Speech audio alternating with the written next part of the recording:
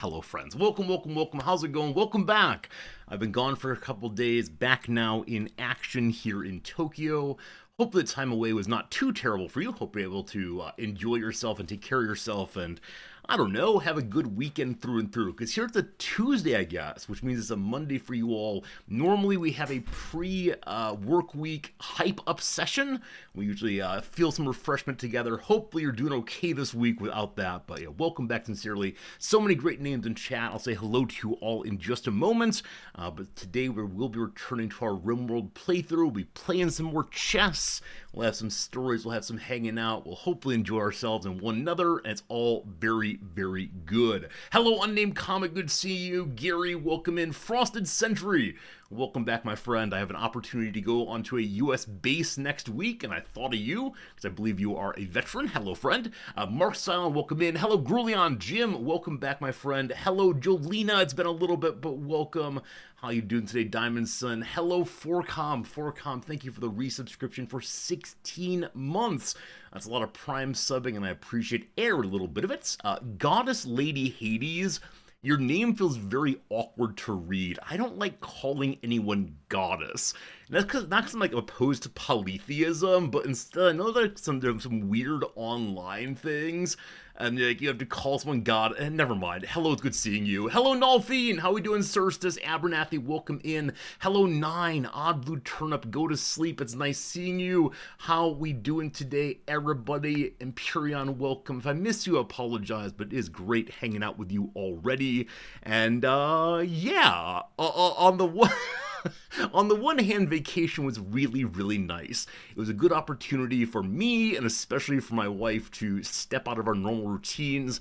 Just leaving town, being in different places at different times, it was so good for her, I believe. It gave an opportunity to set the computer aside, to not constantly check the phone for more work, and I'm just so glad. It was awesome looking over across the room and seeing her reading a book and just hanging out and enjoying herself, and I'm very happy.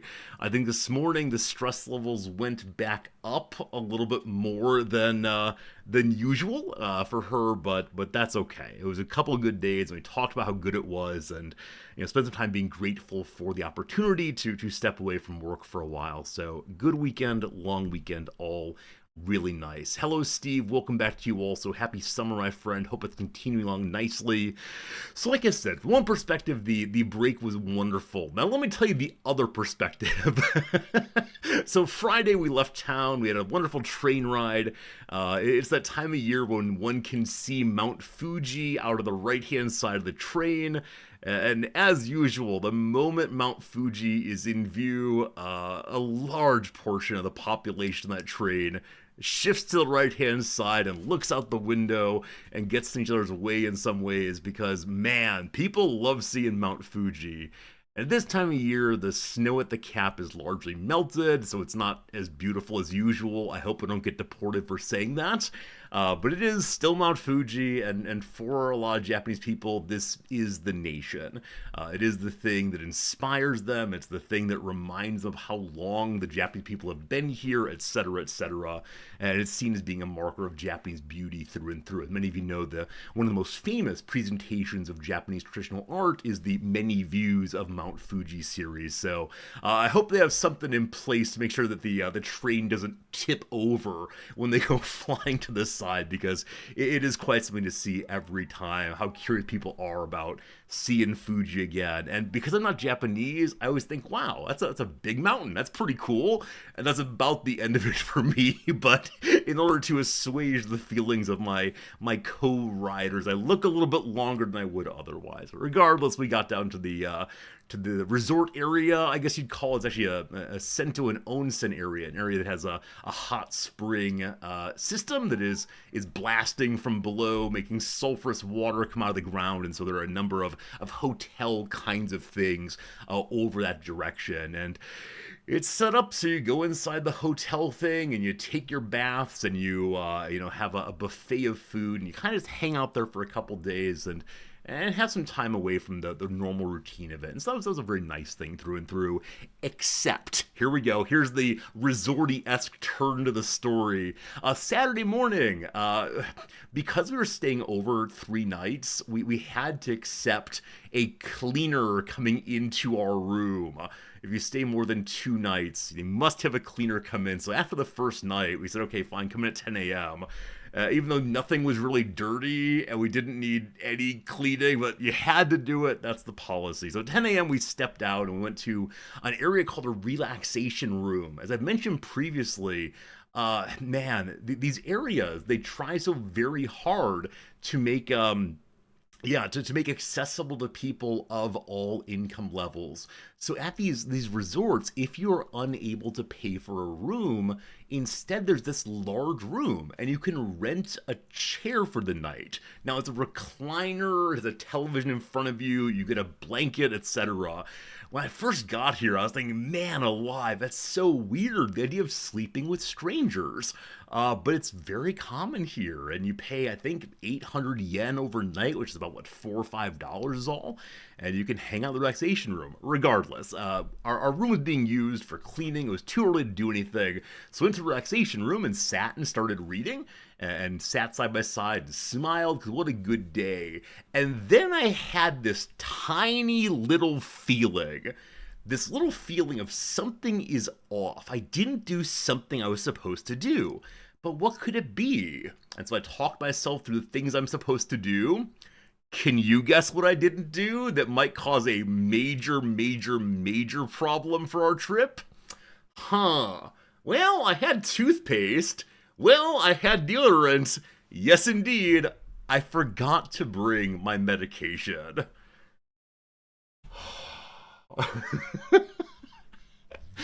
Now, this is not ideal, friends. This is not ideal at all, because I don't know how prescription transfers work here, right? If you're in the US, if you have refills off your prescription, you can call your home pharmacy and have them transfer it to where you are.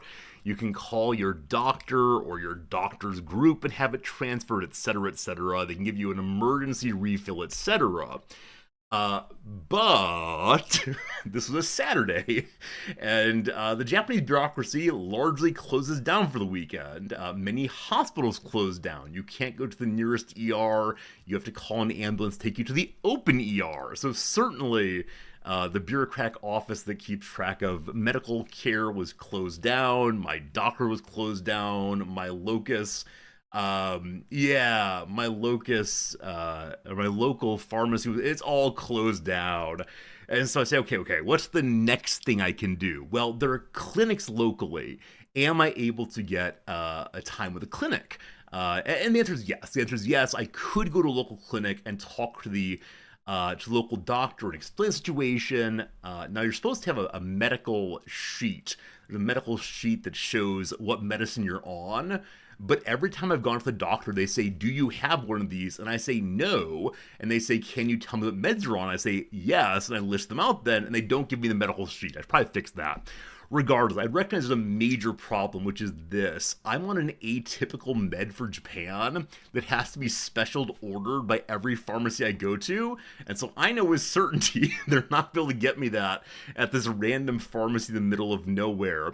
So I sit down and tell my wife, beloved wife, I've made an oopsie. And that oopsie is indeed that I do not have my psych meds. And she is so unbelievably sweet. When I tell her this, I worry she's going to freak out and, oh, you've ruined the vacation, etc., etc. But she doesn't. She immediately pops into, Noms's let's solve problem mode. She tries very hard to say, in this moment right now, how do we fix this? Yes, will there be a cat? Thank you for the Prime sub. That fixes all of my problems, certainly. Thank you for generosity, friend. Did you see the people that are being signed by Wrexham? How excitingly. One's name is Windass, Windass, which I can't imagine. Good lord. Regardless, back to the story. So Noms locks in, and it asks me questions about what can I do.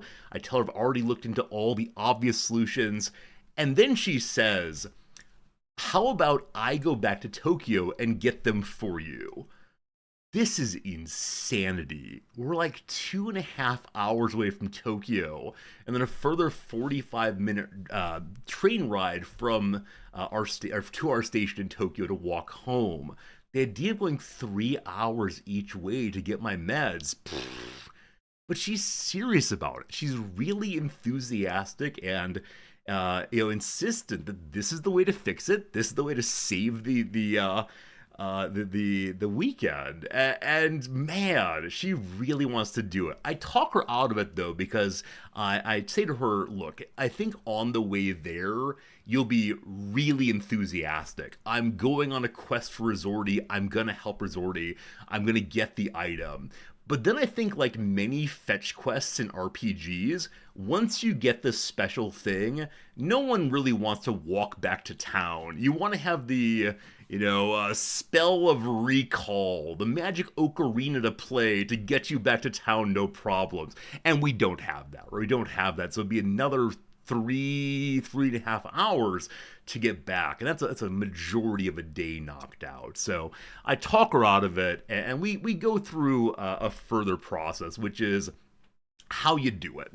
And I say, I'm okay, but I'm kind of worried about how it'll go. Some of my meds have weird side effects if you get off them for a while, and we're still be gone for 2.5, 3 days. So we decided to cut the trip 1 day short. We stay one more night and then come back to Tokyo, and this is a really good decision because I don't know how it would have gone. Now, that said, let me tell you one thing that I didn't know.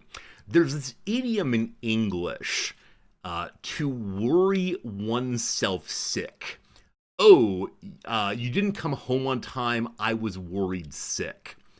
I thought this was only an idiom. It's not. I got so stressed out about the possibility of things going very poorly that I was ill, physically ill, with all of the side effects attendant or symptoms attendant.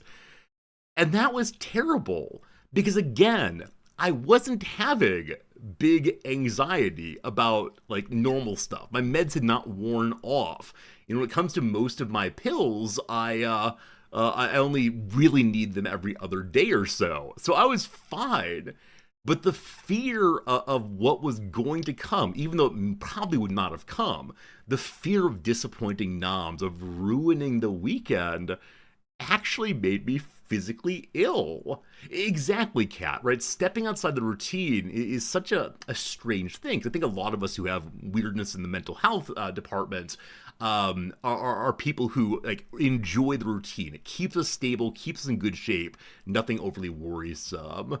Can we influence our body behavior with emotional state? Oh, absolutely. I mean, I know if you're anxious, you might sweat, but like the degree of illness I wound up with, to the point that I basically didn't leave bed that day. I went back to the hotel room and just slept. Now, luckily, Noms did a lot of fun things for her. She went on a small hike. She, took advantage of a lot of things locally. She read. She didn't overly worry about me, but yeah, it all worked out. It was just a very, very unpleasant experience. And so the next day we came back to Tokyo.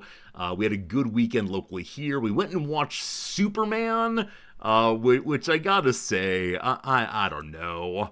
I don't know. Have we reached a period of absolute literalism?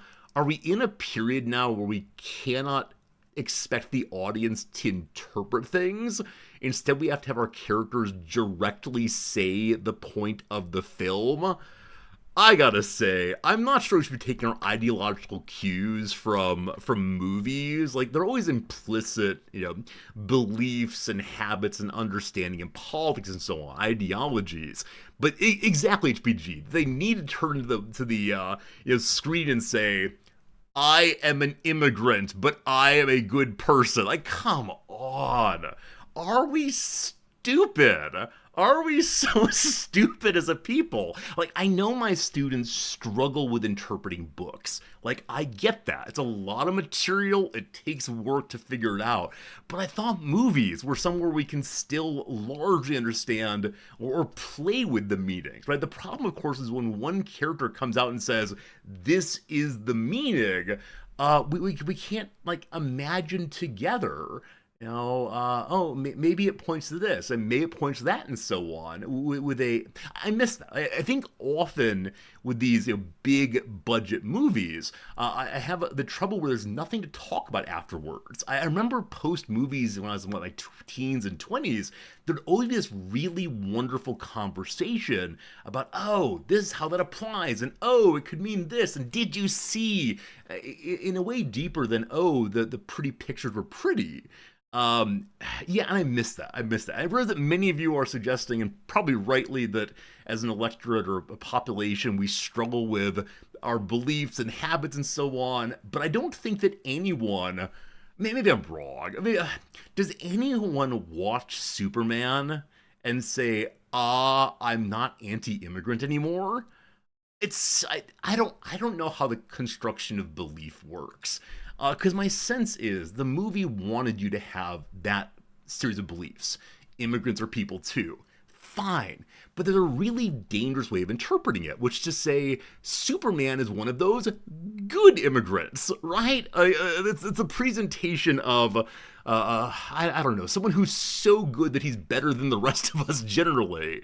So I don't know. Gary, I agree. I think that's exactly the response that one can offer if one wants to maintain one's prior political views. Now, it is true, Jewel, I absolutely agree, Jewel, that people's beliefs change somehow. Because I myself believed a lot of things when I was young that I no longer believe, and I've got a very, very long story of how I got there. I've said previously, I wonder if I could go and talk to 16-year-old me and say, hey, by the time you're 40, you'll believe this and that. Please go read these 3 books right now, if I could just sped it up. I think the answer is no, right? It's a very long and careful and strange story of how one gets to one's later beliefs, but I don't know. Anyway, here's where I realized, though, I was very, very old. It was the first second of the film. I'm not going to spoil anything major, but the film begins with Superman crash landing at his home back in Antarctica, right? Back in the Ice Palace, wherever it is, his secret lair. And he lands with an abrupt thud. And I said to myself, that's a little bit too loud. I go to an action movie, and I'm convinced it's too loud. I'm far, far, far too old. And then the second scene involves Superman's dog, right? Superman's dog. And I say to myself, look, if this is like a one scene ha ha ha puppy dog thing, whatever, it's for the kids, fine. But then, not spoiling too much, the dog shows up far too regularly. And I'm not entertained. And so I don't know, like, is the dog for the kids? Or are they supposed to have some reaction to it? Because I'll tell you straight away, like, I don't know, the fighting went on too long. I feel so unbelievably old right now, I recognize. Like, so profoundly old. The dog has a name. Yeah, I've forgotten it now. Crypto, thank you. Crypto the dog. Fine. I don't know. It's awesome. You love... So, I didn't read or watch Superman when I was young. I missed out on the Christopher Reeves film entirely. I don't know. Was he too much of a goody two-shoes or something?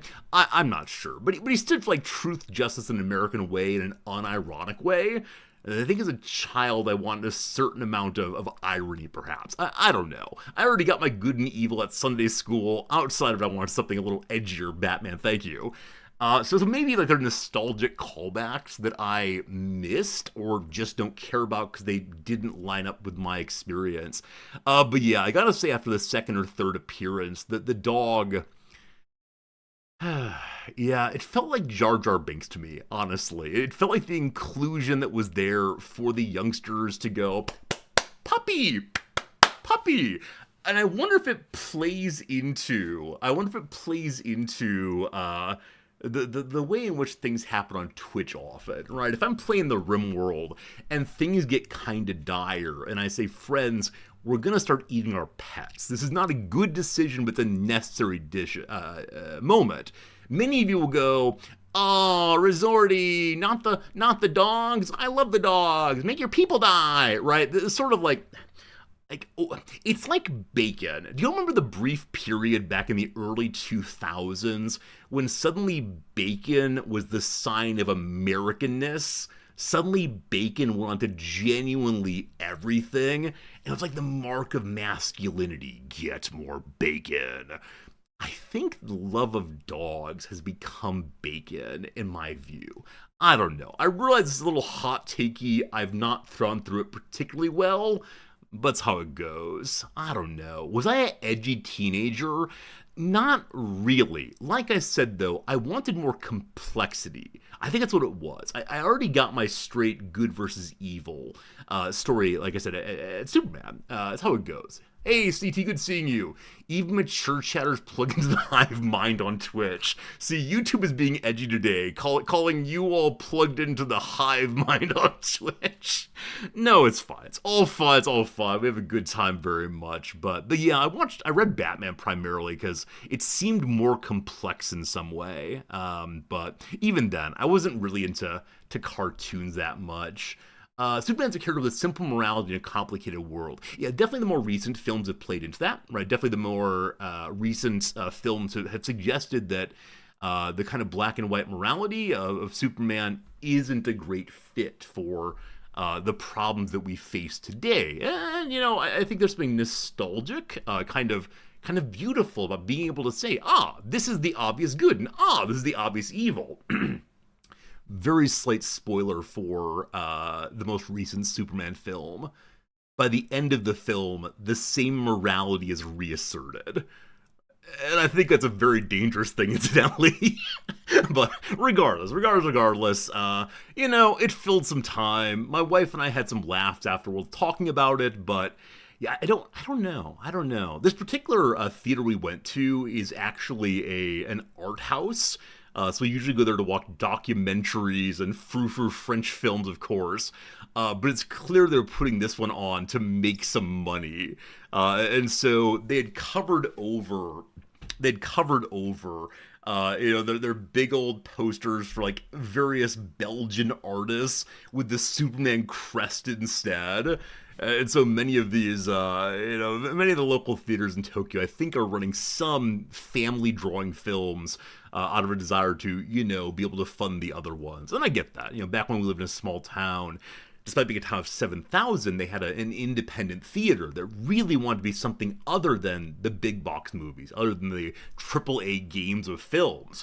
And they recognized, though, that to make that work, they had to show the Disney films. They had to show, the big blockbusters a little bit to keep their further mission going. And it was cool seeing that. Like a town that wasn't exactly the most progressive of places, there still was a little carve-out spot for people to engage in a kind of culture that wasn't really present, unfortunately.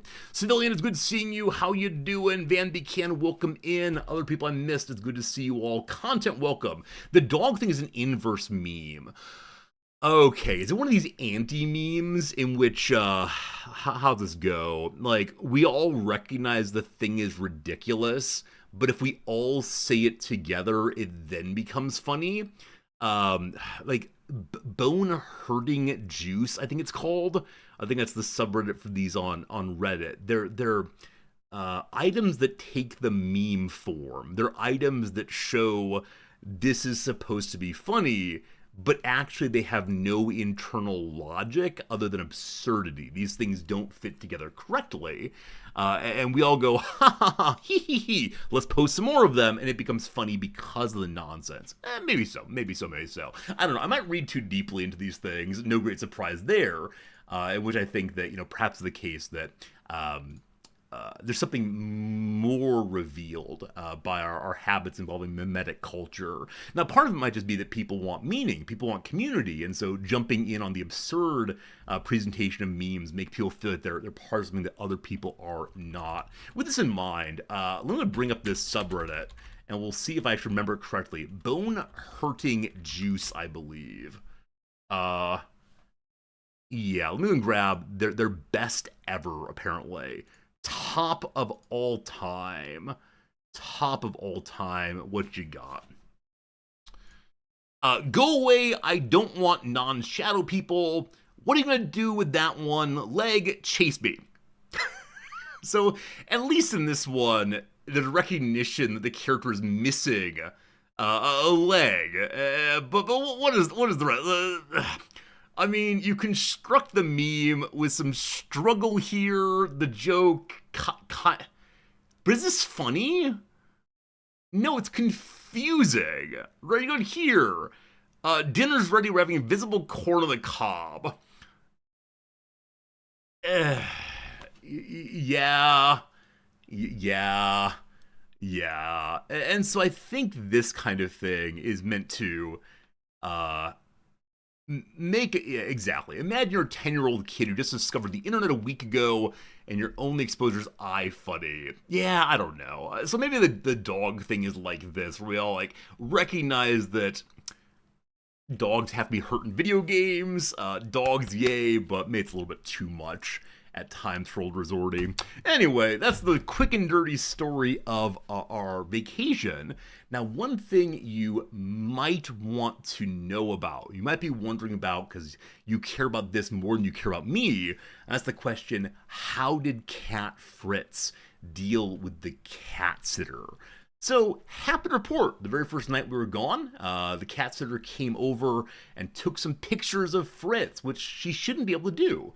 Because Fritz, of course, hides from strangers, and we asked her to please not go and invade his fortress of solitude, and she didn't. What she did instead was brought some treats, and opened the treat bags. And Fritzward, despite his terror of strange humans, despite the fear that she might kidnap him away, came running down and hung out with her, and she took some nice photos. And then she sent the message you never exactly want to see. He's shedding a lot. Do you have a brush? Big boy just sheds a lot in the summer. He has so much hair. And I believe that we brushed him on Thursday, the night before we left, that he was still up to it, but we gave her just instructions to find the brush, and that's absolutely wonderful. Very kind of her to do that. Was not requested, but nice thing to do. And I was thinking, hey, maybe we should give her a tip. How nice is that? But we came back, and we said, okay, we're home a little bit early, so you'll only need to cover the one day you did. You will not need to cover any more days. But because I changed this, I changed the days you'd be visiting, we'll still pay you the whole amount, no problem at all. And she said, oh my gosh, thank you, that's so great, I appreciate it. And I said, cool, I'll be happy to mark your job done when you bring back our house key. And she said, yeah, I'll be there about 7 o'clock tonight. And we said, fine, we'll be up at 7 o'clock. 7 came, 8 came, 9 came. Hi, cat sitter, we haven't seen the key yet. Did you drop it in our mailbox? I went and checked real quick. Nope. So when you get here, just put it in the mailbox, because it is the case that I have a, I'm sorry, casual. The game will come about half an hour. Very sorry. Nobody wants opening blather. About half hour, though. What was I going to say? Right. So I say, hey, we don't stay up super late. So 9:30, whenever you get here, just drop it off. She does not respond. So I say, okay, she's young, I'm going to bed, whatever. She's welcome to drop it off overnight, all fine.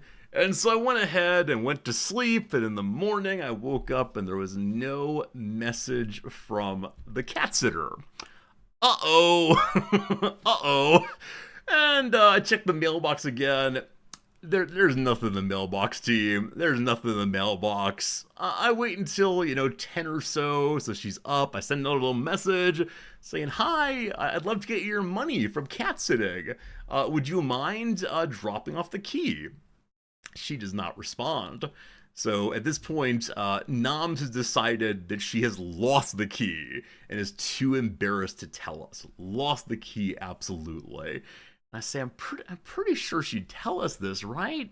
She finally responds about 7 p.m. yesterday evening saying, "Oh my gosh, I forgot to text you. My grandma fell and I had to take care of her. And don't you worry, I'll get it back to you tomorrow," which is today. Um, and I don't know. I've taught for long enough that I have suspicions when people suddenly tell me that someone has become injured or ill. With that said, I'm going to act as if it were true. Because if it's the case that her grandma did get hurt, and I said, "Shame on you for not getting my key back," I'd be an awful human being. So she said she will bring it over and put it in the mailbox at noon today. It is currently 9 a.m., so 3 hours from now, the key should show up. How many excuses do we need to make for her?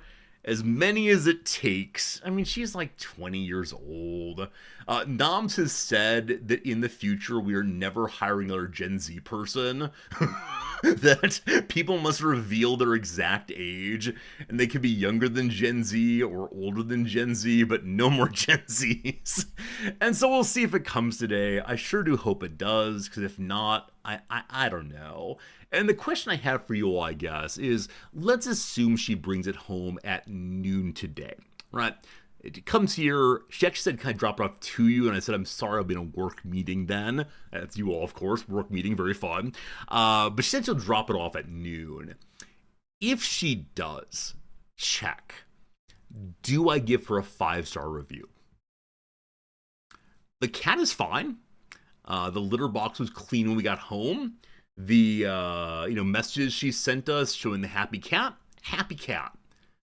But it took her 2.5 days to get the key back to us, and that's unfortunate. What does 5 stars mean to me? Most notably, 5 stars means I'm endorsing her to get more work in the future. And this is where I struggle, because Japan is so unbelievably picky. And so if it's a person with 5 stars and with 4.9 stars, the 4.9 may as well have a 0. So, I don't know. What does 4 stars mean? I mean, like I've said previously, the Japanese in general have a much more exacting standard of rating than Americans do. Americans tend to do 5 stars or 0 stars very quickly, where the Japanese in general will say, "Oh, this was a very, very good restaurant, 4 stars." Assume good intent. So it seems that many of you are saying that we should mark down at least a little bit, where Jim's saying assume good intent. Legit. Is there a moment in which I stop hitting 5 stars? Like for you, Jim, in particular, because you're leaning towards the side of forgiveness and so on. So if she doesn't give it back today, right? If she doesn't give it back today, do I then mark her down? Because again, the cat's fine. It's an inconvenience involving the structure, the form of the pet sitting, as opposed to the specific content of it, something like that. In the university, do I grade my students on a curve? No, I absolutely don't. Now, if it's the case that everyone has a disastrous score, including those students who I think are my best students, then we'll change things around a little bit. But no, I don't tend to grade on a curve. Yeah, it's if like everyone gets a D, then we got some problems. So where you live, you give 5 stars no matter what, not worth a 4-star risk. Yeah, there are consequences to choices. Yeah. But if someone's family is ill, if someone's family is hurt, what would Noms give? The moment the key didn't show up yesterday when she said it would, or 2 days ago when she said it would, Noms immediately announced 2 stars, 2 stars. And that's how it goes. Is a non-review okay? That's a good point. I believe it's the case I don't have to leave a review on this one. You can just say, "It was completed, here's some money." But yeah, Nom's a much harsher grader than I am.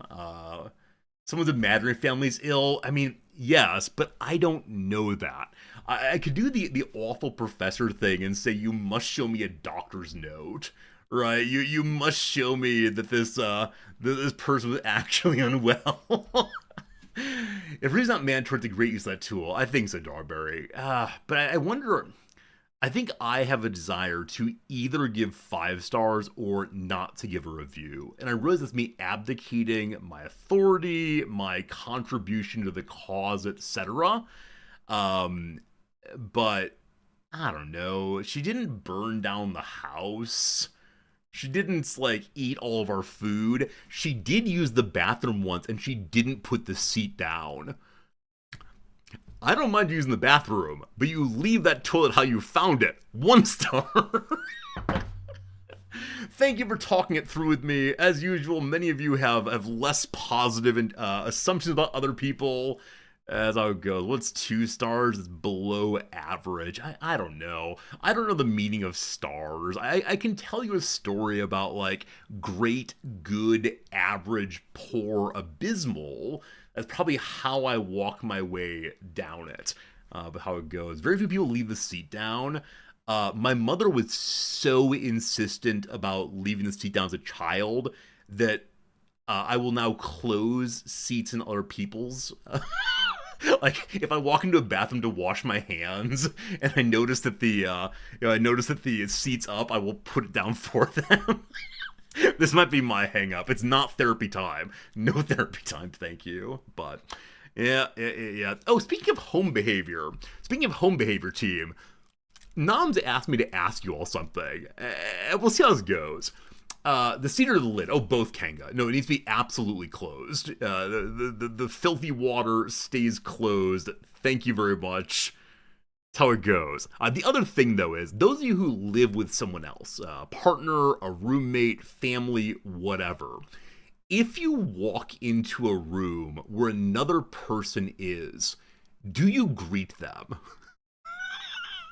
Because Noms wants to know, am I a big old weirdo? Because it's the case that if Noms is not on a meeting and I walk into the room where she is, I say, "Hi, sweetie," and then I pass on through. If she walks through, "Oh, how's it going, sweetie?" I greet her every single time I see her. Now, it's not like, the peekaboo game. I don't, like, close my eyes and say, "Hello." It's instead walking in. All right, for many of you, no, you don't do this unless it's the first time you've seen them that day. You will greet your animals every time. Rarely, no, nah, sometimes. Yeah. Noms is pretty sure I was a big old weirdo on this one. She has lived with people before, partners. And so I think she's operating from a position of we didn't do that in the prior family or prior association, and now we do. Also, her family definitely did not do it as youngster. When she was a youngster, Japanese families tend to be fairly quiet in the house, of course. So yeah, every time I say hi. And she was not saying it's an unusual thing to make me stop doing it. It was more we didn't know which of us tends to lean in the direction of ordinariness here. Not that it really matters. Checker33, thanks for the resub during blah blah blah time. I appreciate that. Hope you're having a good day hanging out with us all the way. 4 journal relationship habits. If Noms aren't fine with it, who cares what the rest of y'all say? Oh no, it's not a matter of we're gonna change this by any means. It's more just a curiosity of other people's habits. Right? There's certain behaviors that one doesn't get easy access to. And things like behavior inside the house. Once the curtains are drawn and the door is closed, who knows what happens in there? And so I tend to ask you all things just to get a sense of other people's lives. This next semester, I'm teaching another one of my common good classes about how do we work together, blah, blah, blah. And I realized that the hardest thing I need them to do is to realize, them here, my students, the hard thing I need my students to do is to get them to realize, accept, believe, and act as if other people are real and just as real as they are and have hopes and dreams and habits and so on. So I think sometimes I ask you all things like, is this normal? Is this weird? Just to get a sense of the reality of you all and how that reality compares to my reality. So, we'll see how it goes. I'm excited for next semester. We got, what, 3 or 4 weeks, and then we go. Pretty soon, though. The summer will be over. I'll be back to teaching and telling you all about that. But okay. Thank you all for helping me to understand that perhaps I'm a little bit weird. Just a man that talks to his wall. I mean, it's true. There is an abstract sense in which I am just talking to my wall. But I need to believe, and it must be true, that you all are real people with real lives. And I think I mentioned before, when I'm in busy places in Japan, if I'm able to take a half step back from my own senses, and my own concerns and fears and hopes and so on, and focus on all of these different people and realize that every single one of them is going somewhere. Every single one of them came from somewhere. Every single one of them is thinking about something, and I can't have access to it all, but it's really happening anyway. And I think I've said previously, I'd love to make some, if it wouldn't be tremendously weird, I'd love to make some series where you just go to a random person, or I would go to a random person and say, hi, do you have 5 minutes? Where are you coming from? Where you're going? What matters to you? This kind of thing. Not as any kind of like hot button, aren't people weird, but instead just to get a firm sense of what other people are up to. And man, I find that like a desirable kind of thing. I don't know why. I just want to know it all. I want to. There's a lot here probably, but yeah, it's kind of like sociology. But I'm not trained in the methods of a sociologist, so more to be like conversational, I guess. And yeah, I think it's important to me that people realize that other people are real too. It's a very basic thing, but it's what it is. Kenga, you're going to be graduating in about 2 weeks. Hey, congratulations in a little bit. Hopefully it's the case that you enjoy yourself and celebrate. I think for a lot of people, when you finish big projects, whether they're cleaning up your house or, repainting the outside walls or whatever else, right? The feeling of, I finished it. It's when you pass very, very quickly on to the next thing. But I hope you take a few minutes just to think through what it took to get to that goal, the hard work, the fun times, etc. And again, congratulations. I think completing school is a very wonderful thing. It's a Superman thing to believe, wait, that other people are real? That's not true. That's not true. You assume philosophers have to deal with the institutional research board or review board. I've had to a couple times. Yeah, I've done a couple of political theory, political science hybrid classes or hybrid teaching in which, or hybrid research rather, in which I've had to agree to certain ethical responsibilities for going out and talking to humans. My colleagues are the ones who did all of the talking to humans, and they emailed me kind of out of the blue and said, hi, we don't know how to do any theory. Would you mind researching and writing all the theory for our project? We'll give you a co-authorship. Sure, sounds good. And so I learned about some other things just to get the co-authorship, but also had to go talk to the chief scientists who wanted to make sure I wasn't doing any sort of like terribly destructive science, but it was just talking to folks about their experience. So that's how it goes. My philosophy anti-edgelord. Of course it is. I mean, of course it is. I think that cynicism, egoism, apathy are some of the worst things that we do to each other, and we do today to ourselves also, and I work against it as much as I possibly can. So there we go. That's enough intro, I think. That's all the stories I got. Again, thank you all for coming back after our weekend away. There's always this weird feeling that by going away, I've broken the social contract of the stream, and maybe that means that you all return to the state of nature. What's the state of nature on Twitch? I guess that we don't have any place that we visit regularly, and we go looking for a new stream community. Can't have that. It's a nasty place to be. No good, no good. All right, team, it is time for us to go ahead and do the little opening games. What is today's word of the day? I have no idea. Hubris. Perhaps an important word to keep in mind given today's conversation. Hubris. I think you might know this one. I think it's often taught with respect to Odysseus. I think that's how many of us learn when reading the Odyssey, or maybe even the Iliad. I think the Odyssey is more commonly taught in high school. The fatal flaw of the Greeks, hubris. Hamartia is the other one, of course. Hubris is a formal and literary word that refers to a great or foolish amount of pride or confidence. It's good to be confident, not good to be cowardly, not good to be hubristic. The middle ground is where things are to be found that are good and valuable. The project's failure was predictable, given the inexperience and unbridled hubris of those leading the effort. This is not therapy time, I swear, but I have a really hard time finding the right level of confidence. I tend to be in the direction of don't look at me, it's fine. With you all, I'm fine also, but in personal situations, if I try to be confident, I swing to hubris very quickly. So this is why I ask a lot of questions. Questions can't be hubristic, as long as you really mean them, maybe. Regardless, English picked up both the concept of hubris and the term for that particular brand of cockiness from the ancient Greeks, who considered hubris a dangerous character flaw capable of provoking the wrath of the gods.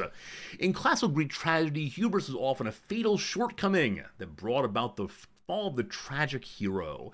Typically, overconfidence led the hero to attempt to overstep the boundaries of human limitations and assume a godlike status. In response, the gods inevitably humbled the offender with a sharp reminder of human mortality. Take, for example, the story of Phaethon. A mortal son of the sun god Helios. In his hubris, Phaethon drives his father's sun chariot into the heavens, but loses control of the horses. The chariot begins to scorch the earth, and Zeus strikes Phaethon down with a thunderbolt. I do wonder if this is a story about comets. If this is a story about meteorites, or whatever word is the correct one to use in this context. And they made sense of that by assuming that someone had screwed up in driving the sun, perhaps. I'm always curious the origins of myths. Some of them are about moral stories. These important people do these important things, go do them also, or don't do them. But something like that describes problems they saw, fascinating too. All right, here's a quiz for you. That's a lot of letters. Unscramble the letters to create a super adjective that describes people who think they are better or more important than others. Super adjective, it says. I think I have the word. It's striking that they tell us that the super is part of it. I think the word is supercilious. Supercilious. I have no idea the etymology of that. A super meaning over or above. Cilious. I have no idea. Hey, Rakas, good job getting it also. Here we go. Coolly and patronizingly haughty. Always useful for the language learners when we use one unusual word to explain another unusual word. Here we go. Oh, I love this. I was wondering if it related to cilia, namely hairs. You might remember cilia from various microscope games as a youngster in biology class. And it is that. I love this. Arrogant and disdainful types tend to raise an eyebrow at anything they consider beneath them. The original supercilious crowd must have shown that raised eyebrow look often because the adjective supercilious derives from supercilium, Latin for eyebrow. We plucked our adjective and its meaning from the Latin adjective supercilious. Superciliosus. There we go. Supercilious has been used to describe the censoriously overbearing since the late 1600s. There was a time in the 1700s when it was used as a synonym of another supercilium descendant, superciliary, meaning of, relating to, or adjoining the eyebrow. Although the eyebrow sense of supercilious is now obsolete, it does help explain what ornithologist John Latham meant in 1782 when he described a supercilious kingfisher with a narrow orange stripe over its eyes. There you go, team. Highbrow. I like that. Yeah, so the supercilious have high eyebrows, so they're looking down at people. Man, language is weird. Language is really, really weird. Because I do wonder, the average Roman person who uses this word, well, it was only used in the 1600s that way, but the movement from a really quotidian word, the eyebrow, to a word that's profoundly unusual in English, the kind of word that I think very few of us use regularly, it's such a strange shift. It's not a super unusual term into another one, but instead of really normal term becomes something else. Man isn't metaphor weird. That's the story. Now, do we have a picture of this kind of kingfisher? It's from 1782, and it may have been describing a unique case. But let's see. Okay, so these are just kingfishers in general. Oh, there you go. You can see how this might be called an eyebrowed kingfisher with the little patch there. Man, birds are weird. Oh, speaking of which, at the place we were staying, in the back area, they have a walking path through some trees and through some little like lakes and rivers. And the lakes and rivers have koi in it. Like some other places, koi are very popular in this part of Japan. And to make sure the birds don't all eat the koi, they have this sort of small netting over top of the lakes. You can see through it, no problem, but the koi are safe down there. And somehow, well, before that, Noms was watching through the window and said, "Resorty, come here, come here." And so I went over, looked out the window, and there was a heron, or maybe an egret. I'm not sure which one. Let's look at pictures and see which one it is. What does an egret look like? Okay, an egret's a kind of heron. Regardless, there's a heron of some sort over there, looking at the wires that kept them from the koi, and didn't see a way in, and sort of flew away a little bit and perched on a chair nearby and kept looking. And Noms and I loved seeing this sort of problem-solving activity of this bird. Because would you believe it? After about 5 minutes or so, the egret flew over and found a way underneath the net and got in with the fish. Underneath this netting meant to keep the birds out. And it was in, I want to say, hog heaven. It immediately started trying to eat the koi. It was so joyful. And within a minute or so, a worker came running over, noting this absolute disaster, but not being sure what to do. They pulled back the netting, but the bird wouldn't go away, even though the worker was in close proximity. And so over the course of the subsequent 20 or so minutes, a little comedy of the birds was set before us as these fine Japanese hotel workers did all they could to stop the egret from poking at the koi. And finally, after a while, someone, I think a security officer, maybe a police officer, showed up with a big old net and did indeed do this sort of cartoon thing of putting it in a net and then turning the net over and putting a trash can lid on top of it. And I don't know where they took the egrets. It was not happy about being the net, but seemed not the worst for wear. And so I'm hoping they dropped it off at a river somewhere else. But again, I have no idea how it got in. But it was a very, very happy bird for a little while. A great vacation memory indeed. The strangest of things. Dark Uno, welcome in. Hello, Rock Smasher. Hello, hello. Let's go ahead and do a little bit of... what comes next? Oh, Thrice comes next. How many koi did it eat? So I know it got one initially. I'm absolutely sure it swallowed one of them. I think it got 3 in total and then tried to go for one that was too big, and the big one fought its way out of its mouth. And then I think after that, we saw the egret like just trying to find ones that were small enough, while also avoiding the human guards. But yeah, I got 2 or 3 down. And I don't know how expensive these koi are, but they're obviously ones that were bred for the purpose of being in those lakes. So who knows? Friends, time for trivia. Time for trivia. Let's do a little trivia and see what is what. Alone and with Calais 13, I don't know what that is. Residente has won what award a record 29 times? Calais 13, Residente. Are these football clubs? Calais is a place in France, I believe. Are these bands?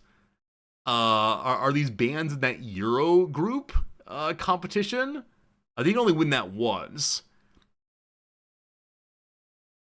Do they win the Grammys? I have no idea. They're not a band, okay.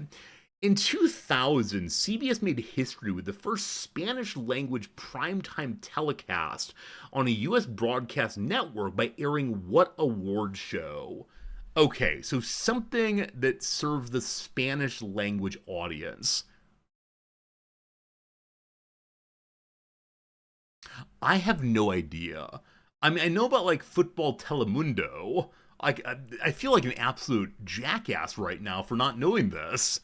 Um, is there like a Spanish Emmys? Is there a Mexican Academy Awards? I have genuinely no idea. I'm putting the word Telemundo in because I know it's a thing in Mexico. No, a little gold-plated record player granted by the Academy Latina de Artes y Ciencias de Grabación. That's what you get when you win what award? Don't you get one of these when you win the Grammys? If it's the Mexican Grammy, I'd be very, very angry. Is that a thing? Latin Grammy, you fool! You big old dum-dum! I want to say... I want to say... I want to say... My first answer of a Grammy. I was not thinking of my grandmother here, but still... outrageous. Do I complain? Do I ask to speak to the manager, possibly?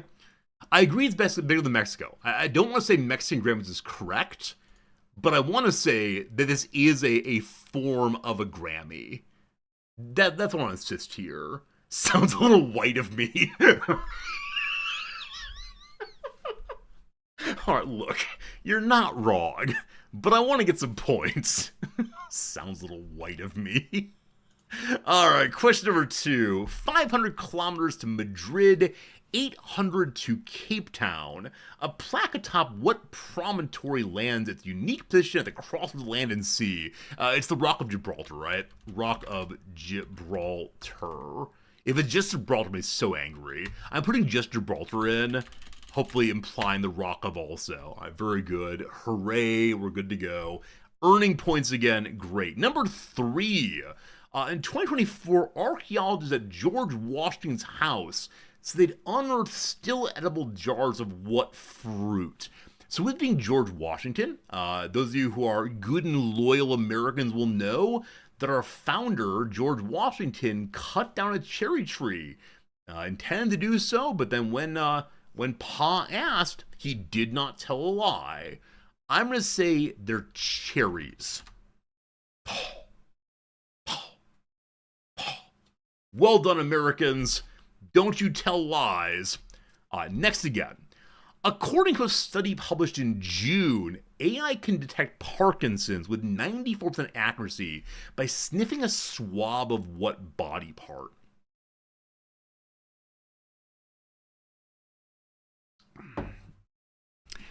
I think it's the armpit. And the reason why is I vaguely remember a story of a woman who can smell, is it Parkinson's or Alzheimer's? I don't remember now. But there's a woman who's able to smell this. And a dog also, I think. And I think they tested the dog by having it smell shirts, possibly? Oh, I don't know. I'm making these up now, I believe. But I think it might be the armpit. Maybe not, though. We'll see. Okay. A thermal auricular therapy is a pseudoscience of putting burning candles on what body part? The ears. All right. There you go. There you go. It is the ears. You saw studies that dogs can accurately smell Parkinson's 80% of the time. That's ridiculous. Yeah, these things that we do not think of as having an odor. Of course, the case that they do, because probably all human processes have an odor of some sort.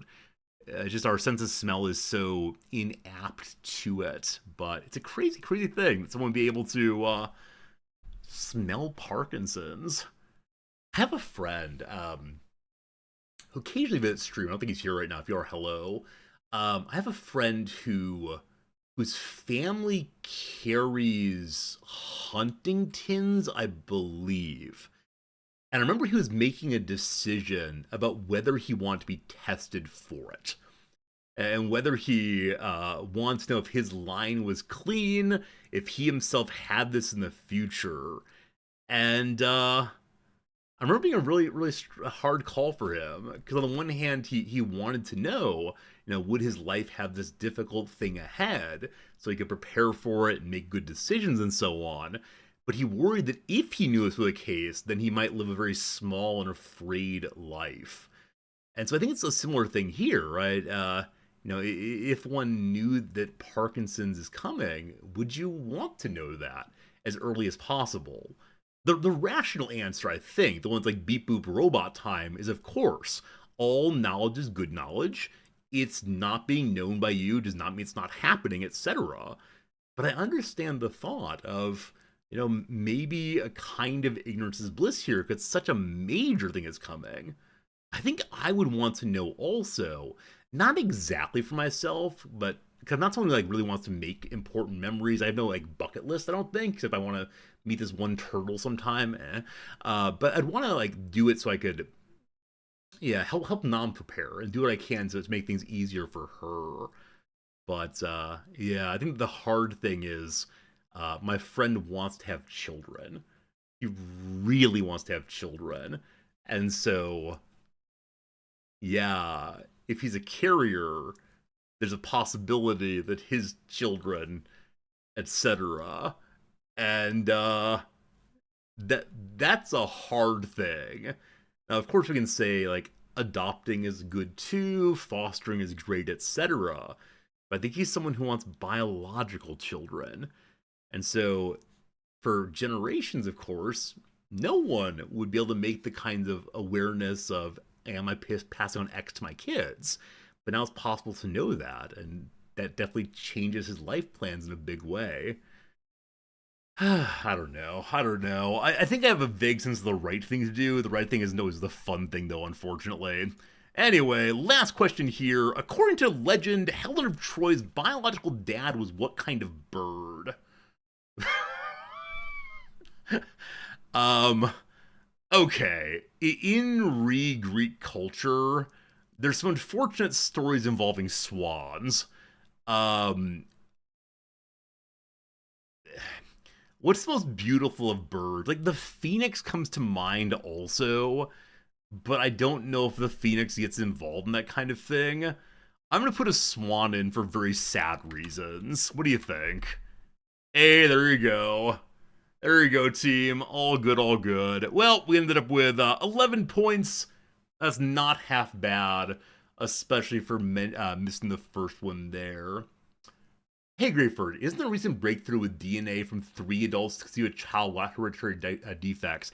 I saw that. I know nothing about it, but I did see there's some way to mix up more than 2 people's DNA now to create a functional child, a child who is biologically, what's the word, survivable? I don't know.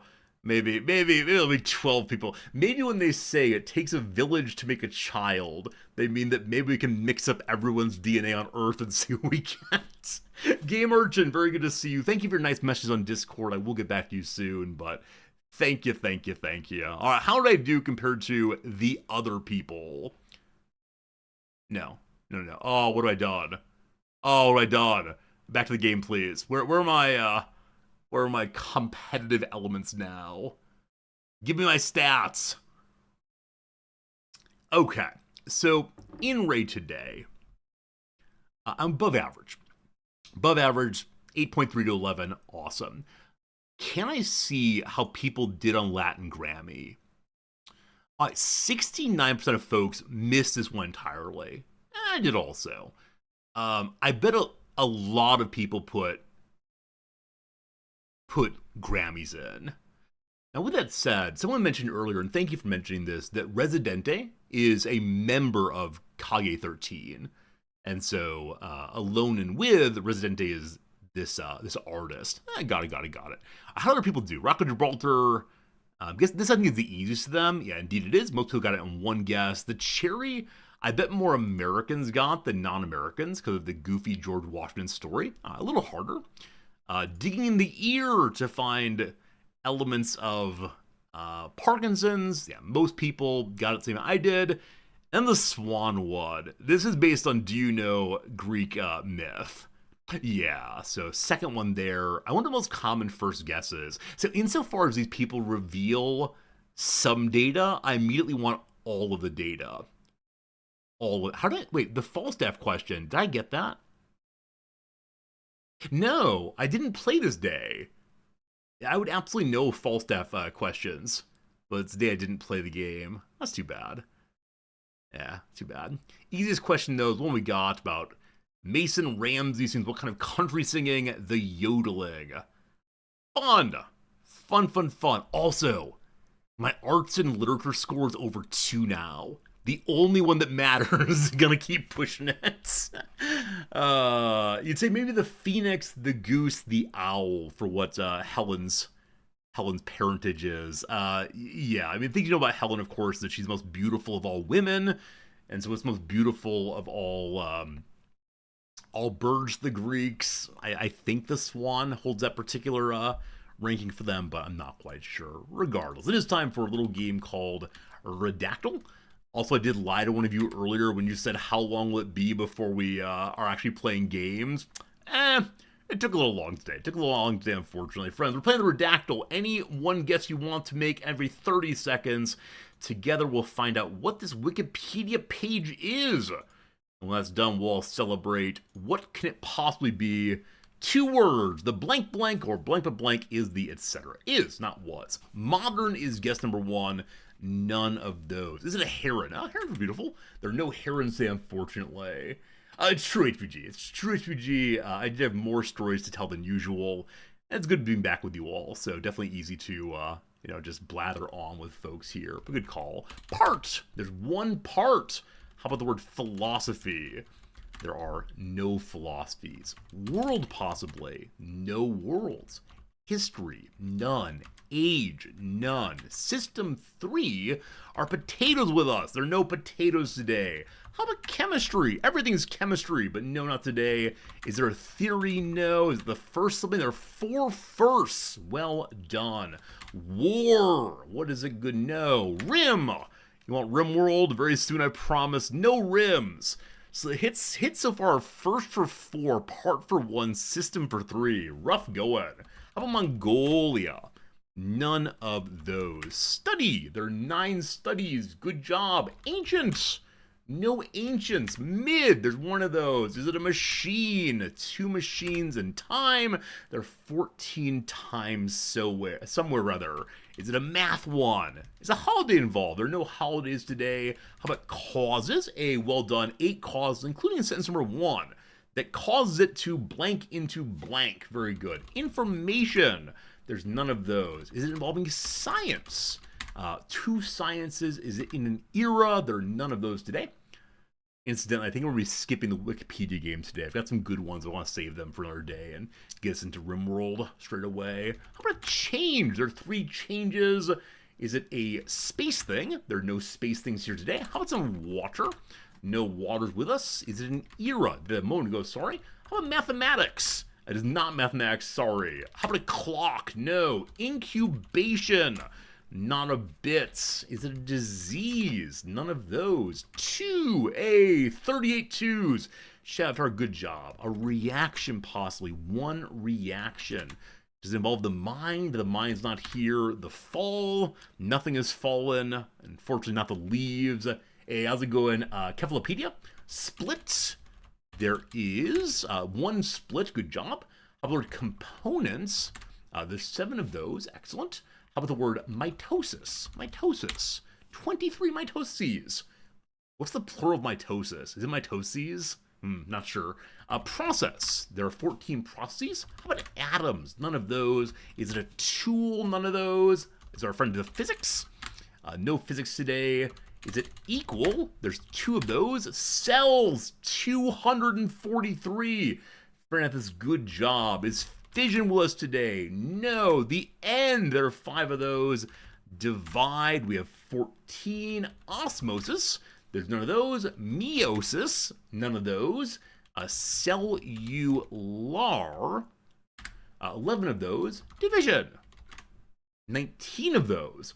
Whoa, none of those. Cycle. There you go. Amherst, well done. Shadow Avatar and Powerhouseless Cell. Thank you. Shadow Avatar and Amaranth, well done on getting that one.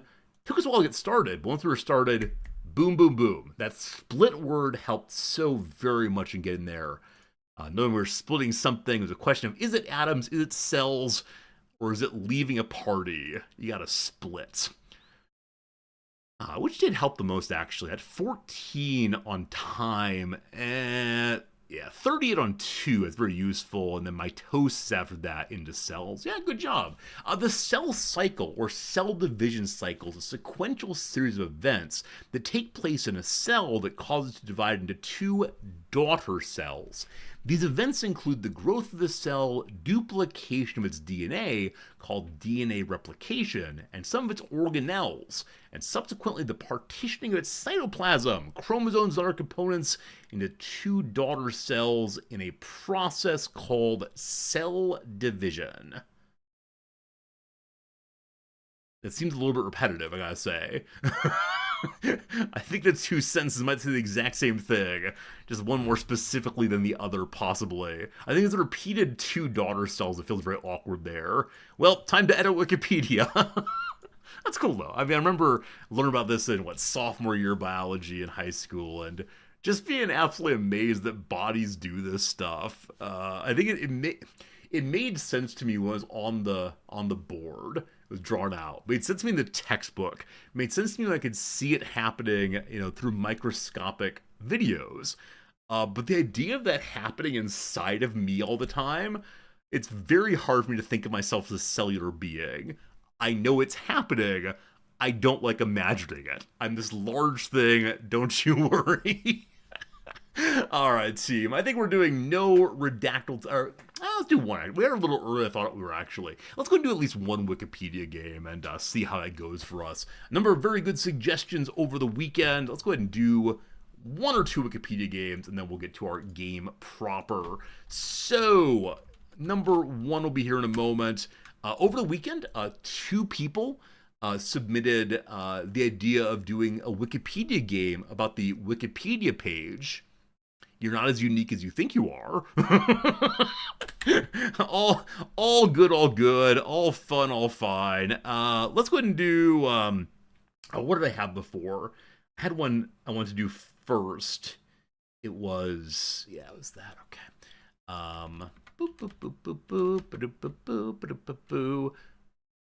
Okay, it is up now. Friends, what is this? I said we were skipping it today. I did say that, but then we're actually not as far behind as I thought we were. We've only been live for an hour 19. Turns out, I thought we were at an hour 30 already, so we got about 10 minutes still. We'll see. Is it a place? No. Would it burn when exposed to a flame? It would. Is it an animal? Yes. Is it tangible? Yes. Yes. Is it a book? It is not a book. Not a book. Animal is the one yes so far. Is it a bird? It's not a bird, nor is it a plane, nor is it Superman. Is it a North American animal? No. Is it a unique? Yes. Is it domesticated? I'll say yes. Is it a mammal? Yes. Is it a land animal? Yes. Is it a vertebrate? Yes. Would Fritz deliver it to my door? The only animals that Fritz feels comfortable fighting are tiny little spiders. Very sad. Does the animal know fear? It does. Is it a guinea pig? No. Is it a marsupial? No. Is it Coco? No. Is it the most dangerous game? Yes, it is. It is the most dangerous game. Does it live in the desert? Yes, but not this unique one. Does it live in the house? It does. Is it a carnivore? Not obligatory. No. Not an obligate carnivore. I love that Fernandez has gotten us to the correct answer by making a literary allusion. I'm all about that. Is it man? Sure, it's a human. I love that you all asked the animal question before the person question. Yes, it is a human person. Is it a snowshoe hare? I'm sorry to say no. Is it a cheetah? No. Is it a fennec? No. Is it an ape that speaks? Sure. Is this a person alive? No, they are dead. Is it a type of snake? In some sense, yes. I'm gonna say no. Is it a gerbil? It is not a gerbil. I got you? No, you got yourselves. I answered the questions asked, etc. Did they exist before 1400? No. Are they fictional? No. The person lived in the 20th century? No. Machiavelli? No. Politician? No. Female, yes. Artist, no. P.T. Barnum, no. Jeffrey Epstein, no. Again, I love when we say it's a person and you also go nuts on people. Is it Marie Curie? No. Again, when I say it's a woman, so often many of you go off to guessing all of the women of history. With men, it tends to be, what do they do first? Oh, I love watching guessing patterns. Alright, who else could it possibly be? Who else could it possibly be? An author? No. Nicki Minaj. Oh, you got me. It is not Nicki Minaj. Were they European? Yes. Is she known for being political in some manner? I guess. I wouldn't... It's hard. It's hard, we'll say. I can imagine some people saying she is involved in politics, yes. I'll say it that way. She's involved in politics. A European, yes. An artist, no. Alive in the 1900s, no. Did they die at a very young age? The word very is doing some work there. I'll say a young age, sure. Was she a philosopher? No. Primarily political. I guess I'll say yes now, Dogberry. I'm confused, but sure. Involved in politics enough that one could say they're political without being a politician. Boom, there you go. Did she write a lot? No. Jeanne d'Arc? No. Anne Frank? No, it's not Anne Frank. She was not alive before the 1900s. She's been involved in philanthropy. Possibly. Is she British? Sure. She is. Well, Britain didn't exist that period of yes. No French. Yes, British. Jeanne d'Arc, no. Anne Frank, no. What else? Western Hemisphere. This is a hard one. Where'd she? North. I think she's from the Western Hemisphere, yes. Was she married to a leader? Yes. Is she royalty? Yes. Yes. Yeah. Is it, that nice Celtic name. Is it Boadicea? I can't remember how to say this one, but Boadicea? No, it's not that person. Was she from England? She was English, yes. Northern Hemisphere, yes. Yes, is it Anne Boleyn? Hooray! It's Anne Boleyn. She had her head cut off, unfortunately. There you go. There you go. The second wife of Henry VIII. Beheaded for treason of all things. What a treasonous woman not to make a child. Friends, is Norfolk in the western or eastern part of England? I don't know where this is. Oh, I'm sorry. They're from the Eastern Hemisphere. My apologies. You don't know this person? Daigle's a good French person. I would think you'd know the history of England pretty well. But yes, she was one of Henry VIII's many, many wives. There you go. Is dying at 29 a young age? I'm going to say yes. Like, when I think, do they die a very young age? I was thinking, like, below 20. I don't know, like, very young. She made a child named Elizabeth. No, sorry. Why are you not making boys? That's the issue. Make boys, get to it. Get to it. In the 1500s, so as I understand it, like, what is it? So, average age of, not average, median age of death, 1500s. Bum, ba-dum, bum, bum, bum. So average life expectancy at birth is 35. If you survive childhood, you die in 50s or 60s. There you go. As I understand it, like all of the like pre-modern medicine and neonatal care period has skewed average life expectancy because so many die in childhood. It's a weird thing. I was reading some was it a diary or something the other day? It was quoted in one of the books I was reading about a, it's like average family. They were farmers in the 1870s or so, and they had 12 kids, and only 3 of them survived childhood. And the mother was writing about this as if it were the most normal thing in the world. our perspective on children has changed so much with the advent of modern medicine. But yeah, just the casualness with which she described this as being just the way life works is so foreign to me. And like, from the outside, I want to say it's so unbelievably sad, but it's just weird, weird, weird. Between the 13 and 1400s, the average life expectancy was 45 because of the bubonic plague. I'm sorry. The bubonic plague is not a funny thing, just the way that's described there. Man, so in early eras of humans, making it to your 30s. Yeah. So if you make it to age 15, you get 39 remaining years. So that's what, 54 or so. That's the age 15 appears to be a marker of will you survive a long time or longer time. Hey, Tim, thanks for that. Welcome back. I'm glad to be back. Absolutely. Yeah, so if you make it to 30, you made it to 50 or 60. The truly elderly were rare. I think in the Republic, Cephalus is in his 60s or 70s. But he's a very wealthy man who has a strong support system. Yeah, I mean, these life expectancies at birth, I think, are interesting, but not super useful there. So, at what point do we get, like, past 50? All right, so, pre-Champlain, Canadian Maritime. So, Canada is the first place that managed to pull off 60. Now, with that said,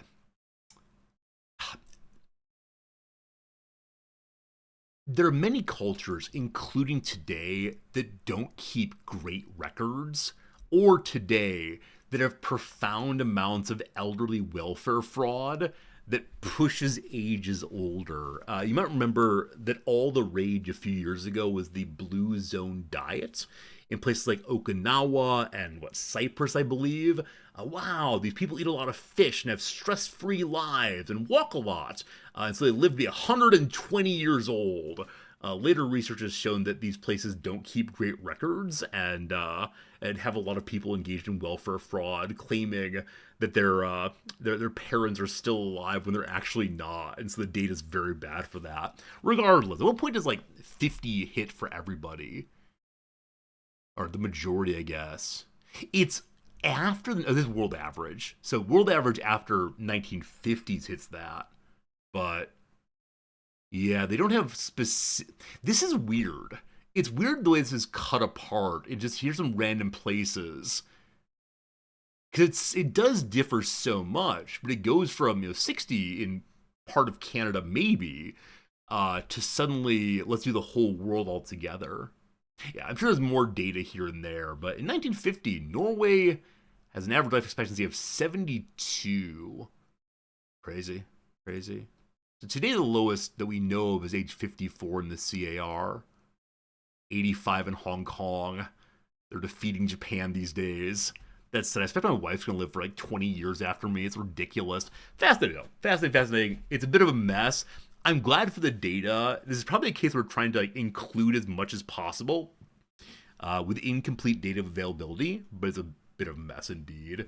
All right, team, it is the case. One more ad break's running, so we're going to do one more Wikipedia page game. When that's done, when the ad break is done, we will play some Rimworld. I promised it would come, and now it's on the way. I'm going to grab one of the ones that you all submitted over the weekend. I actually finally made a Google document to keep all these together instead of having to keep all of my DMs open on the Discord where it's sent in usually. All right, this is a great one. Oh, man. Okay, we're going to ignore that one. Kazale, this one's from you. I was meaning to read the person's name, and I may have started reading the clue instead. Oh, boy, oh, boy, oh, boy. All right, team. I see one in front of me. It's a good one, Kazale. Thank you for your great submission. Friends, what is this Wikipedia page? Tell me what you got, and we'll see how it goes. Is it a human? No. Would it burn when exposed to flame? It would not. Is it a place? No. Attila the Hun? No. There's some random guesses, but I like it. It's not Attila the Hun? No. Is it an event? Yeah, sure. We'll call it an event. Is it a physical object? No. Is it man-made? Yes. Is it John Wilkes Booth? No.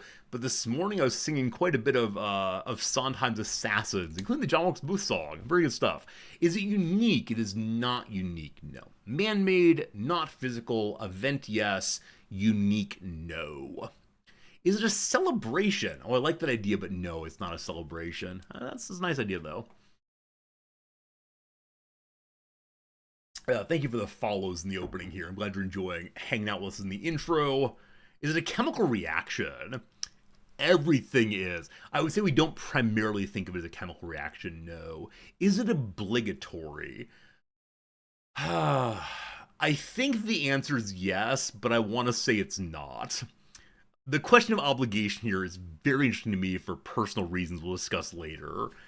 Is it religious? No, or not usually. Is it a sporting event? No.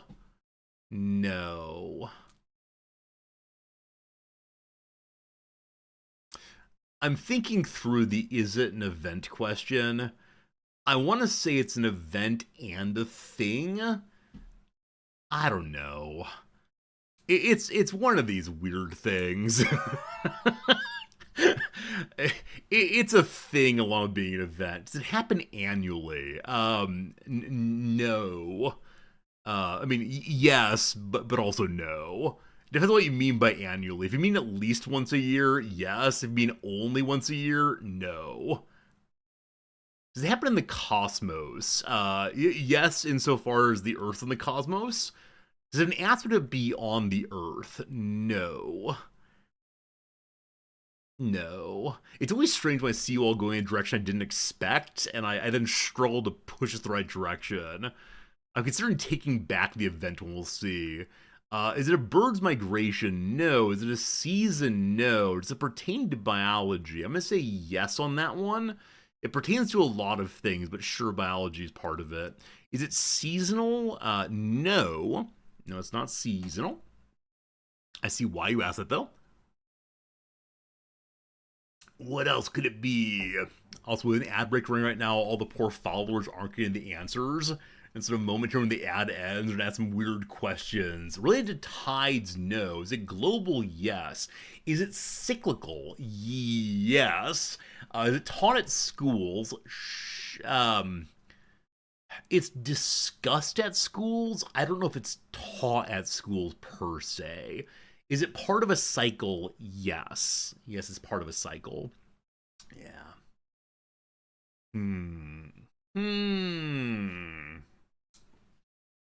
Yeah, the issue of like what does taught mean at school?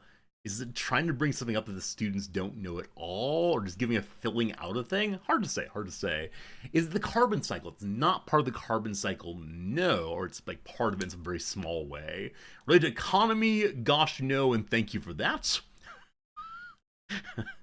Mark says a comment about that very question, actually. Discuss not taught, is it human reproduction? That's cute, but no, it's not human reproduction.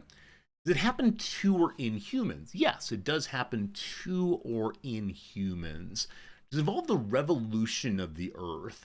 I'm going to say kind of yes, but yeah. Is it meteorology? No. No.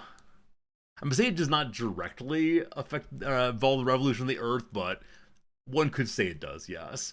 Is it the cell cycle? No. Is it part of circadian rhythm? Yes. It's not circadian rhythm, but it's part of it, sure. Is it political? It's not political. Is it sleep? It's not sleep, but is it related to human births? Nope. Not human births at all. Is it the lunar tides? The lunar tides are not involved in this. Nope. Politics? Nope. Is it dreaming? There you go. It is indeed dreaming. Dreaming. Is dreaming an event or a thing? I can't decide. Also, the question of is this obligatory?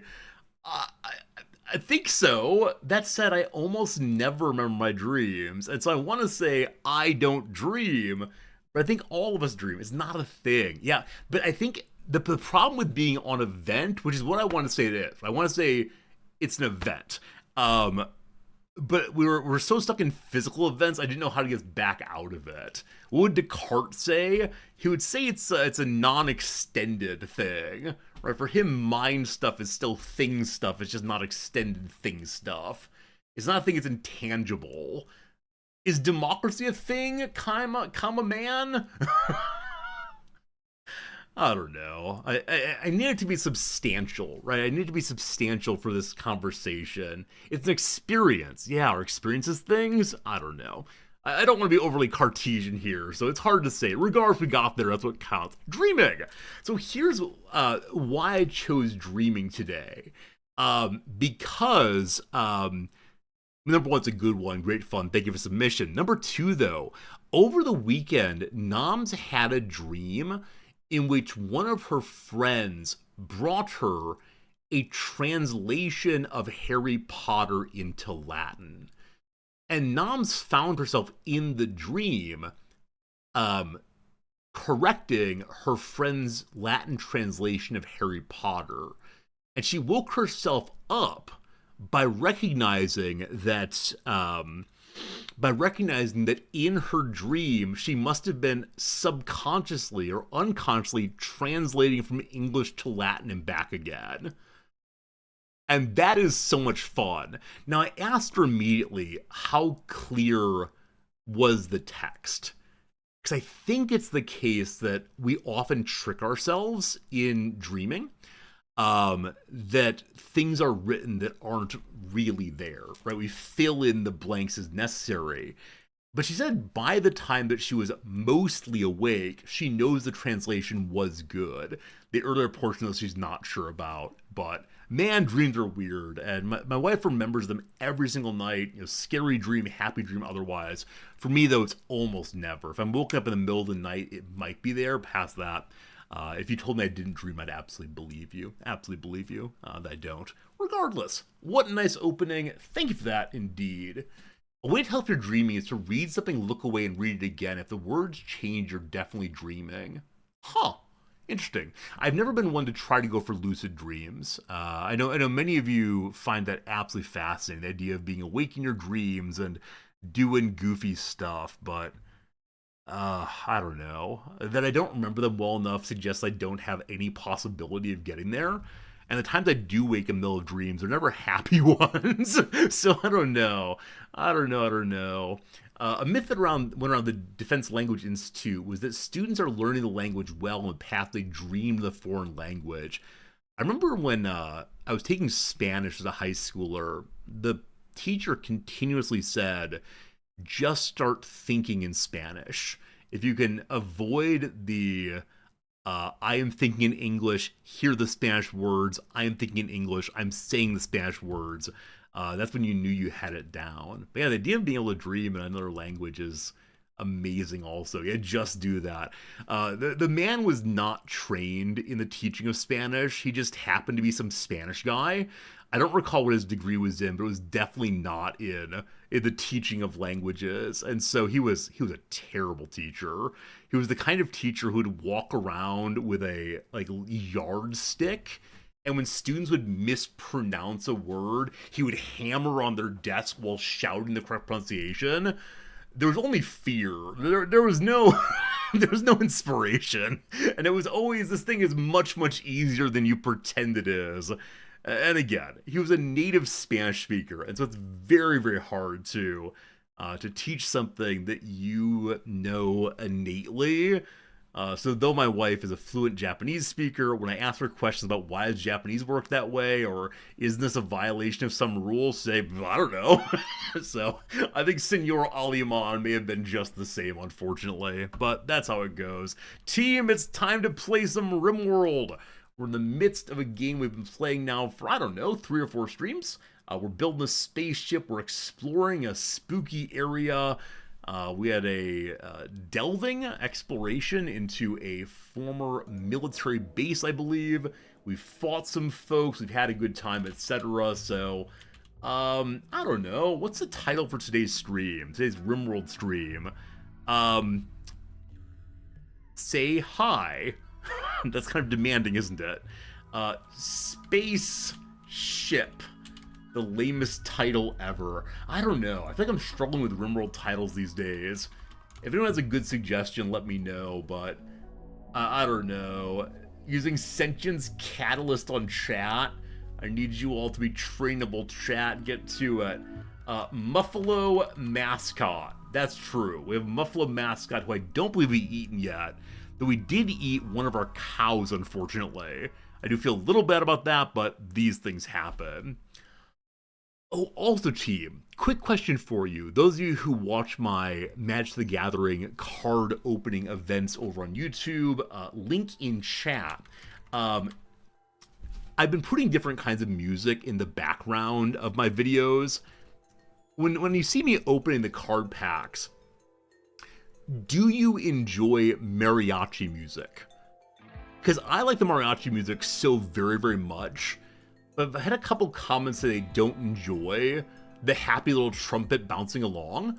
And my wife says she hates it also. So do you have any feeling about mariachi music in the background of YouTube content? Because the guy whose style I've stolen to make my videos has really like chilled, laid back, calm music. And I don't want to steal his aesthetic entirely. But people hate the mariachi music, so I don't know. Anyway, we'll get to that eventually. Friends, here's my spaceship. We've come to this place. We come to this place that is full of sadness and death and all the rest. We've started hanging out. Make my own music. Wait, do you want me to like sing in the background? Here's some magic cards. We'll now open them. Bump, bump, bump, bump, bump. I can do this thing a whole way through, possibly. All right, let me go and see if we hate it. I'll go bring it up myself. We'll discuss it briefly. And this way, get another view on our video also. So let's see here. What's it called? Like Riz Cards, I believe. Ooh, so I've used lots of different ones here. I tried different backgrounds at different times and various sounds, but here we go. Polka music, I love it. Hello, friends. Today we have a booster of 1999 Mercadian masks. It's spelled with Q, so you know it's fancy. Right now I'm out $30.29. The cards will help us earn back that money, include Rishdim. It goes that way, right? A little mariachi in the background. I like it. And then it gets louder once I stop talking, right? I stop talking and... I love it. I love it. I love it. I love it. All good, all good. But I choose different kinds of music for different songs. A little interrupty. So I've considered making my voice even louder. You know, distracting. Or maybe it's distracting. People like the music on one of these. I think this one, maybe? Here's a pack of Mirage from 1986. It's Magic the Gathering meets Tropical Africa. And I bought this.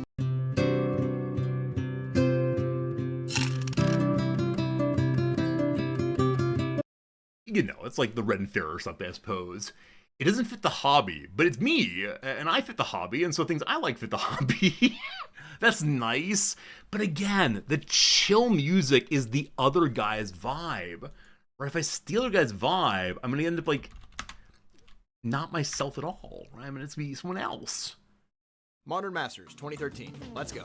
This was the first Modern Masters set, and it's one of my we got.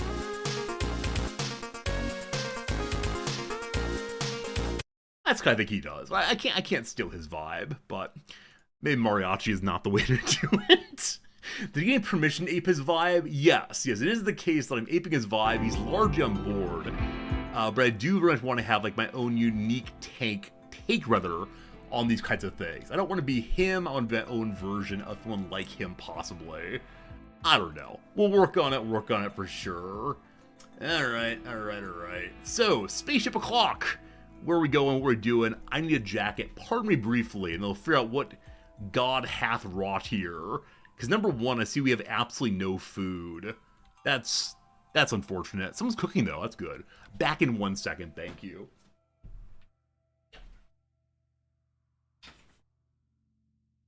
A little warm in here, so we're going to go with a gray jacket. Like some lo-fi beats. So, of course, the problem is if you're looking for music on YouTube, it's free to use. There are genuinely tens of thousands of songs. And so figuring which of these tens of thousands of songs are the right ones to use for your video, a bit of a challenge, because I can't listen through all of them. But maybe I'll make that the task for the channel. I'll assign you all to go listen to 3 songs each and to come back with the best of the 3. and then I'll ask other people to listen to those 3, and eventually we'll winnow to just one of them. It'll be perfect, possibly. We'll see, we'll see. Alright. Seriarch is unhappy. Off insulting people. Right. So our mood is not in a great shape right now because we went downstairs, which is very dark right now. I'm sorry for that, but we explored a bit, and we fought some spiders, and that went pretty darn well. And then after the spider fight, I told my characters they could walk freely on their own, and one of them went and opened this door, which included an explosive drone that immediately blew up on top of them. And someone else walked in and died rather. It was all an absolute disaster, unfortunately. So everyone's in a pretty bad mood right now. Some people were down to only 3 or 4 hours until they died, but now everyone's largely in good shape. The Seriarch now has a sore eye also. Previously had a sore leg. Oh, further issue. Seriarch has an infection running right now. Now, we're 11.5 points ahead of dying on the infection, but while Seriarch is wandering, there's no way at all for us to tend him. So we could send Seriarch back to prison. This is gonna be the 3rd or 4th time they've been thrown into prison. So maybe it's time once more for that. Hades Pluto, if you try to arrest Seriarch, you're guaranteed to pull it off. Okay. So once more to prison. No insulting people, thank you. And then we'll release them nigh instantaneously. But again, this is the 4th or 5th time this person's been to prison. And, you know, you gotta stop with the recidivism. You gotta stop that, my friend. I see we early harvested some rice here. We have additional rice coming very, very soon. It is a dark and unhappy place here, so we do have a grow lamp or 2, trying to grow some food, grow some cotton, etc. To keep that going. There are many other areas here that are unexplored. I'd like to explore them all.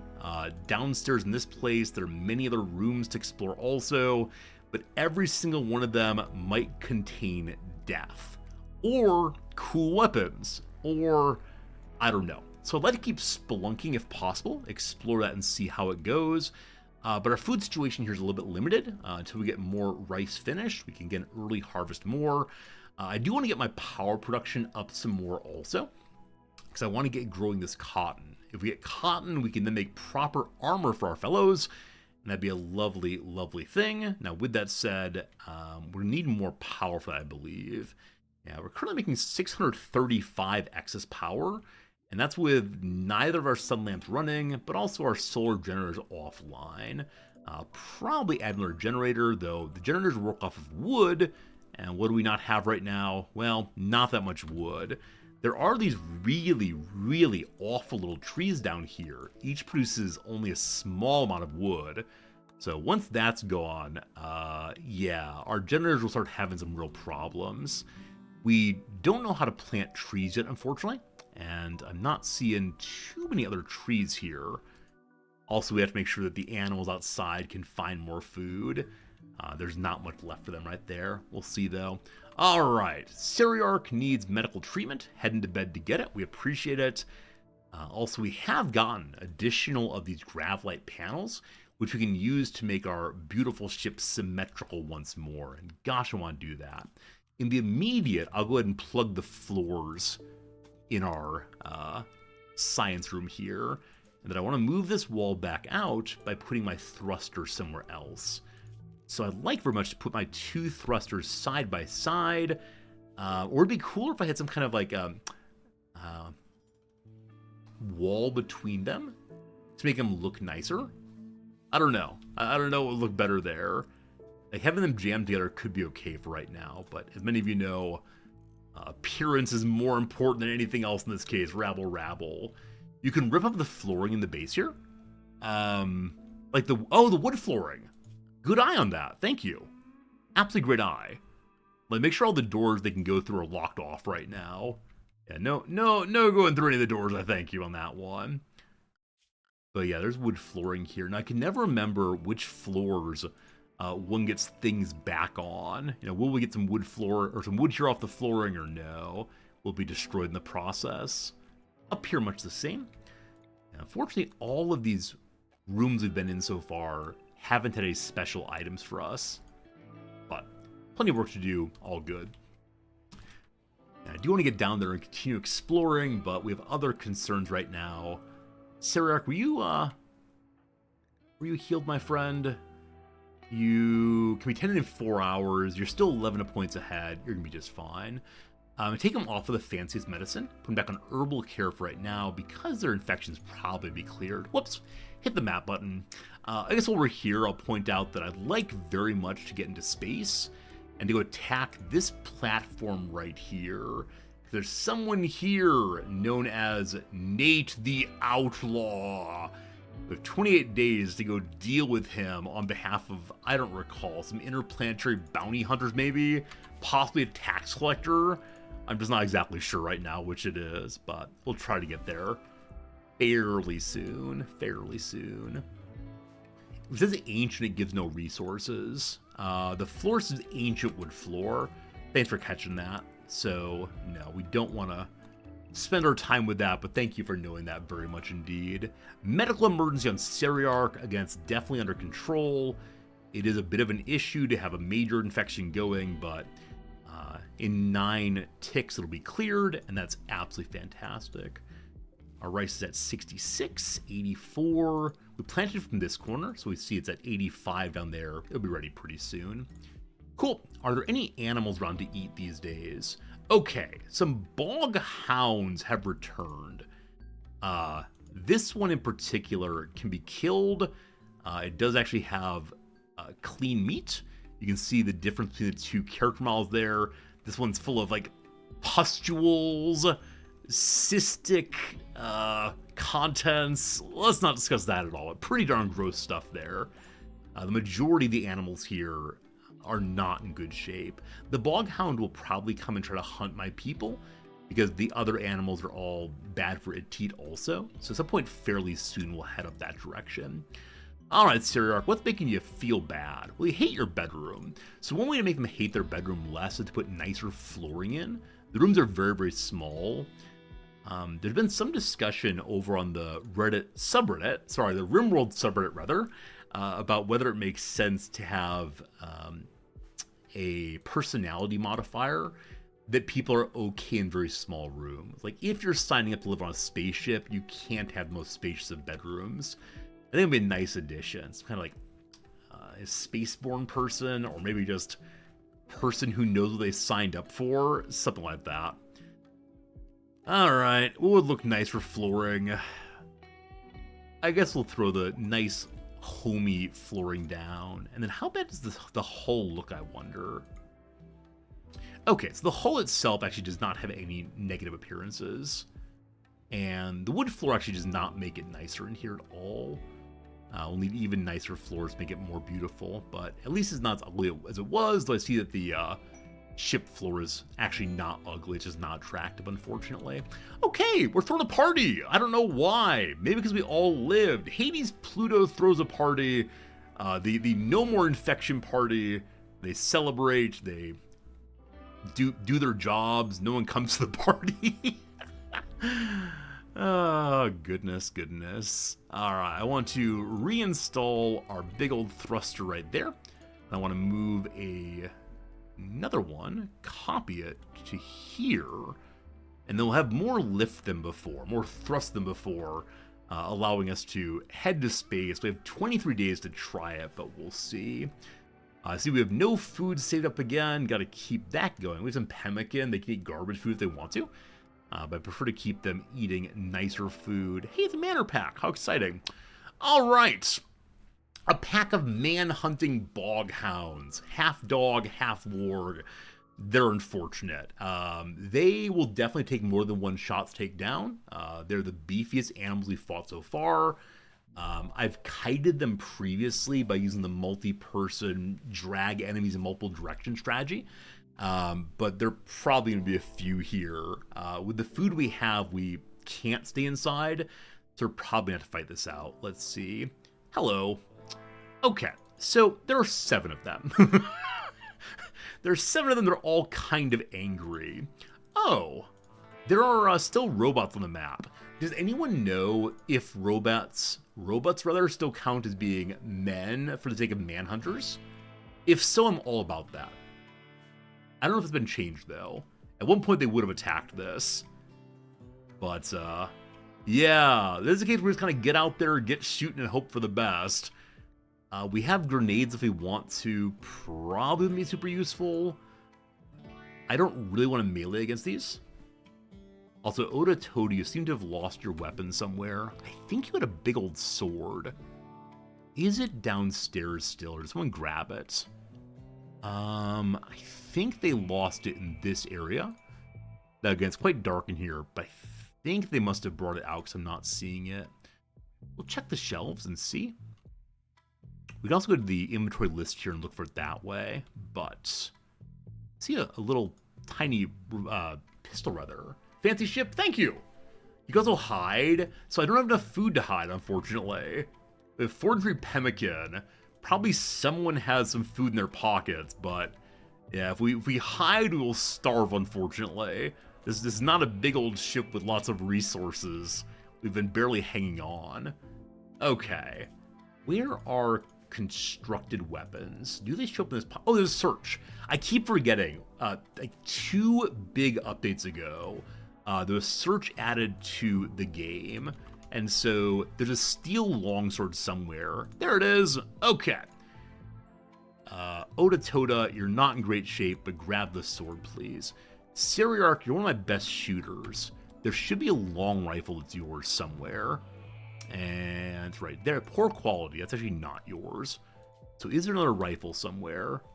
Normal quality one is right there also. Awesome. All weapons piled and ready to go. Grulion has a mace. Yeah, we had a lot of meleeers. Yeah, the search thing is very helpful. Again, I'm used to the battle days, or what we would do, we have to dig through every single bit. The party has been called off. No more party. And are the hounds heading to attack this? They are not. Okay, team. I need you not to die, please. I realize many of you are in very, very bad shape. Oda Toda flipped to combat immediately. That's strange. Oda Toda, get your gun. Serica, same. Yeah, I grabbed 2 of them before they had their weapons ready. Everybody else outside. We're gonna have multiple groups standing at distance and hopefully handling it. They're coming through the building. That does give a tight spot there, but I don't have good enough meleeers right now to fight them in a door, unfortunately. So the ideal way of fighting will not happen. Oda Toda has this like psychic weapon. I believe you can use that to cause one animal to attack their friends. A limited use psychic effector. It overwhelms the target's mind with terrifying perceptual distortions, driving them to a berserk state. There's a risk of brain damage. Long range, but line of sight needed. I don't know, team. I don't know. Are they all piled here? That is 7, yeah. Okay, so Siriarch, our best. Oh, turrets! You fool! Turrets! Oh gosh, the turrets! I forgot that I have turrets. I made these because wouldn't it be cool to have a ship with turrets? And I didn't turn them on. All right, why are you not powered? You should be on all the time. Why aren't you turned on? Oh, I just flipped you off, I see. That's right, I flipped it off. Oh boy, Grulion, get on that gun, thank you. There's another turret here we can turn on if we want to, but seems inessential currently. Okay, team, let's see how this goes. Don't get shot by the turrets, please. I want to spread out a little bit. They're probably going to go attack the turrets, which we do not mind at all. Don't get shot by the turrets, please. All right, we should be focusing fire. Nalfine drop back. Grulion's going to need to get in. Oh, we're getting overrun. Oh, we're getting overrun, team. Okay, Grulion attacked that one. This buddy's attacking something else. He just shift locations. Siriarch, deal with that. Jim, you have to come help defend also. Okay. Oda engage this one. Cool. Grulion is down. This might be the end of the playthrough. No armor. Might be the end of the playthrough, team. We'll see. Luckily with Grulion down, the turret has a straight line of sight into those. Okay, some are going down kind of quickly. Oda, unfortunately, if I blast one now, it may attack us. Another one down. Okay. Maybe the turrets will save us. What a mess. Okay, another one down. Nolfien's being attacked by that one. Jim engaged that. HP, turn and help Seriarch. It is possible our turrets are hitting us also. This is one of my worst playthroughs in worst battles in a long time. HP, you're shooting there. Grulion's crawling to bed, that's fine. I have one mirror left, but he's engaged.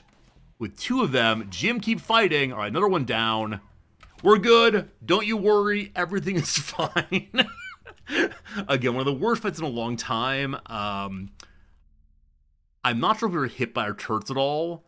We definitely were once or twice. You die in 5 hours, you're fine. Die in 9 hours, 5 hours, 15 hours. Hey! 5 hours, 5 hours. Okay. We have two people still standing. Which of them are actually doctors? HP of 5 skill in doctors. Okay. We're fine. Don't you worry. Everything's gonna be okay.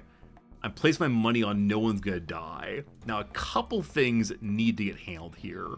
Number one, there are animals that are downed but not dead. So, Seriarch, your doctoring skills are 5 also.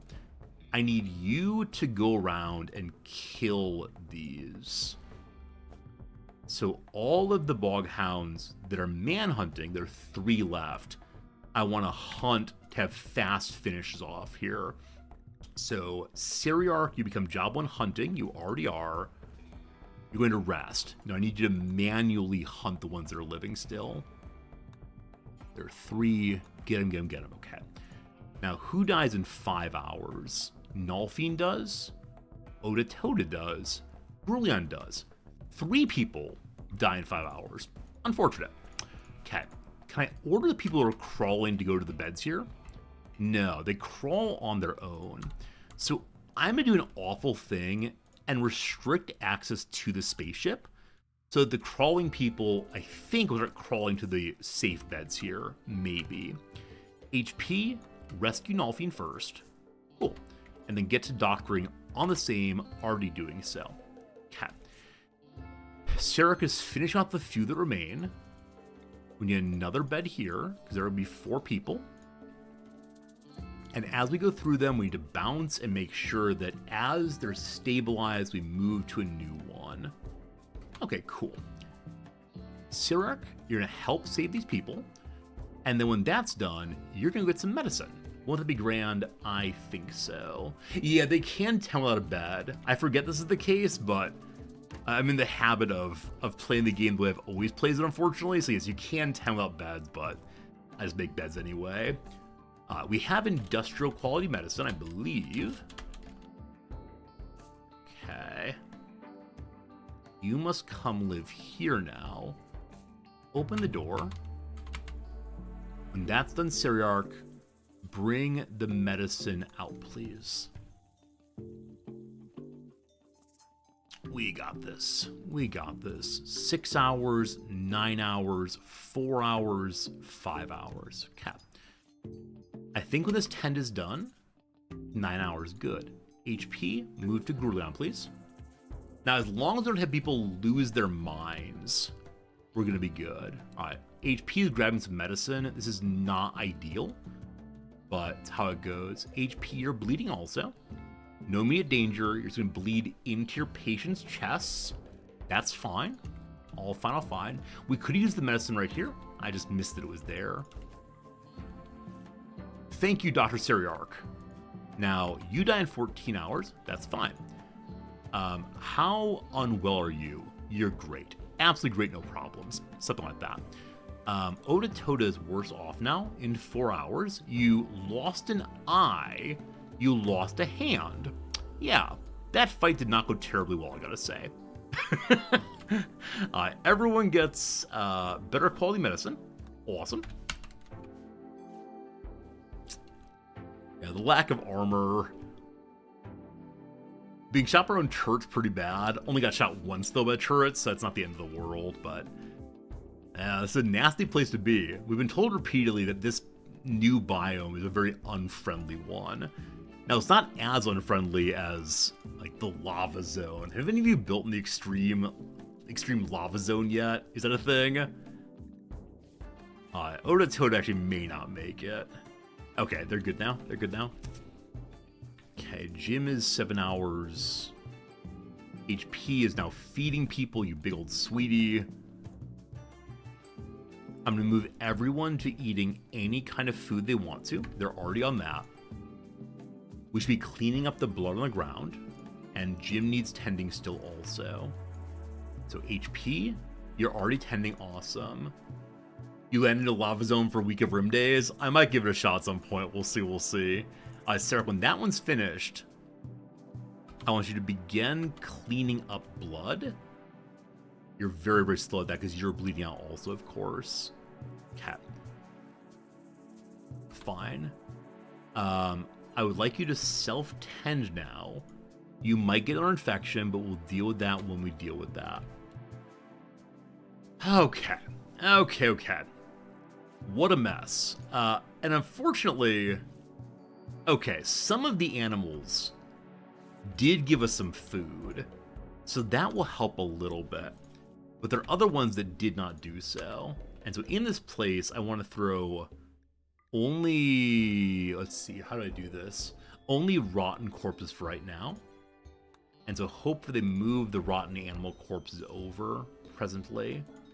Oops, that was the wrong button. Now, often people ask me, you know, what's the best way to deal with crazy raids? And the truth of it, in my view, is you might have really bad ones sometimes. Just don't panic throughout it. The majority of triage cases are recoverable as long as you balance them correctly and work your way through them. Now, there's a real possibility, real possibility that someone will get an infection and die, but you know, we deal with that. Only rotten corpse limited to cannibalism? No. These are corpses. We don't eat human corpses. Come now. What kind of monster do you think I am? Lost an early game with a raid of man-eating corgis. I lost an early game with, I think, 1 rabbit maybe, possibly 2 rabbits. My character just missed over and over again, and it was a genuinely horrible thing. Oda Toda, I'm so sorry, friend. I will do what I can to heal you up. You did lose a hand, correct? Yeah, a hand and an eye. Luckily, you're a meleeer. Any other permanent injuries here? I mean, the scratched eye. So we want to get better eyes at some point. But, okay, Grulion, you can walk. Jim, can you walk? At 34, I believe they can walk. No, they can't. Sorry, Jim. Are you married? You are married. Take you inside, though. I'm going to unlock the doors again. I need to turn off the guns once more. I cannot believe I forgot we had turrets. Such an embarrassment, that. Nalfine, can you walk? You definitely cannot. Oda Toda, you can't either. All right, save Nalfine, please. Okay. We're good. Except for lack of food. So who of the people up and around can cook well? Grulion can. Grulion can barely move, though. The water comes and washes away a variety of things, notably my weapons. Gonna be fine. Okay, probably the case my doctors need to sleep pretty soon. HP, you're already sleeping. I'd like you to get up and to make food for a few people. We want to get these items hauled in also. Let's see here. Right, we no longer want this to load out here. Jim, get your own weapon equipped again. Then haul the sword in, please. My apologies to Oda Toda sleeping in the rain. It's a ritual of our people. The rain will wash it all away. Don't you worry. So we'll have enough food now to make a couple of meals. And then you can go to sleep or whatever. Fine. Rotting. So we have the ones that are in good shape out there, or inside already. Oh, don't feed raw food! That's bad, man! Stop feeding raw food!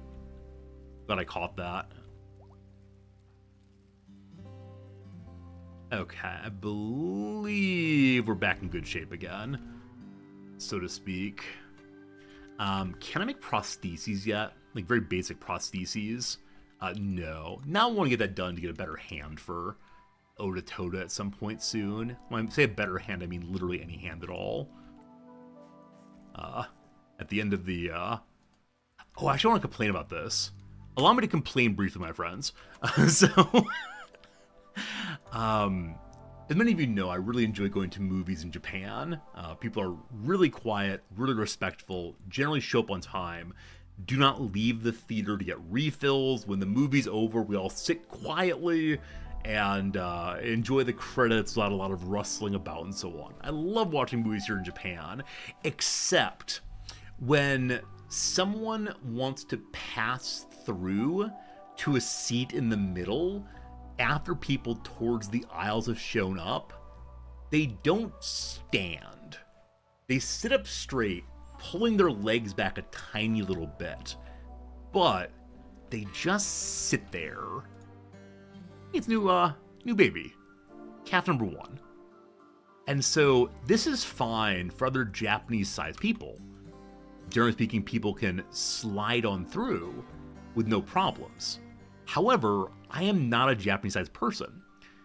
And at yesterday's movie theater show, Noms and I were in row L, seats 5 and 6. And the people in 1, 2, 3, 4 beat us there. And so we got there, I was carrying our bucket of popcorn, of course, half and half butter, half caramel. And yeah, they didn't stand up. And so big old goofy me is like trying to step between their feet to work his way across, and they have their purses on the ground and all the rest. And again, in the US, we stand up a little bit, give the other person more space, but here they don't.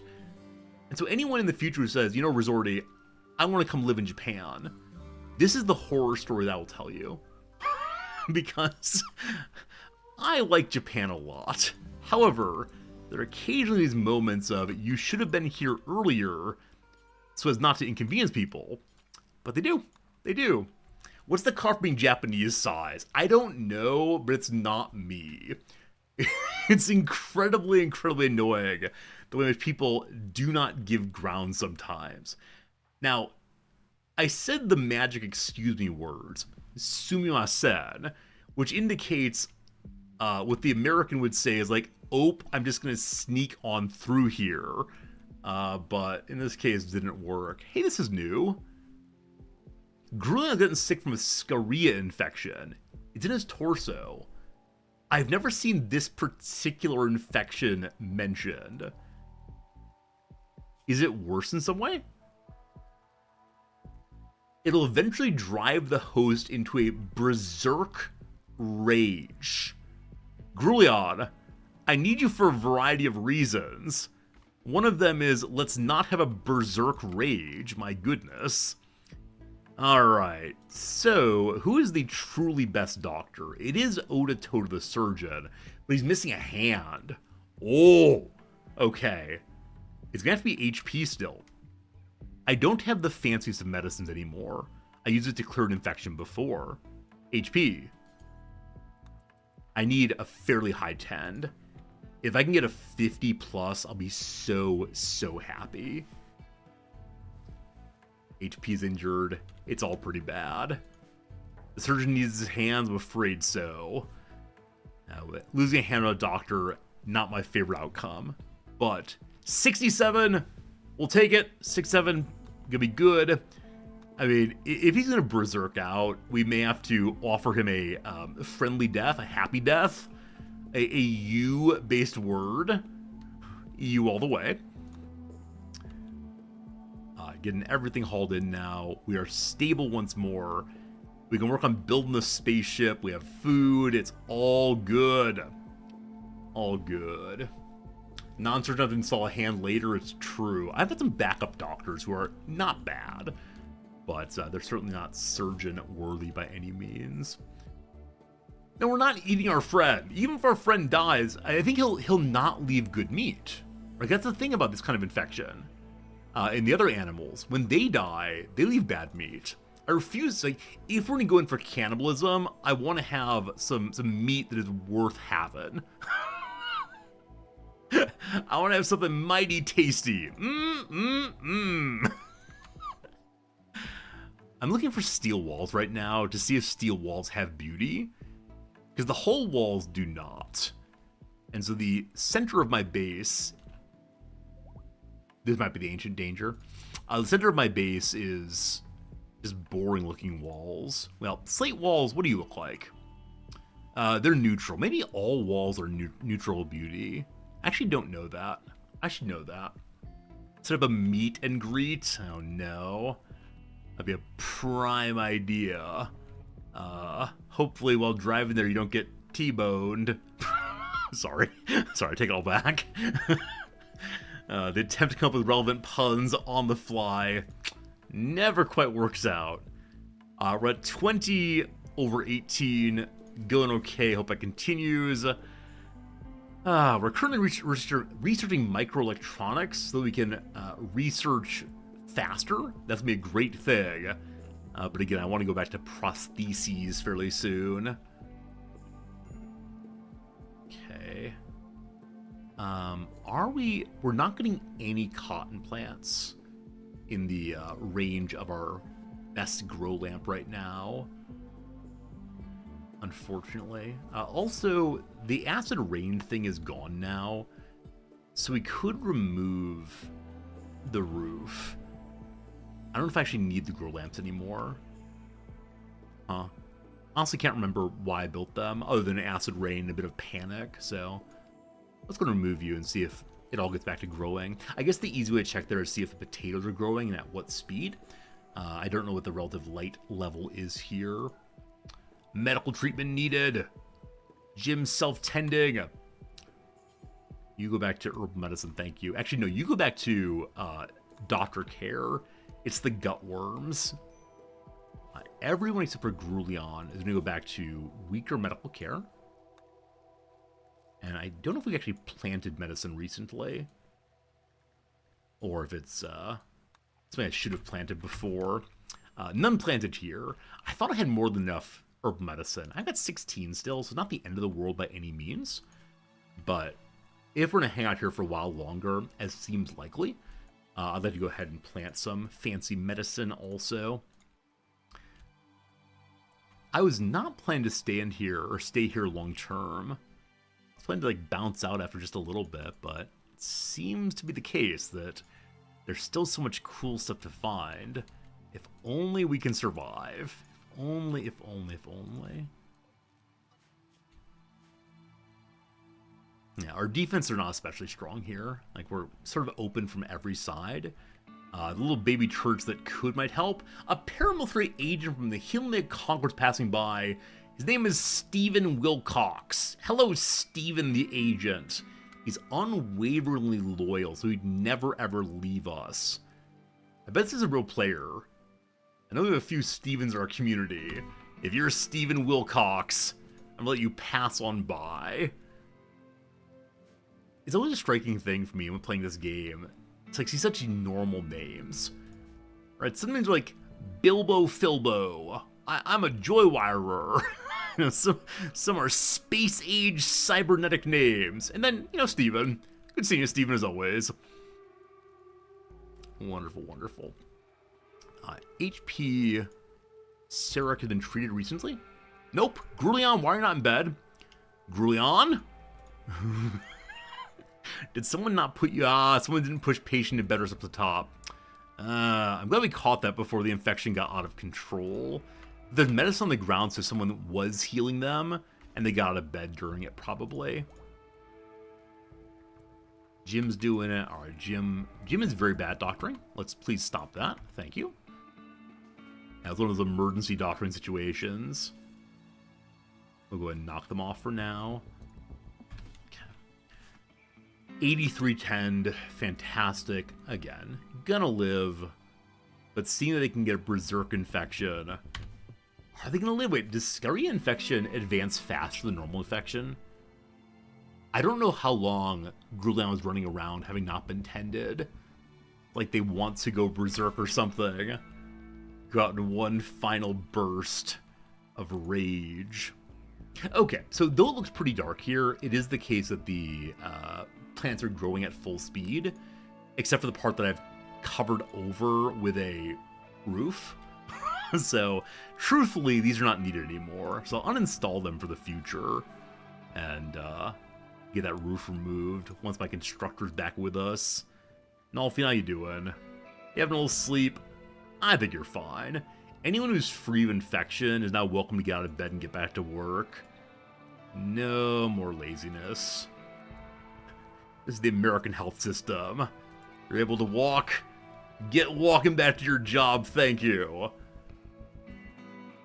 As I mentioned previously, here in Japan, there's such long hospital stays. There's a nasal treatment I'm considering getting that has, in Japan, like a 4 or 5 hospital day stay afterwards. And in the US, it's outpatient mostly. So it's a weird world living in. Incidentally, someone's got sick from drinking milk. Surprised me a little bit. That's okay.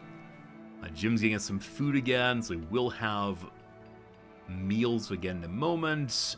Everything's coming together for sure. You made a grab to look like a ship from Star Wars. There have been so many people on the subreddit who are posting the amazing ships they made that are looking like different sci-fi properties. And so if you're into any particular sci-fi property, you can probably make a ship that looks like it belongs from that, and in that way you get your updates over on Reddit. Isn't that what it's all about? The Reddit updates are where it's at. Jim goes down. Down goes Jimser. Jim, why'd you fall down? It's probably the illness, right? Food poisoning on top of gut worms is not the happiest of outcomes. So with Jim down, someone else needs to take over the gardening job. Alright, Odyssey the surgeon. Despite having only one hand, my friend, I'm gonna need some more harvesting out there, and it is fully grown. We're living on the edge a little bit here, more than I'd like to, frankly. But we'll see. You were inpatient for 3 days from a major surgery. Yeah, Blue Moon. It's such a different attitude towards health here, in a way that I think surprised a lot of people. You're welcome to say whatever you want to, but definitely the Japanese system prioritizes a conservative approach to health more than anything else. That is not the case everywhere else in the world, I guess. So that's how it goes. Nolfie, you went down again? Oh no. Maybe I should have kept everyone in bed. They're having trouble staying on their feet, unfortunately. And that's because they have food poisoning. Yeah, they were eating raw food for a little bit, notably milk. We gotta get ourselves some more pasteurization, I suppose. Has that been invented yet? I'm sure that someone has a mod for pasteurization. I suspect.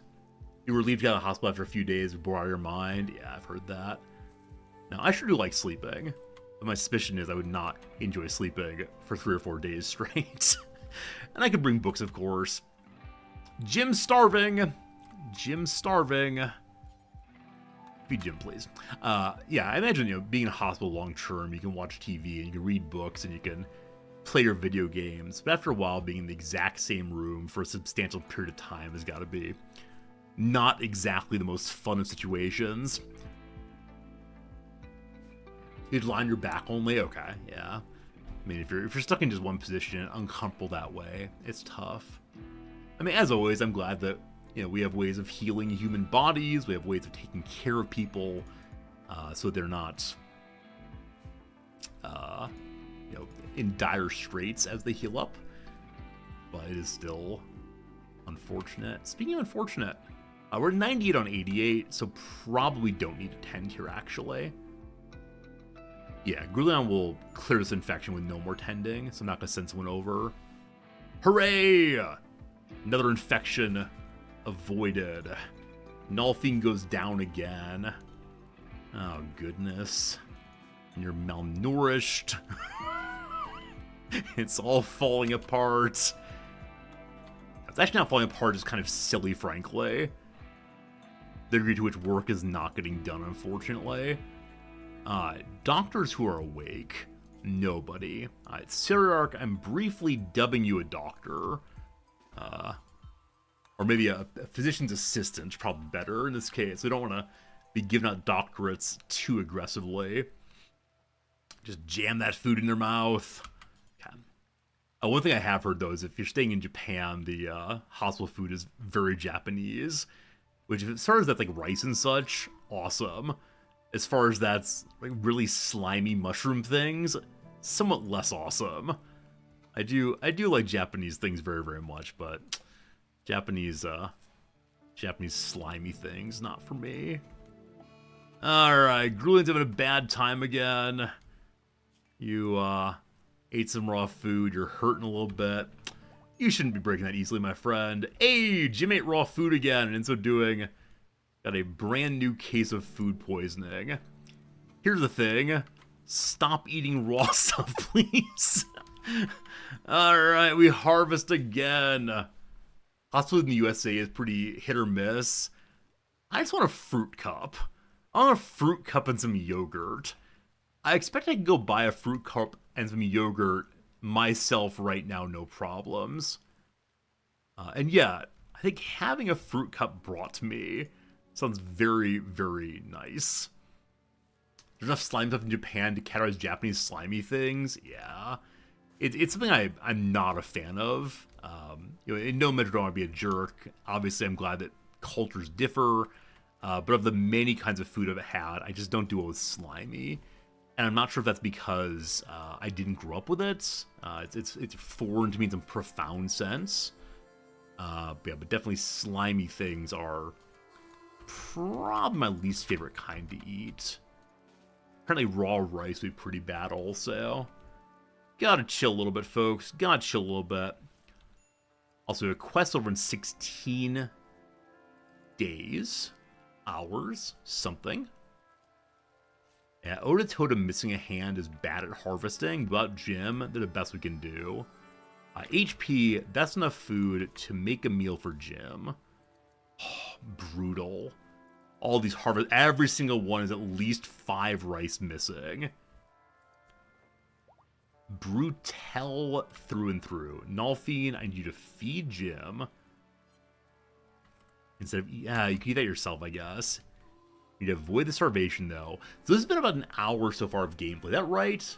Yeah, about an hour of gameplay in which we've, unfortunately, been mostly just let's barely survive. We were in really good shape for a moment there, but now somewhat less so, unfortunately. That's enough food for a few more meals. Oh, no! Random bog hounds eating my things. Oh, no! Team, it has been an hour. It's time for a very quick ad break. During the ad break, we'll do some crosswords. We got a bunch saved up from my vacation. I want to say thank you for being here so very much. It's been amazing fun so far, and I hope you've enjoyed yourself as well. I notice I do not have a crossword page open. Let me go and remedy that straight away. And Wonka Bar, good seeing ya. Hope you're having a good weekend. Thanks everyone for coming by after the vacation. It's always a nice thing to see so many of you and to hang out and see how that goes. Okay. So on this screen, I need to capture the crossword now. You're gonna wreck this game? Hey, Triskel, awesome. You're gonna play it while your wife's doing a cross-country trip. Is she driving? You'll be playing in the passenger seat, or what's the goal for you? or you got enough time home alone to just play and enjoy. There we go. Alright, we got a big old Monday puzzle. Let's go ahead and knock out Thursdays first.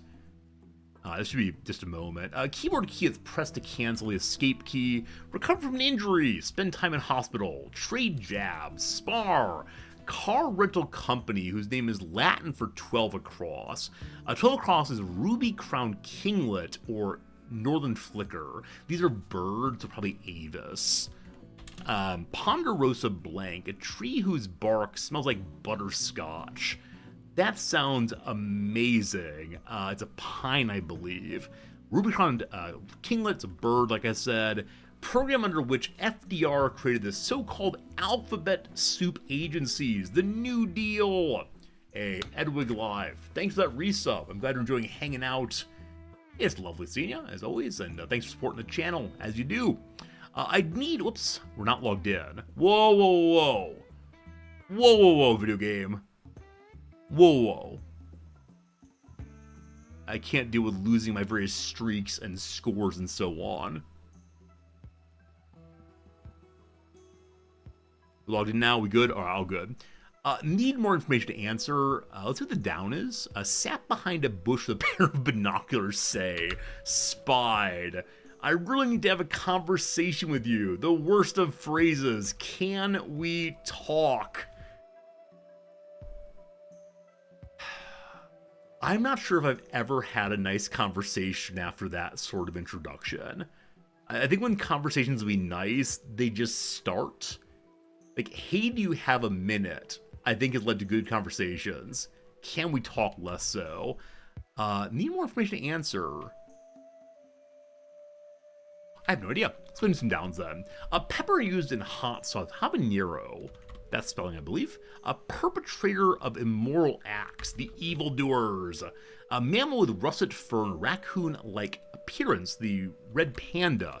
Depends they want. Depends. A food that's ordered to go is the takeout intend. Mean. Chance to try again. Redo. Like this clue. It's in bold. A word before exam or fixation. Oral. Put your head on my shoulder. Singer Paul Anka. A sketch show that celebrates 50th anniversary in 2025. Familiarly, it's SNL. There you go. The Thursday crossword defeated. When we get back, we're going to do the Friday crossword. And ooey ooey. Hopefully we can go fast through it. We'll see. After that, we got the Monday to do. There's plenty of work ahead. For now, though, the ad break is over. And I'm wondering, chat, can we have a talk? Can we have a talk? I've been thinking of some things about our relationship. Can we have a talk? Oh. Had a girlfriend in grad school. I liked her so much more than she liked me. I saw the future and she saw nothing but despair for us both. She was ultimately right. But she broke up with me on August 8th. My birthday is August 9th. She'd planned a nice go out dinner for us on August 9th. I said, no, please no, maybe please no, not go out. And she said, but I worked really hard to set this up. I'm taking you out for your birthday.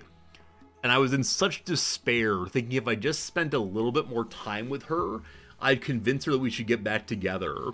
And so one day after the breakup, she took me out to birthday dinner, and I sat across from her and cried throughout the majority of the dinner. It was horrible. And I should have just like stood up to her and say, no, I'm not going. But it was really important to her that she saw herself as a nice person. And nice people have birthday dinners for others. But it was not a good experience. She did all the work knowing she was going to break up the day before. She was an incredibly intelligent, she is an incredibly intelligent but also impulsive person. And so I think it's the case that she intended to break up with me afterwards, but decided it was time to do it right then. I don't know. It was not a healthy relationship, to put it into somewhat understated terms. Like I said, I was way more into her than she was into me, and it was, I don't know. Yeah, it was not a good time for anyone, frankly. So, I'm glad it's over. I think about her occasionally as I'm glad I knew her, but also I'm glad it's over. Oh man, so I really need to go kill that animal who will probably not give us meat. Hey, we know about microelectronics. Woo! Yeah, Dark Uno, there's probably a lot of really cool stuff down here, probably involving food, but I don't know what comes next, and so I'm absolutely terrified there's gonna be more enemies. And right now we can't handle more enemies, though it might be worth taking the risk to go find cool stuff. Because yeah, there might be a ton of food down there. Might be some like really amazing places to hang out and explore, but I just don't have it currently. Okay. It stopped raining just now, so with the rain down, we now feel quote-unquote safe to go fight that thing. Where'd your gun go, my friend? You were on this. Jim's good and down. I do not want to melee at all, but here we go. Here we go. Here we go. Alright, so 4 characters of questionable health against 1 animal. Jim is up and going also, but Jim's not in condition to fight. So we will spread out a little bit. Seriarch, you start this thing. 1 meleeer who's missing a hand and missing an eye is our front line. Where are you going? You're heading towards Nalfin, I believe. Hey, no problem at all. All good, all good. And something exploded. Our fuel-producing machines on fire. That's no good. That's no good at all. All right, Nalfin, I'd like you to please finish off this animal real quick. Jim's coming to help. Yes, Jim, don't let the fuel... You're going back to bed, that's fine too. Alright, the fuel system did not explode, and thank goodness for that. We're hanging on, team, we're hanging on. Goodness, goodness, goodness. I know that before... How'd you die? Just blood loss. Huh. A rat versus the boghound. So that boghound is edible. There's 1 boom rat that is also, and 1 monitor lizard.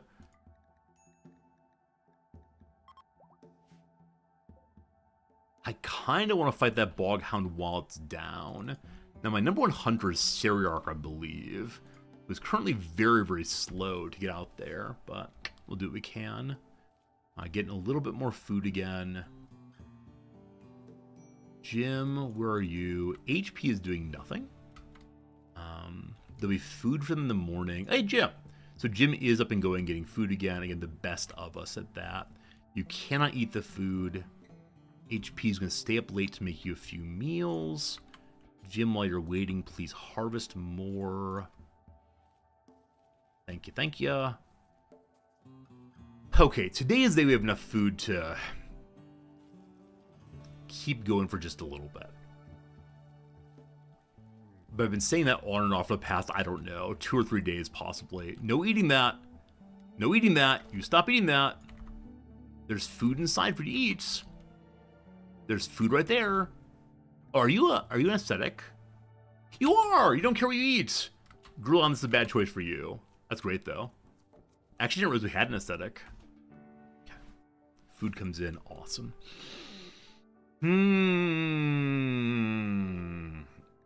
Probably the safer thing to do is to blast off and go somewhere friendlier. But where's the fun in that, huh? Also, I can't decide if the left side of my ship looks lame. Does the blocky front look lame there, possibly? Also, I talked to a friend the other day. Apparently, if you're going to have warning lights on your spaceship, left is red, right is green. And I learned that because the left side of the ship is the port, and port is a red wine. So red. Mistakes made. Mistakes made. Give me the reddest red, please. Much better. And you over here become... You're green already. Okay, and the back end is also red. Good. Gym with medical treatment. His gut worms will be fine. I need to get rid of these gut worms. While we're struggling with food, he's going to be consistently eating as much as he possibly can. That hunger is higher than before. And that's kind of unfortunate. Getting rice. I must defend the rice again. Going fast now. Great HP, rise and shine. You can't eat the rice. You can cook instead. Once we have Grulan back with us, it'll be very helpful. Grulan's our top cook. Alright. Cool. How long until we have cotton? We're at 37. Definitely slow going on that. Soon we'll have an explosion of potatoes, and that'd be very cool. You have old glass red and green gas lamps. Oh, that's amazing, Tillian. If you want to show pictures of that kind of stuff over on the Discord, I'd love to see. The Discord is a show and tell channel where people can show and tell about things they found, things they use, things they're happy about. And man, I love it every single time I get to see these things. So you all have such like complex and interesting lives that I don't know enough about. Okay. So we've discussed previously, what are we going to do with this side of the ship once it's made? And I'm thinking of the kitchen is finally, but not quite sure. So make a hole in the ship right there. I'm going to build out 1, 2, 3, 4. And then one behind. 1, 2, 3, one behind. And then we don't make that. We corner off of that. Come down this way and plug it in right here. Cool. We'll see what it looks like. If it's attractive, we'll keep it that way. Like I said, this seems kind of blocky though. What if I get rid of that? What's it look like, I wonder? I've heard from someone recently that if you what is it, heat goes through maybe? Like heat goes through the corners possibly. That does not connect in a beautiful way, so we'll go back to this one. You're not in the Discord, your link somewhere. Yeah, absolutely. Let me go put a link in chat. You know, the Discord here, we have a community of probably a couple hundred people who chime in occasionally on what's happening in their lives, and there's a channel for discussing this and that. It's all very good. If I remove the foundation, it'll look nice. Oh, okay, thank you. Thank you. I can never remember exactly how this fits together. Yeah, Discord's a cool place, though. There's some channels you might be into, other ones somewhat less so, and that's how it goes. I put that in the wrong spot, I believe. Did I? It's hard to tell. 1, 2, 3, and then, yeah, jump back behind that, like so, I believe is the mirror. I mean, I like the Discord a lot. Some people aren't really into it. They prefer to have the community in chat only, which is cool, but for me, at least, it's nice to have a place to pop into and talk about this and that, or show off what I got up to the weekend and so on. Okay, now that we have the thrusters installed, how far can our ship actually go? It has a range of 40 now. I want to see in a moment. Is it an offset mirror? Is it actually? 1, 2, 3. Hole missing. Missing. Oh, I see. This seems to be over a little bit more, I think. I feel like such a jackass when I'm having my head cocked off to one side. I think it's right now. Maybe. Is that right? Wait. 1, 2, 3, 4. It's too big. Okay, we're just gonna make the front part. That part is definitely right. It's 1, 2, 3. 1. Wait. 1, 2, 3. Yes. 1, 2, 3. Yes. Corner piece. Yes. And then, yeah, it's here then, I believe. Maybe. We'll see what it looks like. Fingers crossed. I'm kind of in the wrong spot. Am I really? Wait. So, skipping the main wall. 1, 2, 3. Skip the main wall. 1, 2, 3, 4.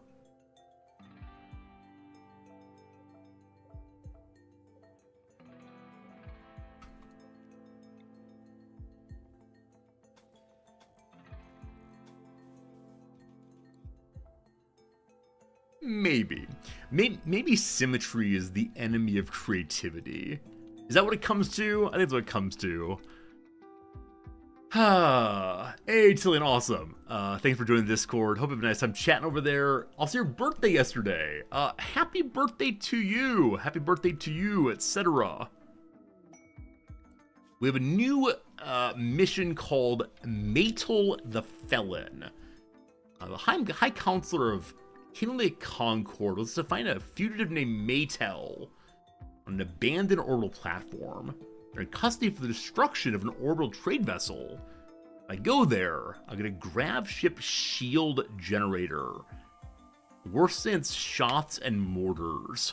That'd be amazing! Okay, I accept it. I'll try my best. 56 days. Lots of things to do in space eventually. 23 food now. I think because we're all in good shape again, I want to head into the pit once more and see what we find down there.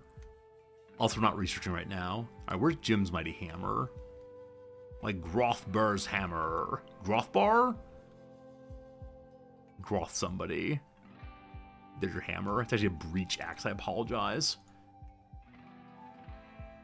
And you get your mace back on again. Everyone's cool. Great. We need to put foundation in here also. I completely missed I'd not done that, so... And I see that we are without steel. So where is the nearest steel stockpile? That's our coffee is made of steel. Nothing is down here. Oh, that's granite actually. Okay, down here there is steel. A bit of a hike. Is there any nearer right now? You all are steel, but you're called ancients who give me absolutely nothing, unfortunately. Alright. As always, the reasons we land anywhere: food and steel. Food and steel. Wood and food and steel. Let me go and do the thing we like us to do, which is hit the mine vein so we get absolutely all of it. There's some here also, which is closer. This is probably closer, but no worries. Okay, in preparation to go underground again, let's go look in a couple rooms that have been unopened thus far. Any over this way? Those have all been opened. We could go beat up on these. I mean, this is a defoliation ship. It's gonna expand more and more to kill all the plants, and eventually it'll kill my plants. So maybe that's what we should do in order to get some practice at fighting again, is go beat the dickens out of these. Now, we are all healed up as best we can be. Also, prostheses. Also, once we have steel, I want to change out my research bench to a fancy new one, ideally. I'm so ready to early harvest the cotton. A day or two and we can do that. Potatoes come in. It's all good. I like it says in our kitchen. I want a prison also somewhere, but moving the kitchen out frees up a lot of space in the middle here for, I don't know, maybe a prison. We'll see. It's definitely not the world's greatest kitchen. It's not well set up. Is this the right size? It's a 1, 2, 1, 2, 3 internally. And then that's an outside block. So 1, 2, 3 internally. That should be an outside block rather. Which means... Wait, 1, 2, 3 inside block. 1, 2, it's right. We'll see what it looks like. I can't think anymore. I'm not clever enough for this video game, unfortunately. Alright, we're gonna reinstall this thing. What would look good here? I'll put a shelf there for food and such. Alright, so you're gonna go right there. Butcher's table. You shouldn't be inside, but that's what we do right now. I'll probably cut you off somehow, but no luck.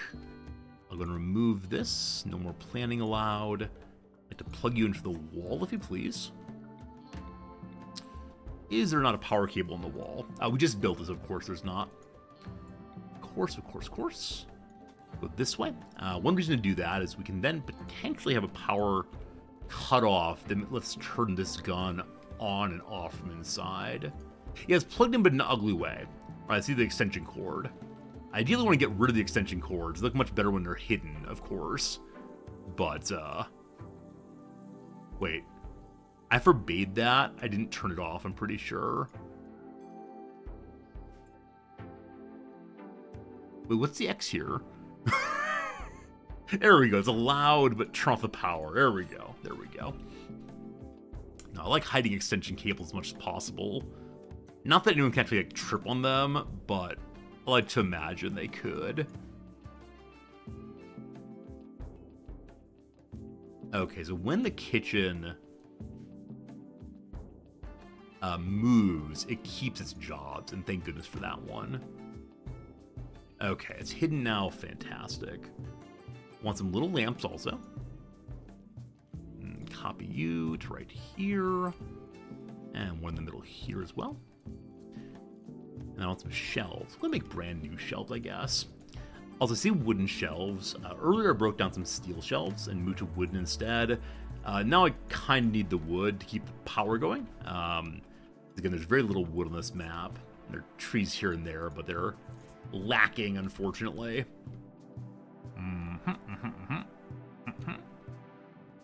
Oh yeah, hidden power conduit is very cool. I have some open power conduit I want to hide away, ideally. But alright, bring me a steel shelf, please.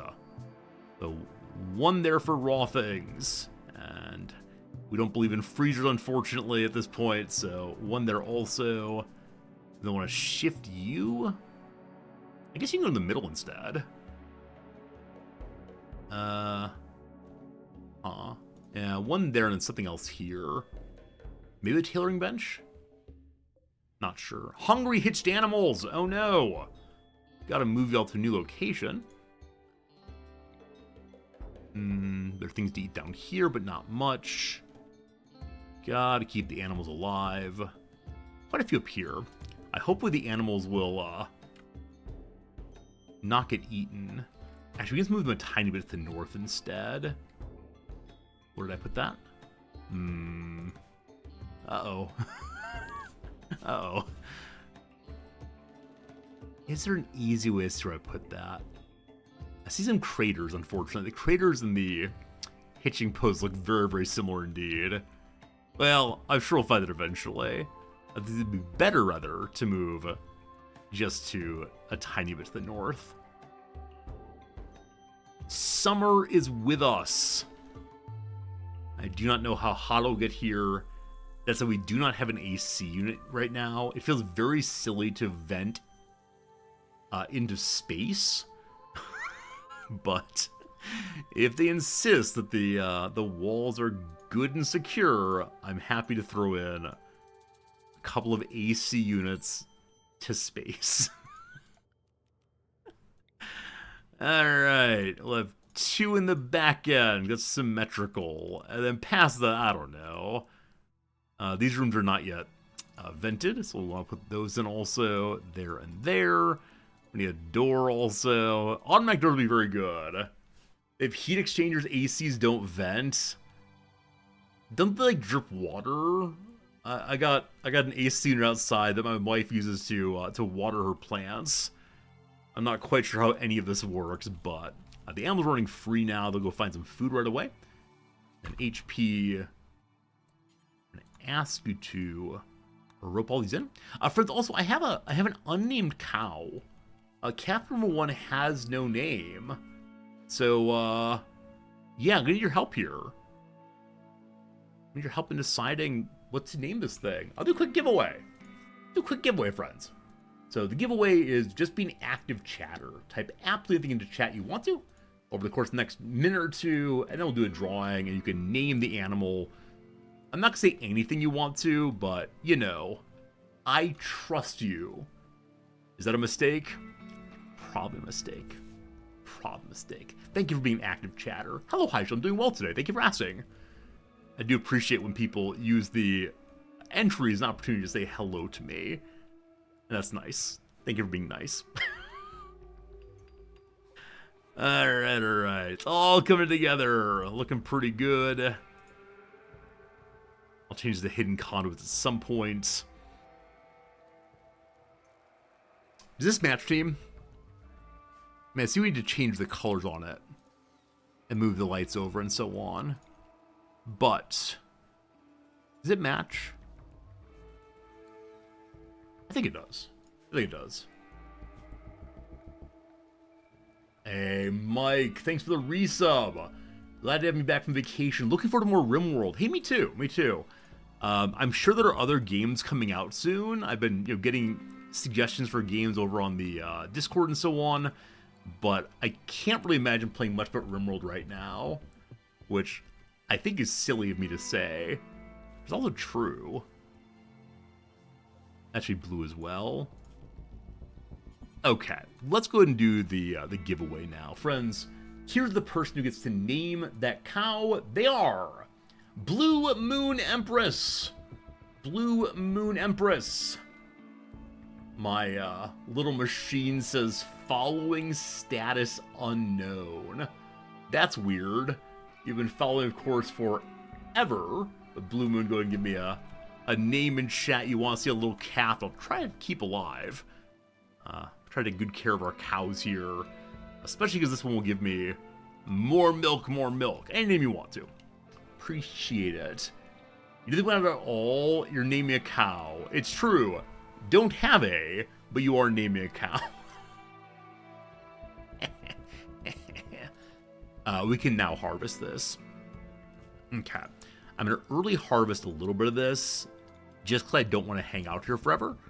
And so early harvesting that will give me a little bit of cloth we can then use to make our very first basic armor. And that will be a lovely thing. So, make for me flak vests, please. Do until you have one that is 51 or higher. And normal or better. And that's it. Yep. Beauregard the cow. The kind of name, when I hear it, sounds to be very, very southern indeed. That might be the goal. Beauregard.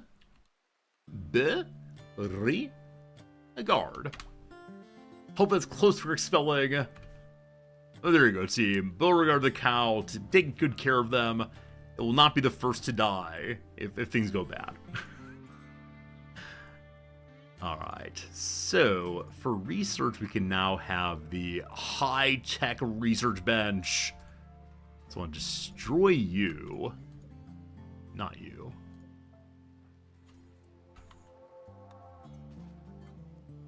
Let's destroy that. Saraki on it. Good. Low food again. Man, that 8 food only. Crazy.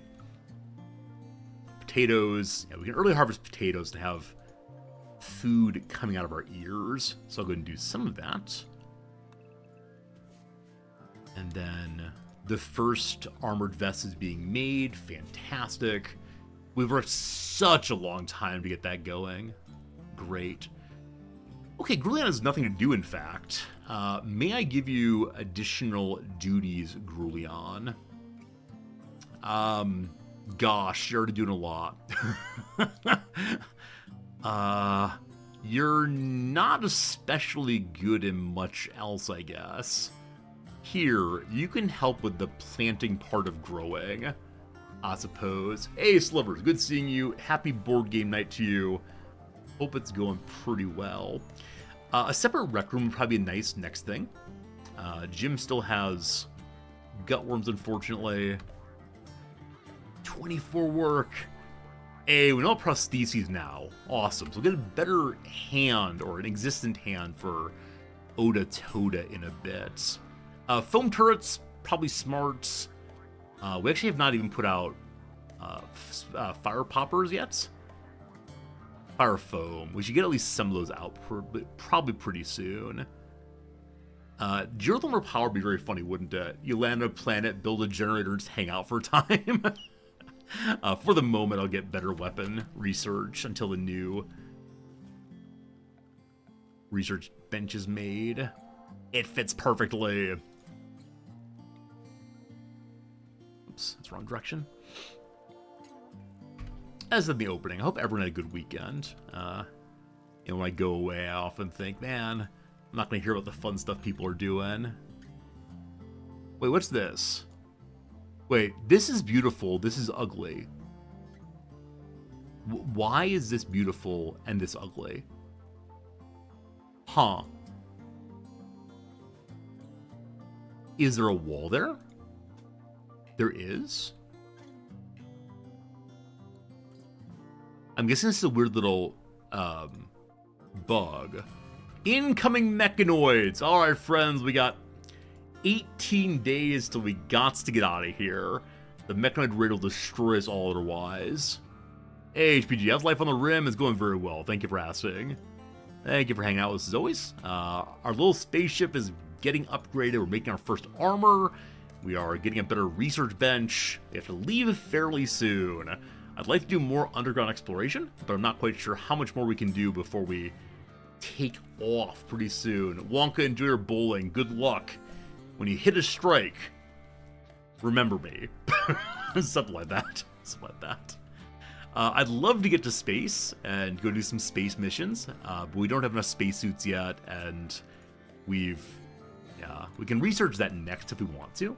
Start putting oxygen inside of our little ship to keep it functional and leave some people inside safely with our 3 spacesuits being used. Oh, someone did not set the priorities on these shelves correctly. So you're the place where the raw food lives. The most important place in the world. And then you're the place where the food lives. The meals live. Cool. Hopefully it's reorganized pretty soon. Only 12 work left. Nolfin, you can do it. You back to it? No. No construction. Only laboring. Oh, brutal. Brutal.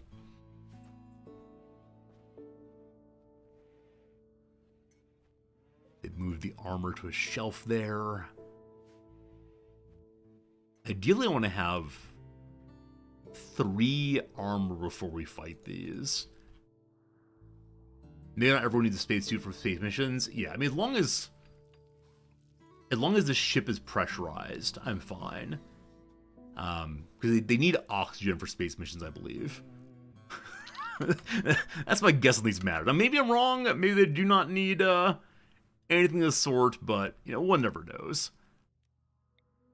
I wonder if I need to have subspace support here. Yeah, something's weird there.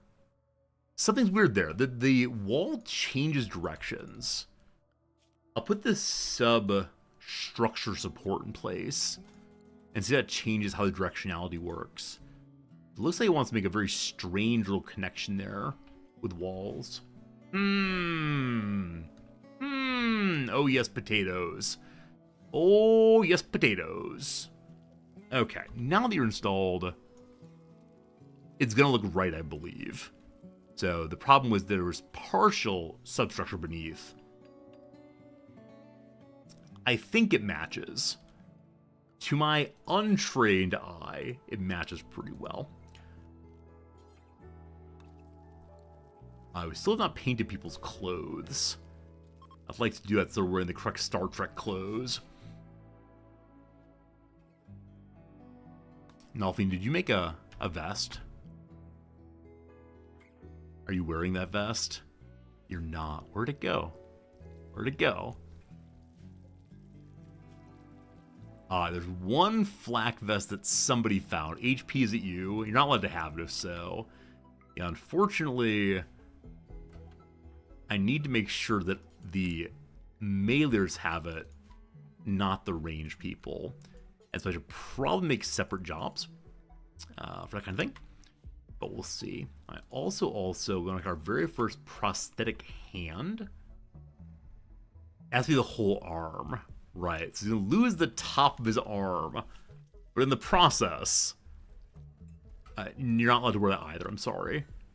If I keep refusing people's wearing it, will a meleer get it, possibly? Oda your research. No, put on... I don't want to order you to do this. No forcing. Just put it on.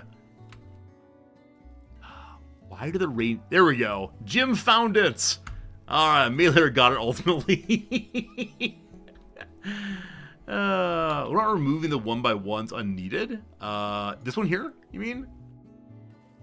Not sure what parts are unneeded. Grulion can recruit someone very easily. I don't know if my ship wants anybody else on board right now, but cool to see it's doable if we want to. So this whole room is being counted as a laboratory because of the existence of this research bench. I'm considering getting rid of the research bench, and I don't know what we'd be doing then, but something. Okay. I'm going to say let's do it. Let's go deal with these buddies. Maybe, here's a standard line. Maybe we'll get a AI personality core. We'll see. Can I close the room the bench is in? Definitely so. But I want to use it for something else. I kind of want to have a standalone rec room or a hospital. We have the one real research room here. It's been good to have multiple researchers, but I only have so much space. And that's one of the fun things about this kind of playthrough. Now, we do have enough pieces to expand the ship even more, including this thing. How does this thing work, actually? The grav core. Do we install it? Do I jam it into the grav engine?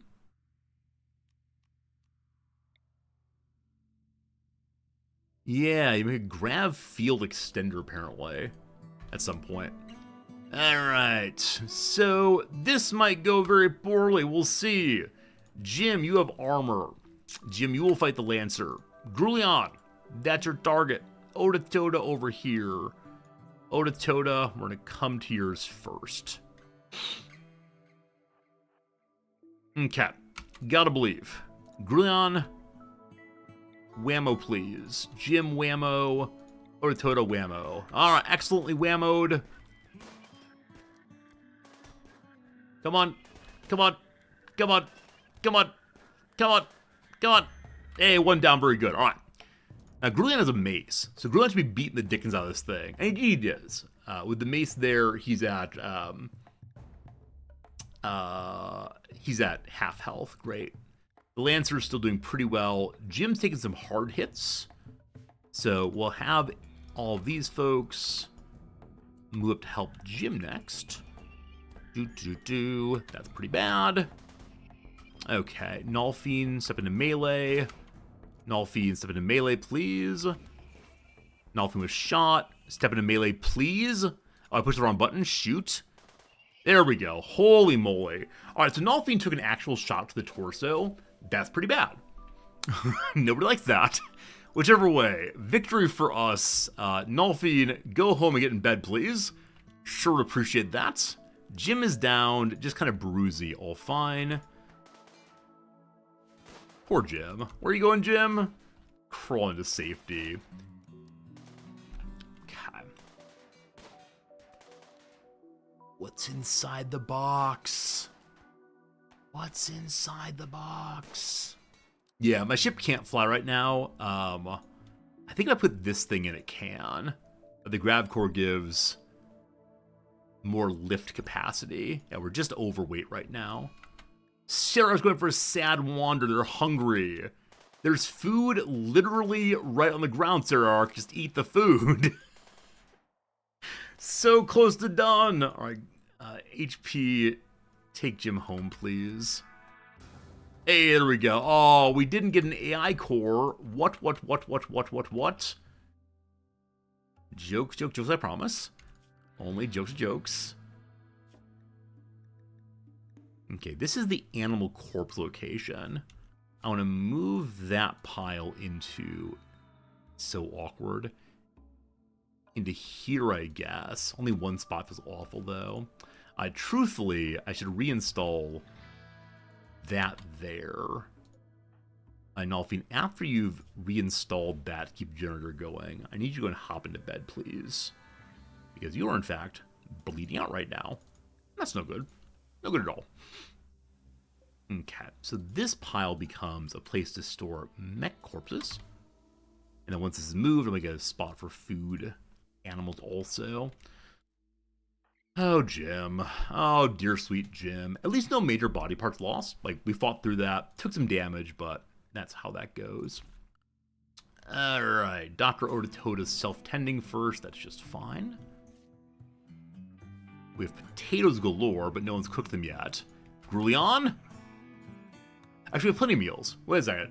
Oh, we have 29. I'm sorry, I saw the pemmican line and assumed there was no food, but now we have tons of meals, actually. Tons and tons and tons. Okay. Messy, messy, bloody place again. We have still 17 days to get out of here. We will have our cotton harvest. We will all get armor. I'm a little dismayed that Nolfine took a shot to the chest, but they're going to live, so that's fine. Yeah, eventually we'll have enough enemies that meleeing them will be kind of hard, but also we'll have some that if you melee, you will just be ripped apart, and that's no fun. No fun at all. I know it's around to 85. Hey, we'll probably need more than that if we want to take our animals to space. I think one smart thing might be to have a small refueling station, we'll call it, where we're able to drop off the ship occasionally. An infection in Nolfine's torso. How's that possible? Seems outrageous, given that those lancers are pure and clean. Maybe they tip their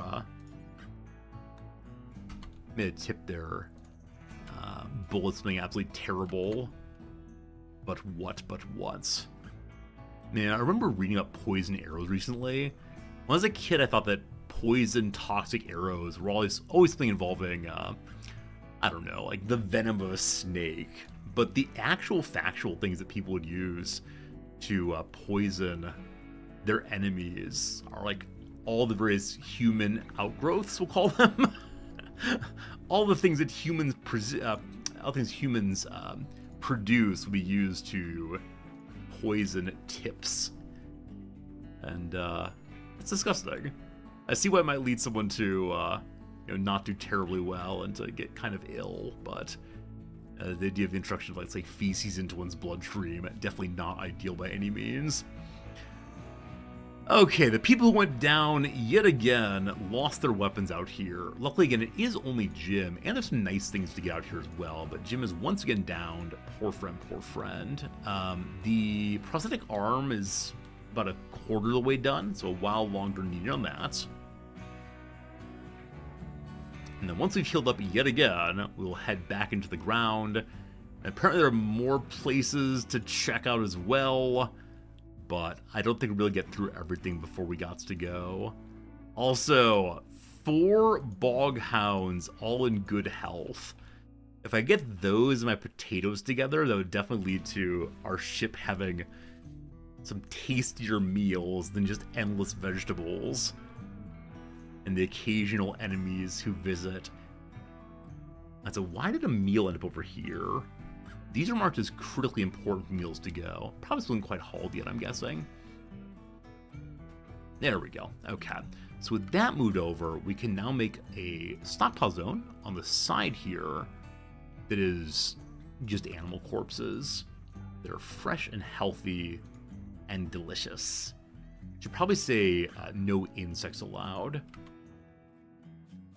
That's the thing. No insects, thanks. Okay. So who? Okay, Jim's my cleaner. Jim's up and going again. Get the cleaning done, please. Actually, Jim's my gardener. Who's number 1 cleaning by themselves? Yeah, Grulion the cook. A lot of mess right now, I'm afraid. But after you've eaten, Jim, still the gutworms. I think gutworms might be the longest lasting of the treatable diseases. It's very dismaying. So I want to install this thing that helped our ship function a little better. It is the Grav Field Extender, I believe. Is that right? Uses 1 core. I'd hate to use the wrong upgrade, but it's the only one I have right now. So I'll have Extender go live. I don't know. Word look good? How about back in the engine room? And what level does it take to build that thing? 4 only. It's not a huge deal. Nalfine's infection's been well treated twice in a row. They're about 11 points ahead of Death. Just keep outrunning Death. He's an old skeletal dude. You keep running, he can't stop you, I'm sure. Also, what a mess this room is. I think I said about basically every room. Maybe our next extension should be back this way. And once this is built, I believe we'll have a little bit more space as well. Okay, Jim, what's your current move speed? You are very slow. So like someone else to go get your hammer then. Which is not even a very good hammer, but it's yours, and you've had it a long time. So I feel bad taking it from you. The limits of my post is actually able to attack now. So it's time to give one of our characters a muffalo that follows it around all the time to fight and guard. So, thus far it is not bonded with anyone. I guess I can give it to one of my meleeers? Who is a mailer of these 3? Oh, these 2. Gruleon's the other one. Gruleon is a meleeer. Man, the problem is, like, hang out inside. Alright. Alright. Alright. You can follow him around inside. All good. And unfortunately... Oh, no! Okay, one of the cows is unwell. Not ideal by any means. However, that's how it goes. So, give him a little bed out here. Actually, we just asked me to treat it directly. HP, I know you want to sleep, but... If we go ahead and draft them, they'll heal it up. A muffalo nurse is useful in the surgery theater. I mean, I wish that the animals could be given a level of knowledge that goes all the way up to like talking and doing social and so on. But I don't think that's a thing, unfortunately. Okay, you are assigned to a master, correct? Yes. So then you're going to hang out for most of the day. Now, how do we ensure they don't get roped? I guess we stop using roping? Yeah, they're grabbing the muffalo also. I need that not to happen, please. Imagine if after sentient juice, the muffalo is misogynistic. I mean, you never really know who someone is until you spend some time with them. Alright, we got a raid. We're largely healed up. It's the people of Hinbo. So there are 4 Hinboians down here. They have shotguns, a revolver, and some Molotov cocktails. And there are 3 up here. A dagger, an auto pistol, and an auto pistol. We could just take off. We could just take off. Should we just take off? We've never entirely healed up. They're preparing for a while, correct?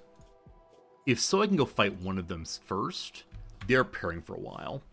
Okay. I'm going to engage these 3 first and see. You'd take off means I probably wouldn't. It's true. Hey, Lord Rar, good seeing you. How's it going? Good evening. Welcome back. And thank you for the kind words. Boghound Revenge. Oh, boy. Oh, boy. What happened? I think one of the Boghounds got kind of cranky, maybe hungry, and attacked Frederick. And then Frederick attacked back. And now they're getting eaten. There's no way that these 3 people fight some Boghounds successfully. Thank you, Boghounds. I appreciate your good work. So they're beginning their assault. That's only this group. If one of them is down, the other 2 want to fight badly. Y'all are still hanging out. Yeah, thank you all for the kind well wishes as I returned from my vacation. It was on the whole a good one. Though as I mentioned in the intro, I definitely forgot my psych medication. And that led to some interesting timing, we'll call it. Well, the bottom group aggroed the mechs. The mechs are actually dead right now, so probably not, but, you know, we'll see. We'll see, we'll see. There's no way you fight them all. Okay, they did die. So there's still 3 coming. We're gonna have to deal with those. So let's get the turrets all turned on. In part, so that when the other ones come forward, the turrets will fight for us. To keep my psych meds separate or med to take. I don't really take other meds. I take like a vitamin occasionally when I remember to do so. But no, on the whole, my psych meds hang out with my coffee. So when I have my coffee in the morning, I have my meds also. But yeah, it's away from things like my toothpaste. I remember my toothpaste and deodorant and so on, but yeah, other than that, I did not remember everything I needed, and that was pretty not great for me. But all good, all good. There are 2 right here. I think there are 3 that survived. You was very old, need tons of meds. Oh, you. I guess I can say not yet, but just you wait. Alright, Seriarch, lock it on in. Oh, it went even closer. Completely missed that one. Grulion, you're the best health. Get whacking. Excellently whacked, thank you. There are 2 more to go. 5 are fine. The rain makes this a little unfortunate. Otatoda, whack.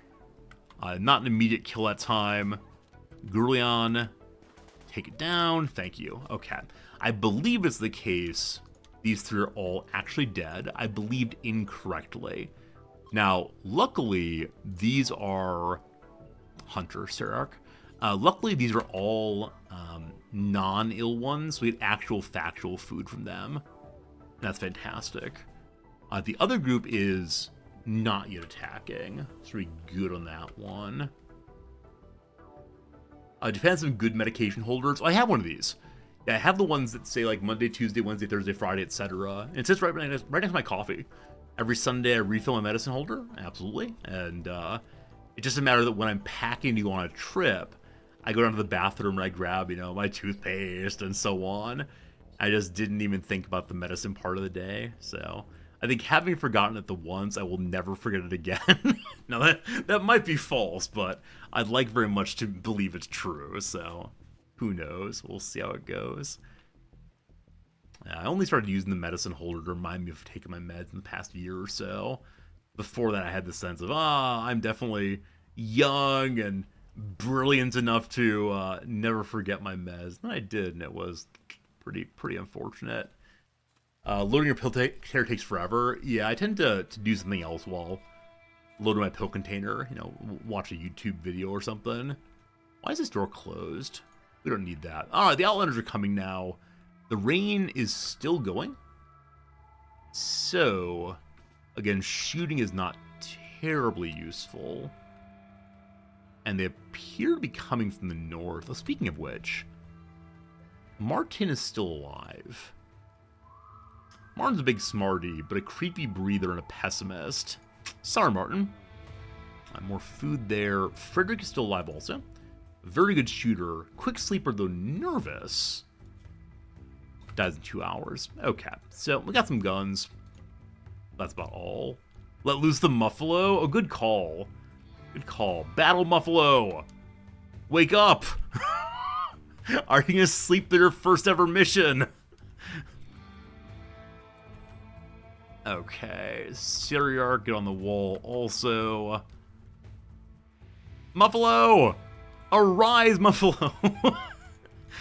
You're assigned to HP, I believe, who's already drafted. Oh, Muffalo. Oh, dear sweet Muffalo. Oh, no. The front end gun is on. We're not in a range of being shot by that one. We gotta avoid the Molotov cocktails, obviously, and spread out for shotguns as well. Nolfine, you're gonna stand here just in case. Alright. Operation, please kill Molotov cocktail guy. Muffalo going! Alright. HP! How do I send it out again?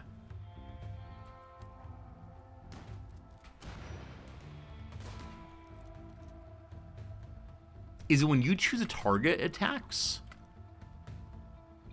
Because I thought it was the case that previously it was possible to, like, send the animal. And I don't see a send the animal command, unfortunately. And that's not great. Alright, order total, let's go. And maybe it's only defensive. Maybe it's only guard. Is guard and attack both? Or they actually lost attack? No, we're good. We're good. They're one off of attack in this case. But I think it's attacking now. Hey, there we go. Oh, it's on Grulion, actually. Oh, it's on Grulion. So, yes, there we go. Grulion attacked, and it assisted Grun's attack. Mission accomplished. Mission accomplished. And Battle Muffalo helped. Thank goodness for that. We got shotguns. We got malt cocktails. We have the basics of making medicine. Nolfine stood around for a while. How's your infection looking, fam? 80 on 61. Fantastic. We're up to 750 on how much we can carry. Oh! The grav ship extender determines where you can build. Oh! I did not recognize that. I did not understand it was a thing. I'll let my animals wander wildly. So I might want to put this elsewhere if I want to build elsewhere.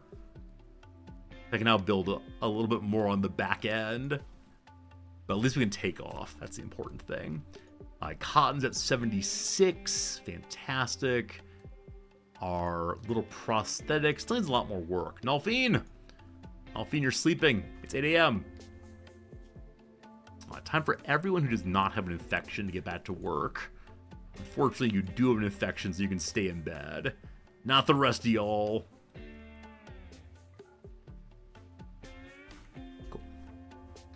Cool.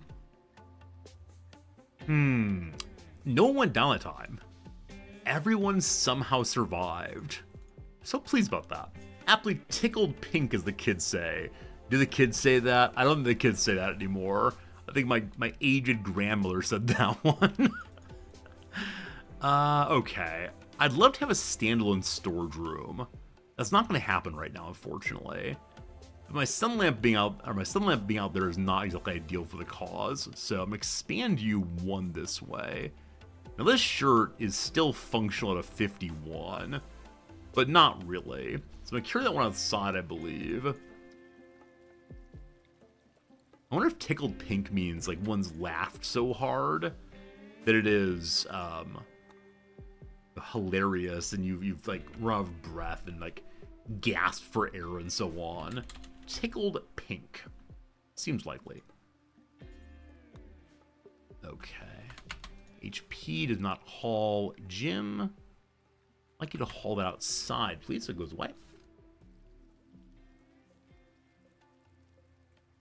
Things are getting organized just slowly. Friends, another hour's passed somehow. It's currently noon o'clock. Time for a little ad break. Time for a little 3 minutes of ads. And then we'll get back to the game for a while longer. It is the case the pivot will come before too long today, as I am wanting to play some more chess with you all. I played a couple over the weekend. I think I won one, lost one. You know how it goes. For now, the 3 minutes of ads. If you're enjoying yourself, consider throwing follow this way. If you're not enjoying yourself, what are you doing here? But thank you so much for hanging out with me. I'm going to do the Friday mini puzzle. I will not be speaking during this. We're trying to go for a 9-second record.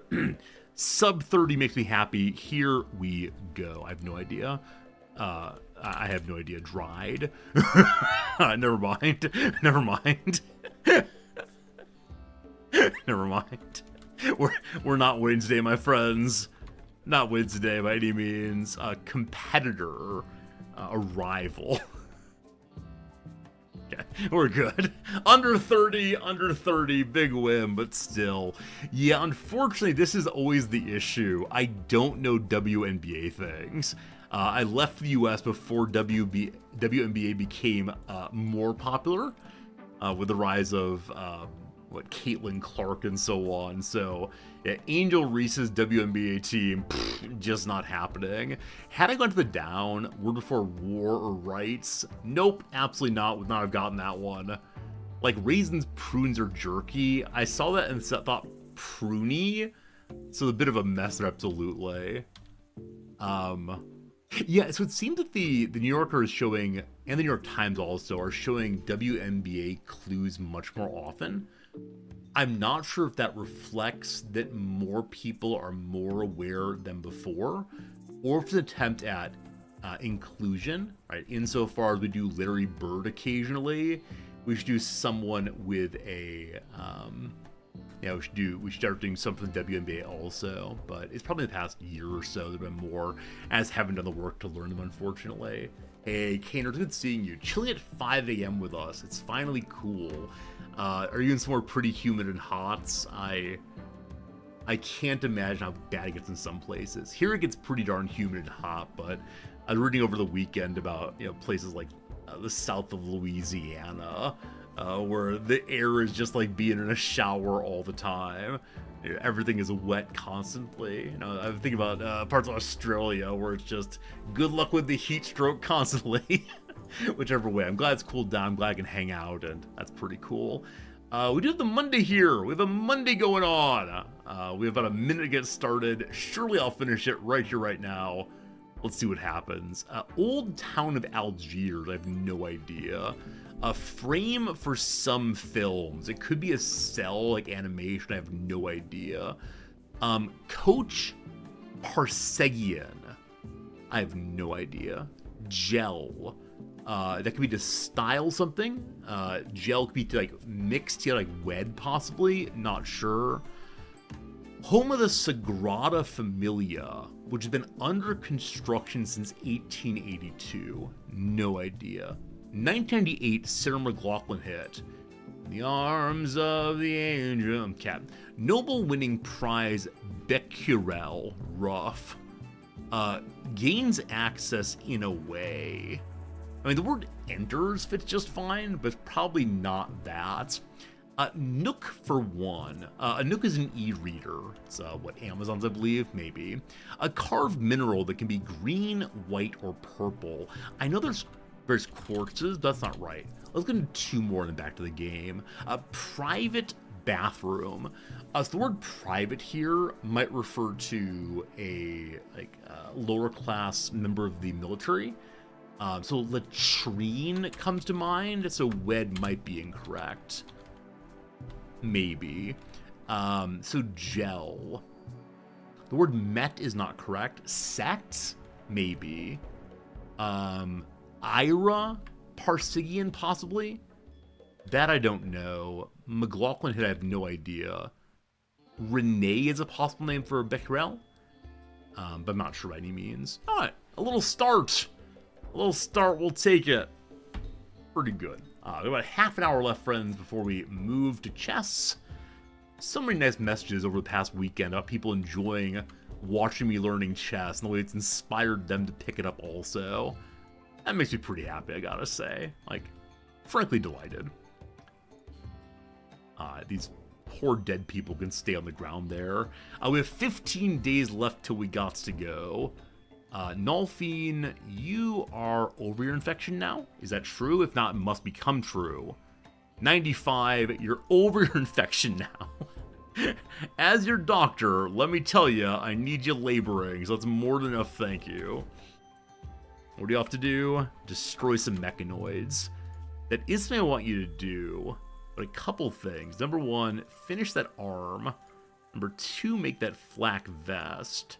And I do want this on top, but I don't want them running across the entire map to get it. So bring it much closer. There we go. back to getting the arm done. Fantastic. The body's right on the edge of the ship. Definitely not great. Not a fan of that by any means. Did my bird die? Oh, I forgot. The bird was a shameful creature and ate some of my inside meals. So the bird is still being shunned over here. The bird is not allowed to fly. It can walk back and forth in this tiny 5x5 area. Hopefully you learn your lesson. I'm a monster. Alright, tons of raw food. It's definitely be going bad at some point soon. No surprise there. Alright, this pile is largely full. Do I dig graves?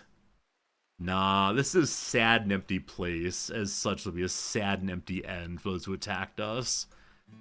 You, my friend, are the place of despair. There you go. Oh, over the weekend, I made a joke that I was so proud of making, and I thought that you all might be proud as well. Now, it's not exactly a novel joke, but my wife was telling me about one of her colleagues who's been having a really hard time melding or meshing here in a way that suggests she's probably not going to make it long term. She doesn't seem like the kind of person that is right for the job, and so she's going to need to leave. But my wife said, you know, it seems like she's not quite on board. She's trying to make it work still. She's ignoring everyone else's view on what should be done. She's just trying to keep going, even though it's not going to work. What's the word for it? What's the word for what she's doing? She's, and I said, is she visiting Egypt? And my wife stared at me, because her friend certainly is in denial. Not her friend, her colleague. All right, more research done. We make fancy guns now. Not yet, but soon. We can then, most important to me, make space suits. My wife did not enjoy that joke at all, but I knew you all would enjoy it, and that's what counts. Occasionally my wife and I support each other's words, and we can't remember what the word, that everyone finds it very quickly, but we usually do it in a more straight ahead way than that, but occasionally you got to do what you got to do. That's the truth of it. We still have 15 days, but I really do want to get on the road before that and explore down below a little bit more. So I'll early harvest some more of the cotton. Ideally, I'll make this all clothing. I guess this can just be random garbage. So let me go and change this one to clothing and cloth. Is my wife also in education academia? Yeah, she used to be a professor of Latin, Greek, and ancient literature. She's now the head of all the professors at the university. It's called a provost, is her position. And so she doesn't teach anymore. That said, she is teaching in the fall and in the spring. In the fall, she's teaching a 1-credit, like, welcome to college class for all the new honors students, which, fine, whatever. In the spring, though, she's decided to teach a full mythology class. She has no time for this, as you all know.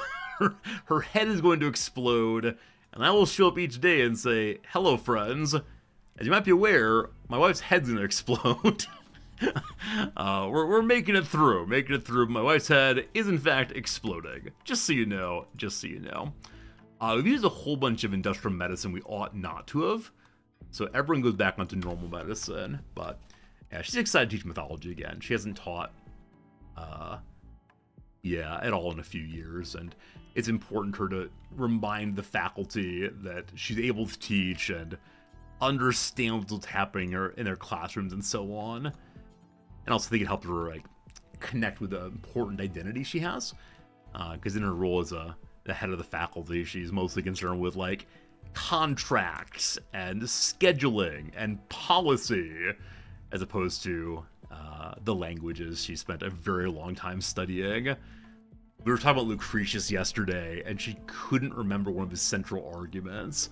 And I reminded her, and she said, oh man, I've not been teaching enough. And there's some truth to that. Obviously, it's a use it or lose this kind of thing. But she's so focused now on things that are different than what she used to study. And that's how life goes, I suppose. I'm guessing some of you who were, coders, for example, have moved on to being managers, and because of that, you're not able to remember all the coding tricks you used to do. Maybe. Right. Oda needs a hand. Oda, we have a hand for you. Right side, we're replacing your entire right arm. Prosthetic arm, right shoulder, yes. Right hand, don't do it in the wrong place. We don't have a separate medical bedroom right now. I'll put it into the research room, which I do need to turn into a more attractively floored room. That's true of quite a few places here. Flooring has been one of my least concerns.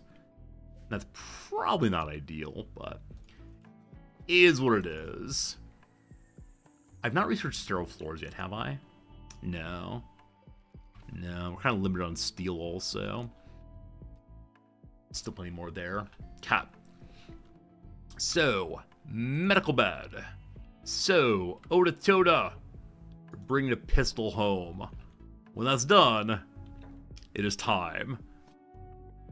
Alright, so next best doctor, Seriarch by pure points is that. You have an eye scar that does not affect manipulation. I don't think sight goes to medical treatment. It might, though. HP is only a 5. So they're both 5s. HP has no medical problems. So HP, it is time for you to do the doctor in his time. Again, a 5, though. That's pretty bad. Alright, here we go, team. Fingers crossed, one and all. Because Hades Pluto is cutting off someone's arm. Sight does matter for surgery? Okay. In that case, I'm glad that yeah, I'm glad that that's not the right medicine. Stop that. Oh, we don't have enough fancy medicine. Uh-oh. Does anyone have fancy medicine in their pockets right now? Nope. Alright. Herbal medicine, arm treatment, tourniquet. Does anybody have a tourniquet for me? Oh, we'll see. It's tough when you used to believe in something, or be told something is true and now it's false. Yeah, it's a problem. Odatoto's fine! Prosthetic arm, prosthetic heart. Becoming super prosthetic-y. There's one medicine. You have to have at least 2, though, to do the correct doctoring with it. Surgery with it. They use multiple at once instead of just the one, unfortunately. But how it goes. I saw another piece of armor being made. I didn't see who it went on to. Now, if it went on you, you can keep it this time. They just put it on, fine. So we have 2 flak vests done. And I don't see any more cloth right now, unfortunately. I would like to go explore. That is what I'd like to do very, very much. Is our health ready for that? Alright. Few of us are a little bit wounded still. Just a little bit. And we might find places down here that are, totally friendly. No problems at all. Now, less so.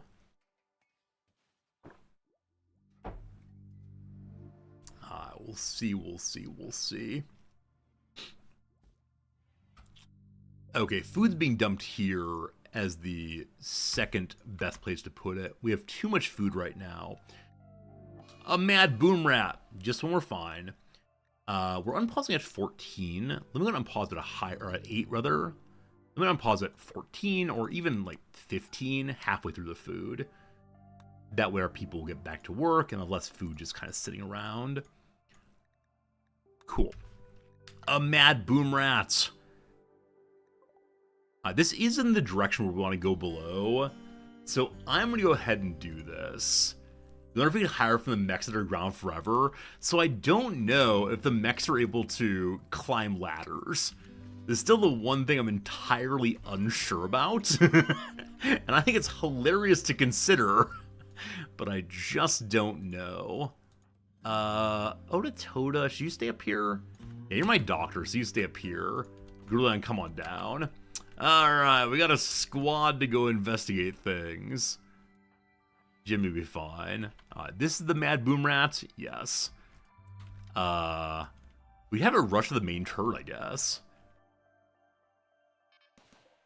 Yep, fires turrets. Alright, gunners move over.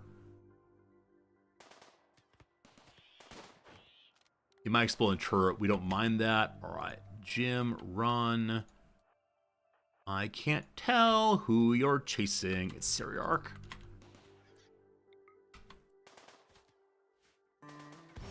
Awesome. It's not good meat by any means, so someone will put it out. Not you all. You all enter the ancient stockpile. Whoops. It's in Hades Pluto also. That's fine. You'll be good. So I'm going to fight this fire. 1 second. Fire, is this actually just outside of home zone? Are you very close but not quite there? Ah, Trixie! Trixie, Trixie! Oh, I didn't bring the Muffalo. Battle Muffalo, where are you? Ah, it's locked up again. No. Can I help your friend? They have to be on the correct map to get the friend. It's Gruan, actually.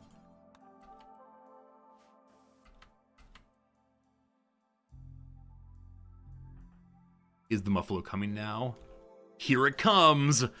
The important question for me is, can the Muffalo climb downstairs? The answer's gotta be no. Wait, you can do this. I totally forgot. You can send it down this way. It counts as a kind of caravanning. Only recently did I realize one could do this, by the way.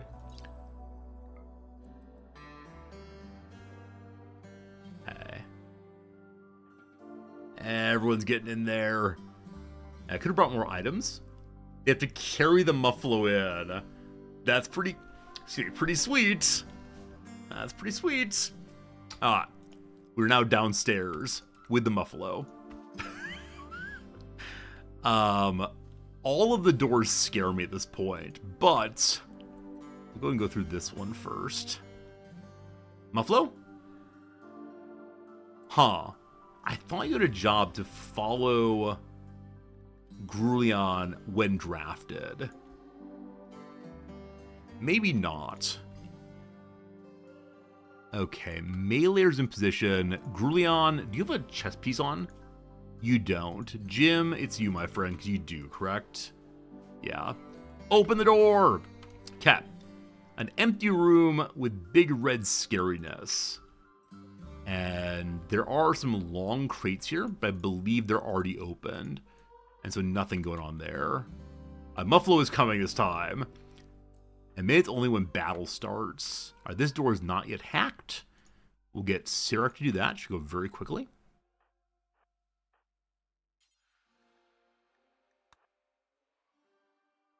I'm going to move these rocks in the delightful, just pick it up way. And then we'll have you drop the rock over here. Thank you. Get another one, please. And drop out of the way. Whose blood is this? Oda Toda's blood. Oh, from a long time ago, yes. Wait, how did Oda Toda's blood get in this room? Did we walk through it and drop on the floor? There's some spooky clone shenanigans? Bump, bump, bump. Maybe the muffler's afraid of the dark. That's my current theory. Mad rats.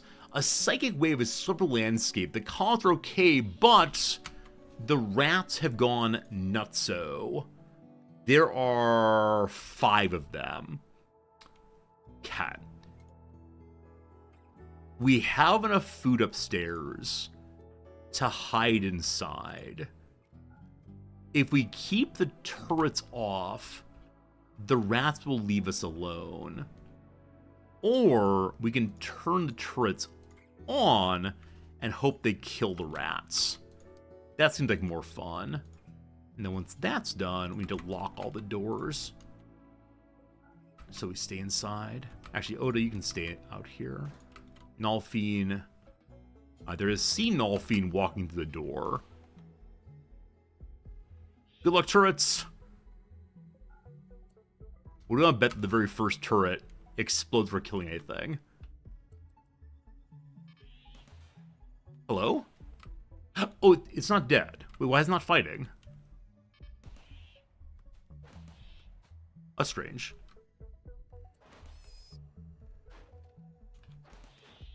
I do enjoy watching turrets. I'm standing here with my mouth wide open, mouth absolutely agape. Good luck, turrets. Back downstairs. So this door is now opened. Jim, good luck. We find a dead person named Hakuja the Healer, a bunch of ancient stoves, some cardboard boxes, an actual factual toilet. This might be my first time in the game ever seeing a toilet. Smash One Go, completely useless rather. Crazy. See, the healer has an implant? Nah, nothing. The room like this, like it should have food inside of it. But nothing is marked as open, unfortunately.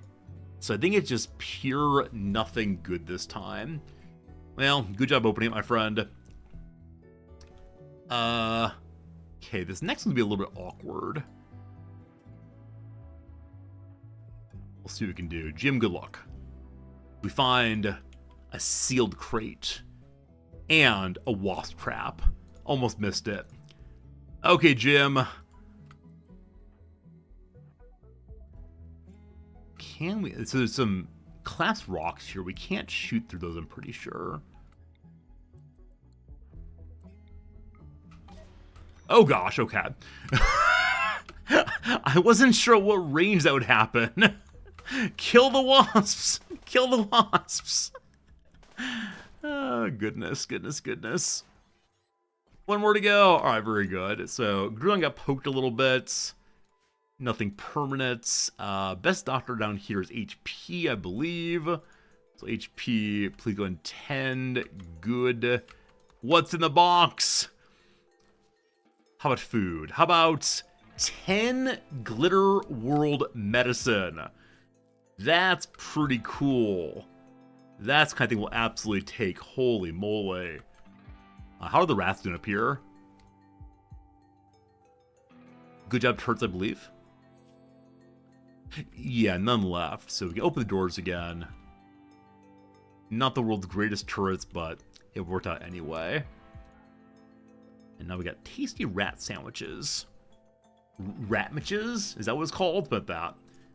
People up here are not cooks at all. So I want to send someone back up probably pretty soon to deal with that. Grulon, pick up the medicine, please. Everyone wants to sleep. No time for sleeping, friends. It's time for at least one more room. And... okay. Ancient toilet again. I don't see any traps right now. So last time I went to one of these, there was something inside of it. It looks like it's 2 small cells this time. So I bet they're going to be empty. Door number 1, an ancient ammo box. All this ancient nothingness. And door number 2. Jim, get it open. Got an ancient lamp, rusty bed, nothing much.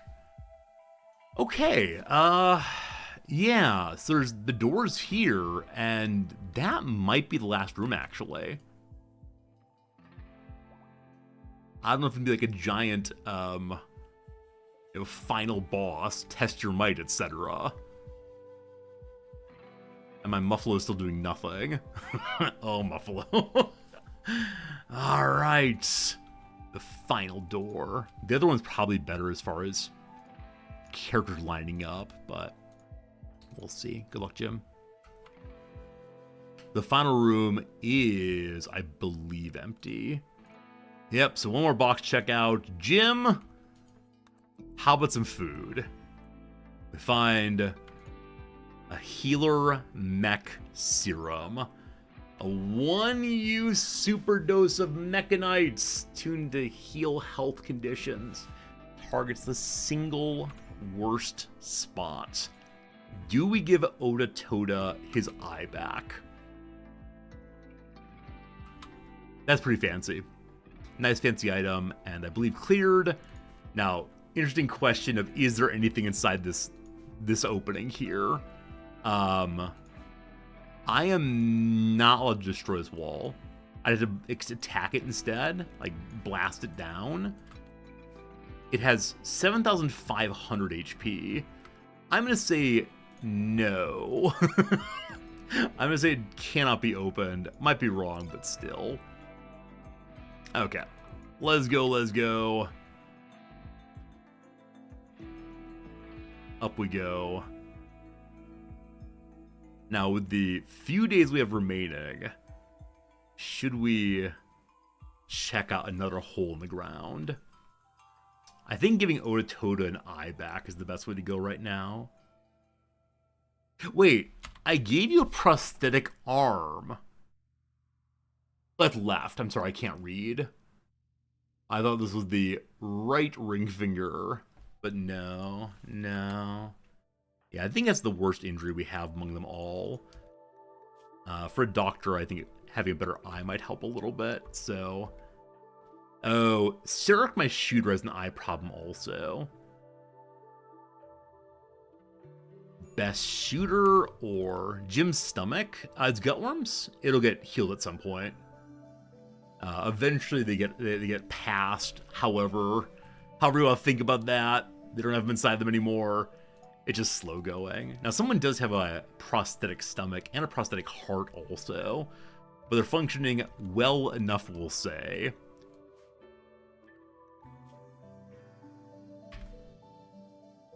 I'm glad everyone's back. I'm going to mark this one as hello. I'm not going to have anyone go hang out with the bog hounds. I have enough food right now that I don't exactly need to fight those. But I'm so curious what's underground. So curious. Friends, it's 12:30. 12:30 is usually time for pivot. But Oda Toda, I'd like you to use this on yourself. And watch your eye grow back. Oda Toda's right eye was restored. Is that weird? I think that's weird, friends. I don't know, space ivermectin? No, I don't know anything that cures gutworms immediately. It's my least favorite of all the illnesses, I believe, because it just lingers. And I think it does not matter the quality of treatment you have. All that matters is how many times have you done the treatment. And so, because there's a timer on that, it's just a little bit tedious in some ways. But, alright team, it is time for the pivot. How do I know this serum would fix the eye and not the missing arm? I believe it skips over prosthetics. So if I remove the prostheses, I think eye is still higher priority. It's the worst injury. There's probably a list somewhere. I'm nearly certain. I definitely skipped over prostheses. So, alright team, that's it for Rimworld today. I had a great time with it. I want to play it more, but I want to play chess even more than that. So if you're here only for the Rimworld, we'll be back to it tomorrow, 8:30 a.m. And how it goes. Their percentage for sickness. So, Gru, there's one of the persistent illnesses. I think it's mechanites that needs to hit a percentage. I thought it was the case that gutworm's the one that you just have to do a certain number of treatments. I might be wrong on that. I'm gonna actually look it up right now because I'd like to not tell you false things, ideally. But let's see here. Okay. Rimworld Gutworms. Okay, Gutworms are 300. I'm sorry. Gutworms are the 300 one. So you just heal until eventually 300% hits. Is it Mechanites then? Or am I just making things up possibly? What's it called? Sensory Mechanites. Yeah.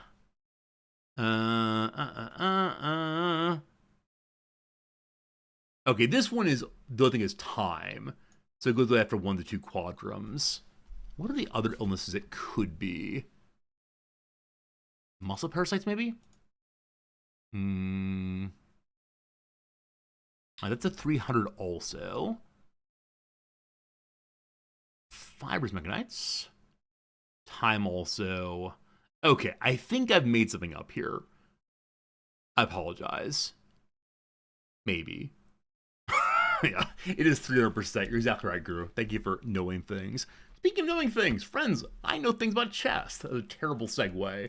Been live now for 4.5 hours. I'd like to go and play probably an hour or two of chess, get a couple matches in. Our ELO, I think, is 360 or so. I played a bit over the weekend. Had a 1 win, 1 loss, I think. Maybe even 2. Yeah, so 366 is where we are right now. So definitely an improvement from last time you saw me, I believe. Actually, I appear to have played 4 games over the weekend. 2 wins, 2 losses. That's right. And do a little smiley face there. Hey, Rob, thanks for that Prime sub. Hope you're doing well, Rob. Thank you for coming by and seeing us.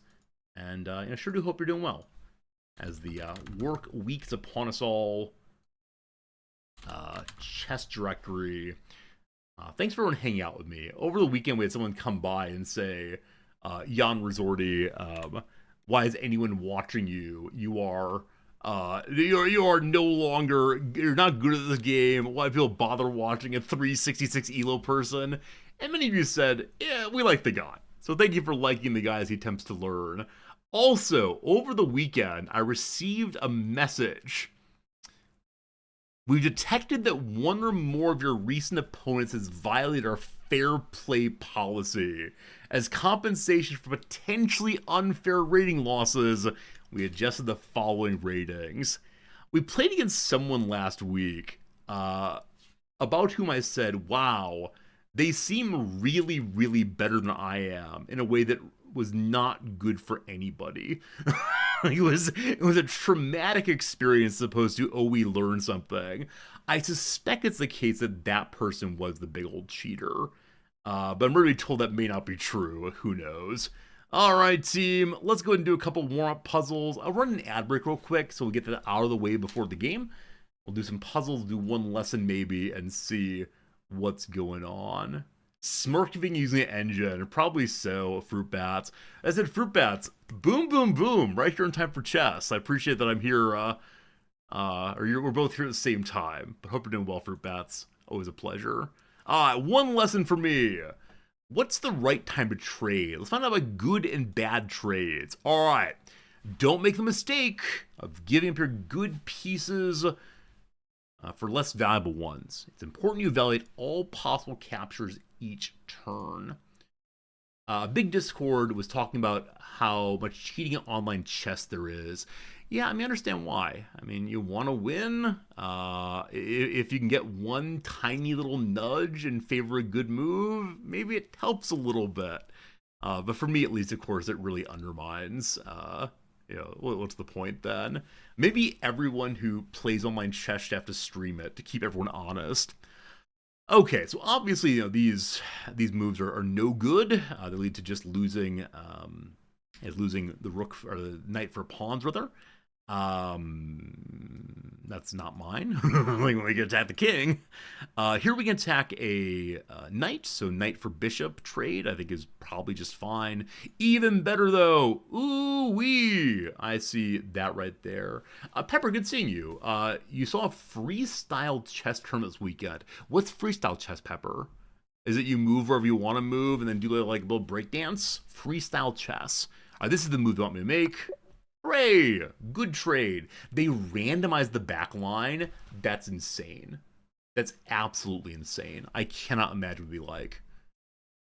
Crazy, crazy, crazy. They resumed my daily New York Times crossword noms. No, we didn't go to the yoga retreat where they wouldn't let us use the iPad.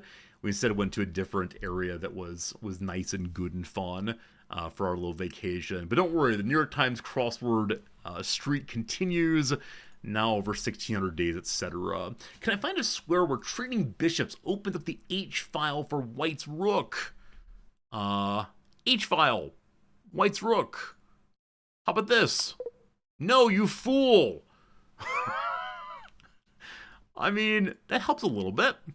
Can you find a square where trading... Okay, this is, yeah. I mean, what do you want from me, then? I mean, taking this... This helps Black develop a piece. Okay, video game. Seriously, what do you want from me? So we want H to be able to do things. Trading bishops, it says. They don't like that one. How else do I trade bishops?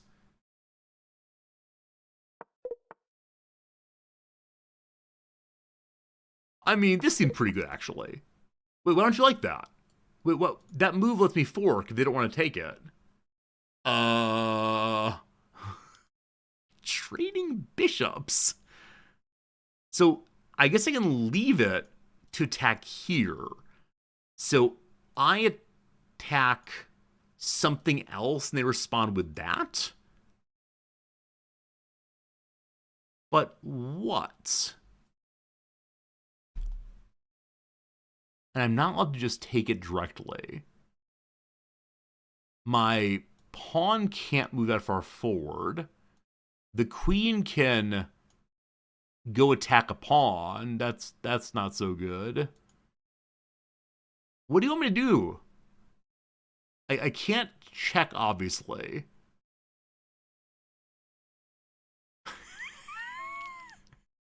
All right, what do you want me to do? Find a square for the dark squared bishop, so if your black trade bishops, the H will be open for powerful rook. Is this what you want?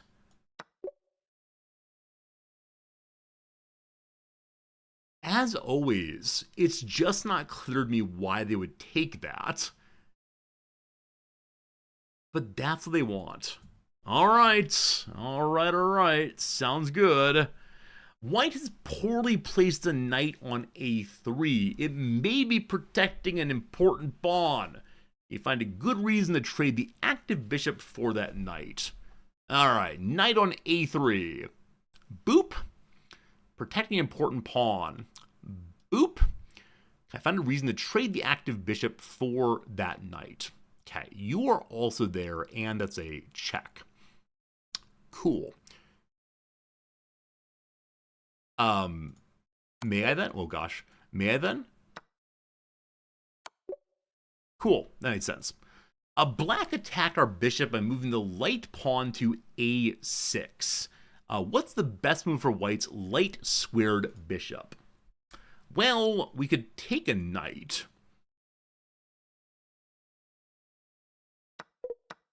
You fool! It removed a strong bishop and activated Black's passive knight. Okay. We don't just take a pawn, because that makes the rook eat us, or possibly pawn eats us.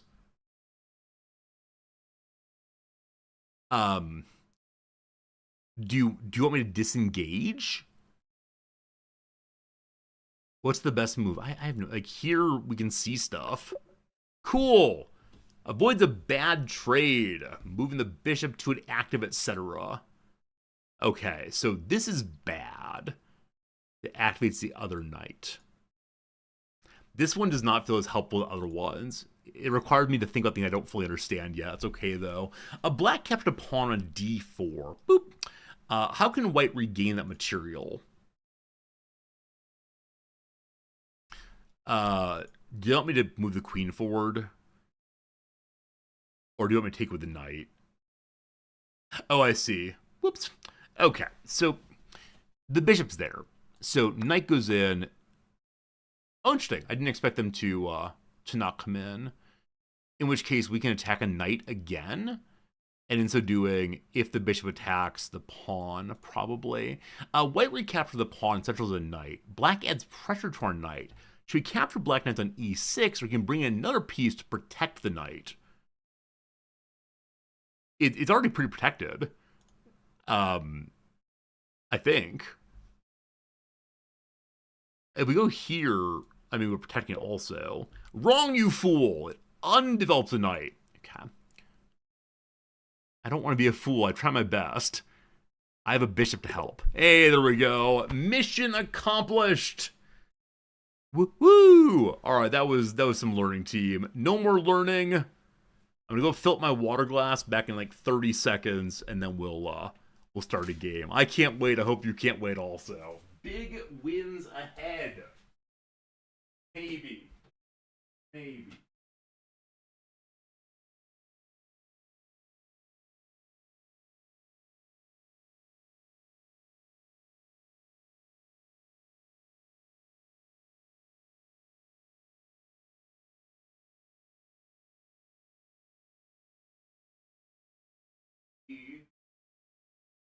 Here's my number. Call me maybe. It's Sasha. Okay. Hello again. Here we go. Play the ads already. We played the ads about 15 minutes ago. The ad break is going to be delayed. Slot for the game, I believe. Good luck, everyone. Here we go against A Money 1524 of the USA. We're doing the king thing. Fantastic. Oh, F11. Boop. Okay.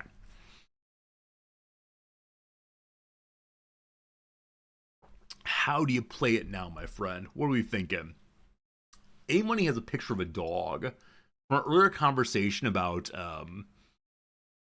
Superman, I know I'm supposed to let them win because dogs are best, etc. If you touch that queen, my friend, that'd be pretty bad. I wouldn't like that at all. Over the weekend, I did have one loss. It's exactly this thing. Okay, I know that you want to attack that. I'm aware of that. I know you want to attack this also. So I've got to protect both of these. As of right now, the king is protected by that. Nothing protects this. So I sort of want to move a pawn forward to protect that. The queen can move forward and protect a lot also. Okay, she can attack here, no problem. She can attack here, no problem. She can attack here, big problems. I'm going to do this. I'm sure I've done it wrong. All right, we just protect things. It's all fine. Hello to the bishop. All right, we have 2 attackers on the f-pawn now, because this is the opening we all play. I know I can move my knight to here to protect the f-pawn. That could be a good thing. I know I can move my queen forward to help also with the same. I can move forward. They'll probably do one of these. That's actually kind of interesting to me because it blocks out the bishop's line. But if I do that, then surely this comes over. So I'm going to do this one, and we'll see how it goes. So truthfully, I don't know the end of this story. I know we try to develop our pieces as much as we can while we are making sure we don't hang anything. I don't quite know what happens after that. Okay, so they went to pawn forward also. I could take that pawn, but the queen would just take it and then nothing doing past that. I can move my queen somewhere. And like I said, I'm not quite sure what happens next. I mean, I can kick the queen. That does weaken the placement here. But if we kick the queen, I mean, it's a genuine kick. She can't... Wait, if we go here, the queen is kicked. She can pull backwards, I guess. I don't know. I think I've kicked the queen previously, and something horrible's happened, so I'm gonna hold off on that, I guess, and maybe just develop like normal.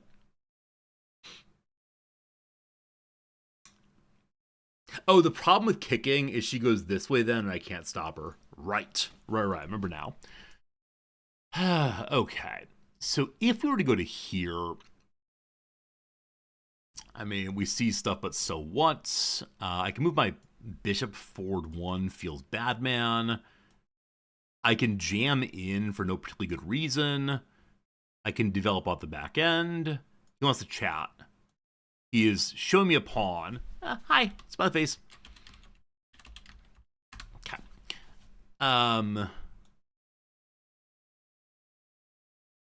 I can move my queen to, yeah, I keep saying that. It's not so good. I can move my bishop forward. So bishop, oh, you know what? Wait. Bishop attacks here, takes a pawn. If queen wants it, cool. Yeah? Yeah! Maybe. We'll see how that works out.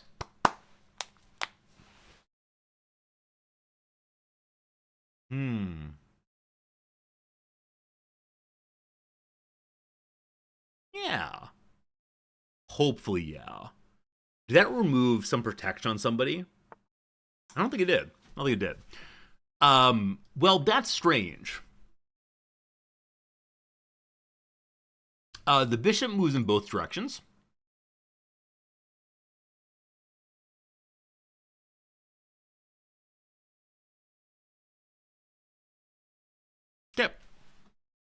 Yep, sounds good. All right. I'd like to deal with that pesky bishop there. We can push this way. If they kick, we can just take. They're threatening this. We don't have any... We do have cover on it right now. So I think that move makes sense to me. However, I should probably just develop, shouldn't I? If we go forward to here, we're then protecting this piece. And also we can take this piece if they make the move. Sure. Look at me developing stuff. I'll talk about this later. Oh, that would have been really good, wouldn't have? That probably would have been really good. Yeah, I was trying not to touch one piece twice, but could have been a good one for sure. I'm not quite sure what it amounts to. The rook moves away. Stopping castling. I may end up making this move next turn if it's still in order. Okay. It is still in order, actually.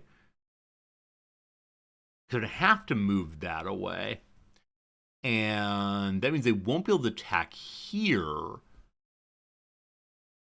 I'm not quite sure what I do after this, but I like this move. And again, I should have done it earlier, probably.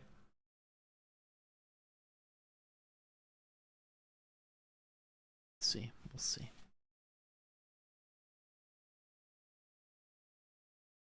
So assuming you move here. Oh, so they can castle if the rook's being attacked. It's just not if the check's happening. Got it. If I move here, I'm threatening both of these, but it's not a trade. Anyway, you can hang out there. That's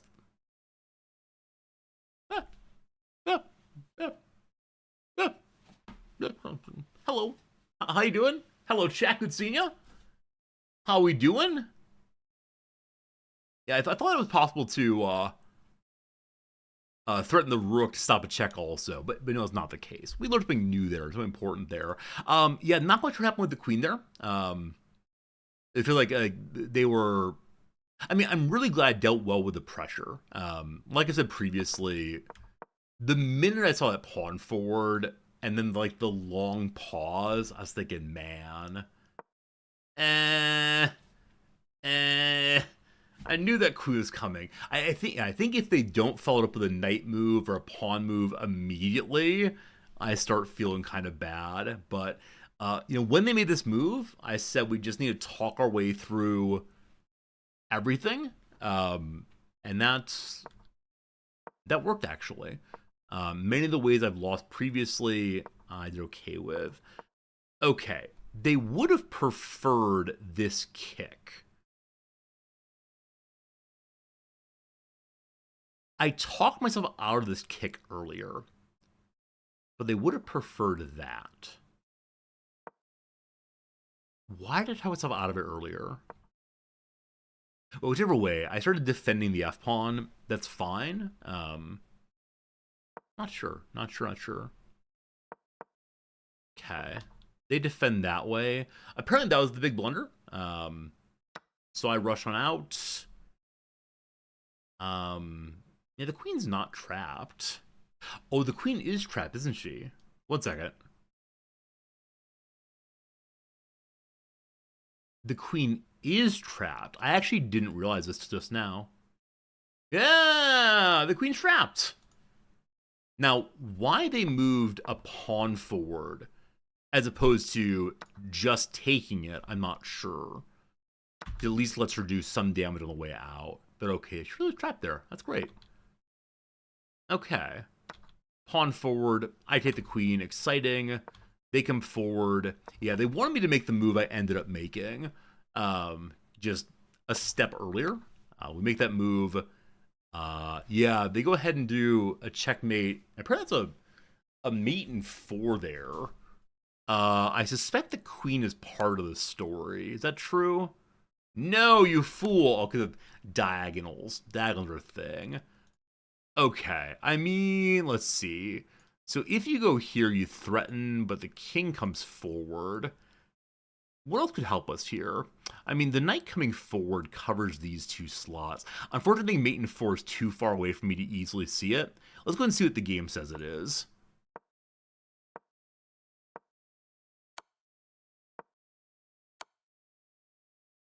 Okay, interesting. I'm curious why the rook moves there. So we don't check here, we attack here instead.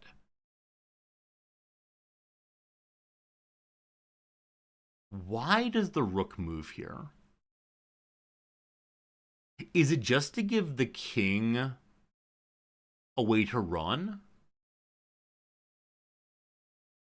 Yeah, because I guess right now the king has no place to go to.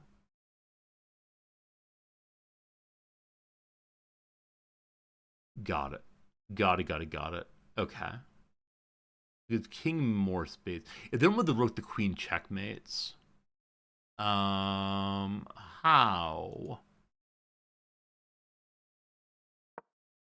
How does she checkmate? If she goes there, he just eats. Goes there, attacks the rook. Goes here, she has eaten. Oh, that. Ah, interesting. There's the check. Sorry. Took me a minute to get there, but we got there ultimately. Anyway, glad to get a win, all fine.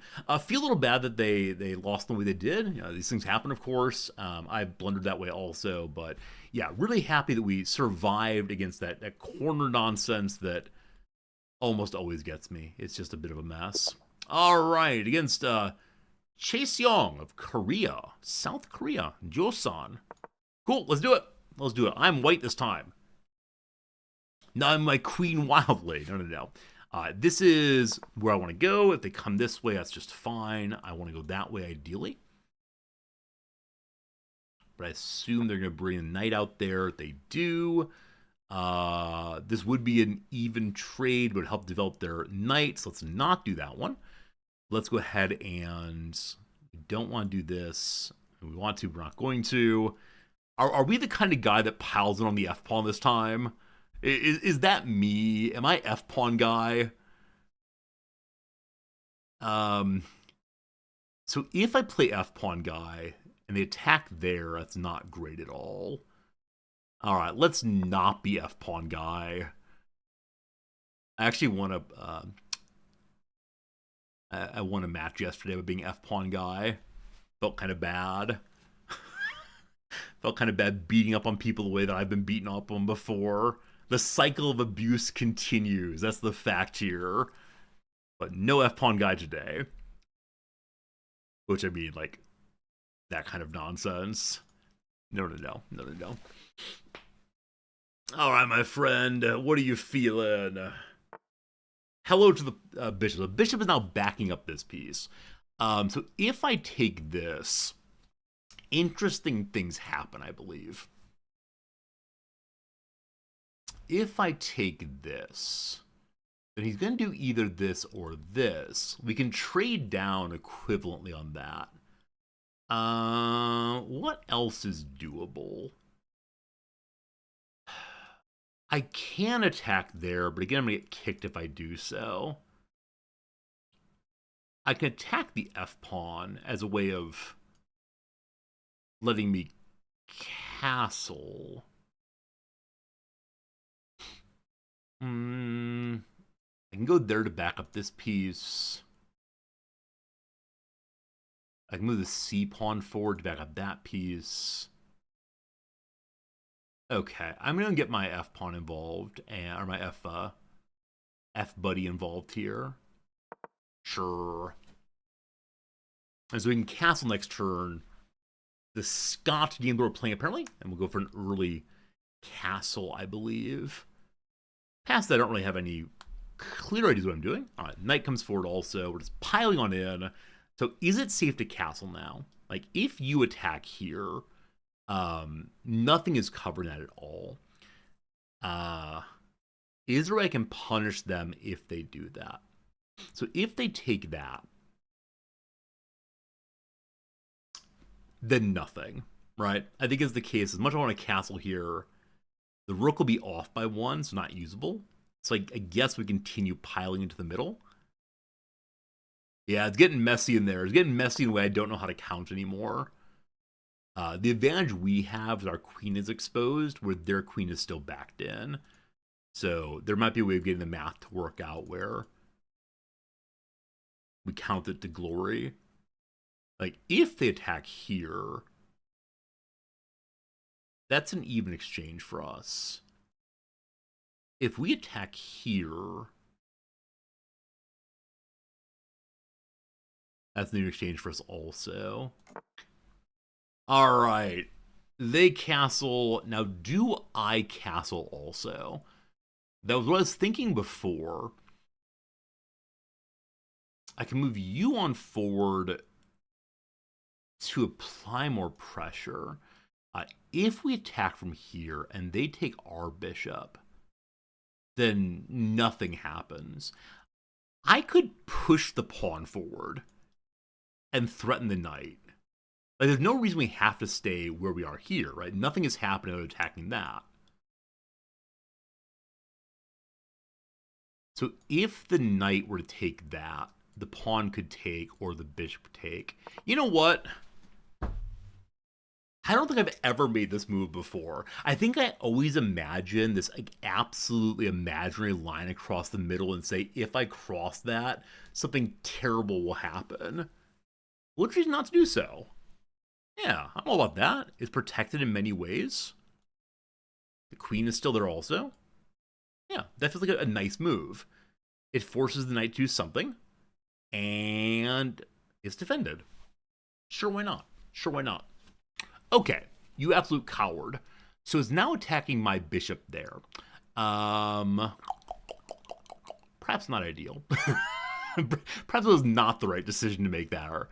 So if we castle now, they'll just take that. What can I do that would be good right now?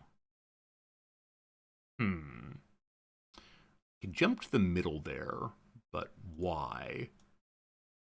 I can push forward and get kicked. I can push backwards and help with defense.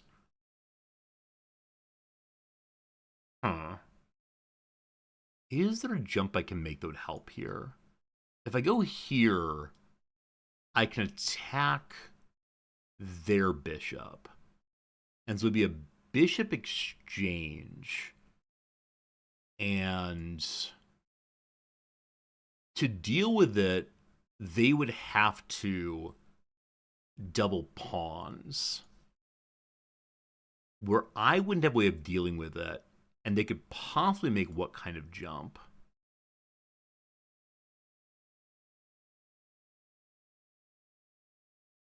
Mm, okay.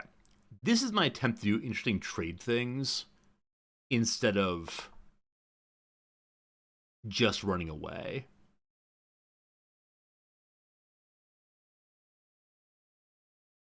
I think the doubling makes this trade advantageous for me.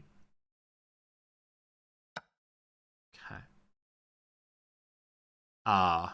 1 second.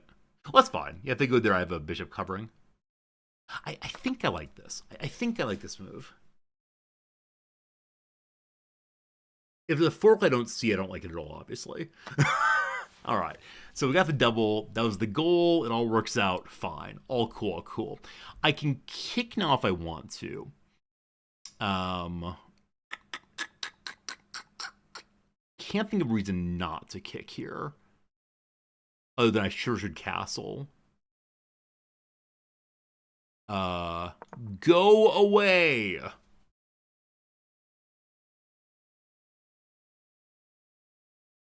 think. They're +3 right now. Wait, why are they +3? Oh, that was not even trade, was it? That was a bishop and a bishop and a knight. Oh, I'm a bit of a dum-dum. Ah, good, good, good, good, good. Good, good, good, good to good. Everything's fine. Good to good.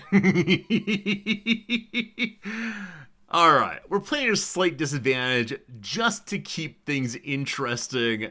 Don't you worry. I can keep pushing if I want to. Oh, goodness. That's fine. Everything's fine. I can move my queen forward also, hopefully abusing Buddy to go away. I sure should castle, but forward! So dumb of me. At least I got a double pawn. Only took me 2 or 3 moves later to realize what I've done. All right, cool. Have I made a mistake now? All right, so they're attacking there. They've taken a pawn, no problem. Oh, I can't do that. Oh, no. Last game was so good. This game, kind of bad, actually. We have made some errors, unfortunately, in the past few moments here. It's fine. Okay, so I believe we need to move the queen pretty badly. I can move her to here, and if they want to offer like that, that's cool. They're not going to. If I go to here, like, oh, actually, there's knight covering that way also. All right, we're not seeing the moves today, unfortunately. How do I help? What can I do that's helpful here? So this move is safe, but not really useful. We can get back on the shelf, that's fine too. This move is safe, but I'm not sure it's useful either. Should someone have just, like, castled a while back? Probably so. Probably so. What if move forward been better? Not sure, not sure. Oh, I'm very annoyed with myself right now. It's fine. We're having some laughs, getting things figured out, but it was definitely not my strongest opening. All right. Hello. Good seeing you. All right. You didn't take anything. You are threatening what? You're attacking nothing right now. You're attacking this, that's fine. You're attacking this, that's less fine. So they're abusing my queen right now, unfortunately. And my knowledge to do that is kind of limited. If the queen goes to here, like, she's skewering, I guess. Then I can go to here, so what? To here, fine. I think I like this. Now, the skewer's actually no good, right? But the skewer's no good because the queen's there also. If I push here, they take the queen. I can't take the pawn up north safely.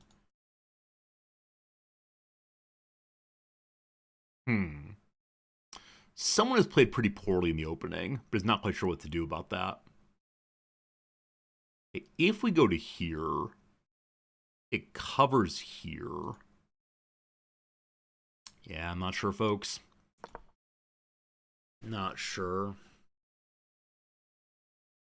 As many of you counter previously, I don't exactly see the knight move sometimes. They're just not intuitive yet.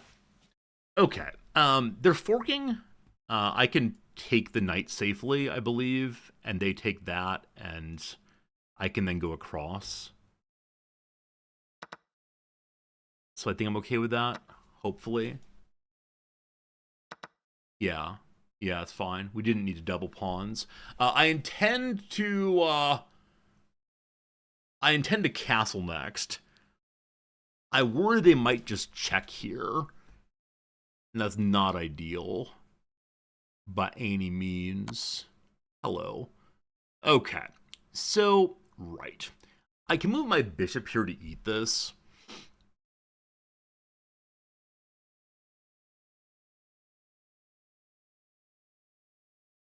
Yeah. I believe it's the correct move. Because if they want to attack, then we have a pawn to follow up on it.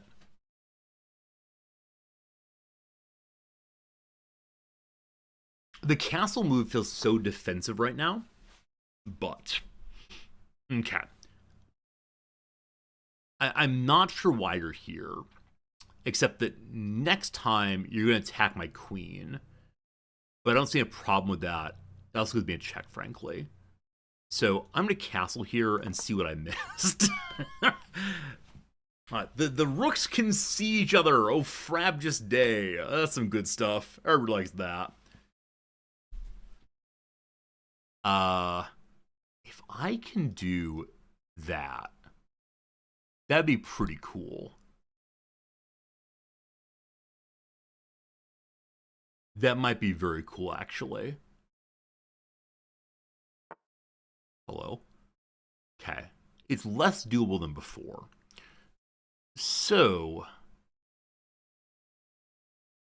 you're now blocked out.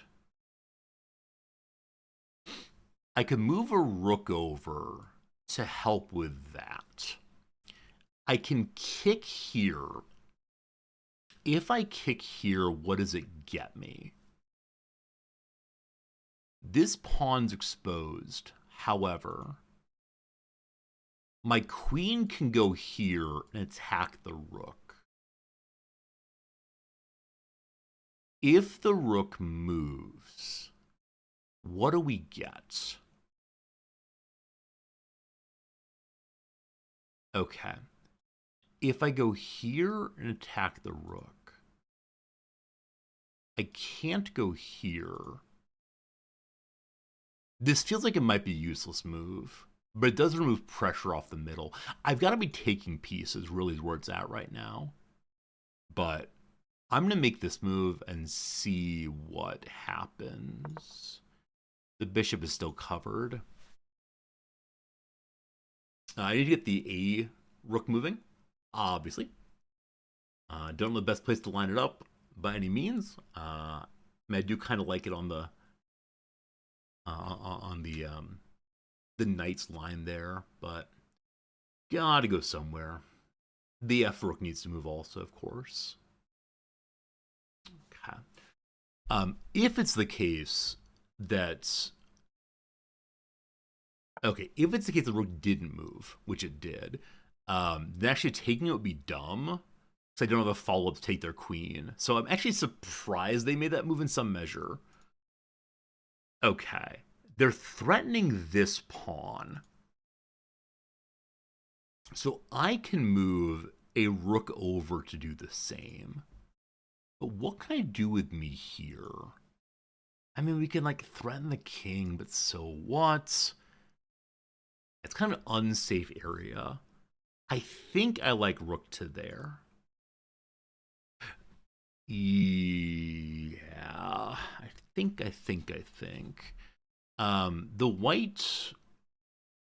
The white bishop does not exist, unfortunately. The queen can go back to here. Does that do anything good for me? Attacks a pawn. Okay, I think that's worth doing. Because if they take, there's nothing protecting that square.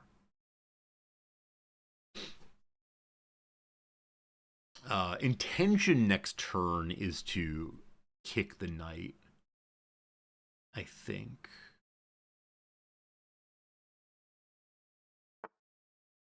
Okay. If I move my bishop to here, what does that do for me? We should probably push here as mentioned. If I move my bishop here, it threatens the rook. There's no longer a stopper then on the rook coming all the way through, but that's fine. We're attacking here. We're attacking here. The queen still can't do much. She could move down to here, doesn't do anything. She moved to here, doesn't do anything. Here, much the same. Yeah, I'm going to do this. I might regret it, but we'll see what happens. Or are you trapped? Not quite trapped. Yeah, this spot's clear, it looks like. Okay, good. It's now threatening my bishop. Nobody likes that. How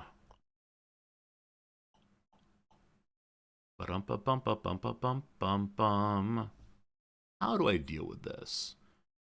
So if I move you over and you attack, it ends up being a rook for rook trade, which I don't really want because I'm behind. I can move a rook to here. It's still defending this piece and defending that also. The only problem, though, that would work actually, wouldn't it? Because I say, like, if the knight goes here, then we have this possibly. This piece is not being attacked from anywhere. I feel like I've moved into a reactive part of the game, where I'm not exactly doing the work of pushing play, but instead being very reactive to play. And man, I hate that. So I need to find a way to cause some problems in the neighborhood. What that looks like, though, I have absolutely no idea. I mean, this is not the worst thing in the world. Okay, they moved their bishop forward one. So they're attacking here now. Man, if I had the white bishop, it'd be absolutely amazing to threaten the rook there. Okay, I have one. Where's my knight? Do I have a knight? I have no knights. Okay, very good. I couldn't find the knights for a good reason. If you attack here, we could then do this, which leads to nothing. So I want to threaten something, but what? I can threaten their queen with no follow-up. I can use my queen for what? I can move her to here. She's then protecting this pawn as well as the bishop.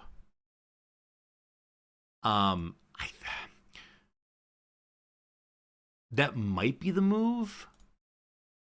The other possibility would be to like back up this way and see how it plays out. I believe I end up down though, because they take pawn, I take, they take, I take, and I exchange a rook for a bishop. Then that's no good. Okay, I can move to here. Wait, I can take a pawn right now. No. The trades are not working in my favor right now. I'm not liking the trades at all, unfortunately. And I feel like I've really wasted my queen recently.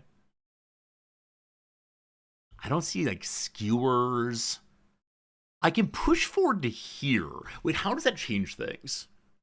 If I push to here, I'm threatening simultaneously a rook and a pawn. I go forward. This is the F pawn, I know, I'm sorry. They take. I take. Threatening the rook still.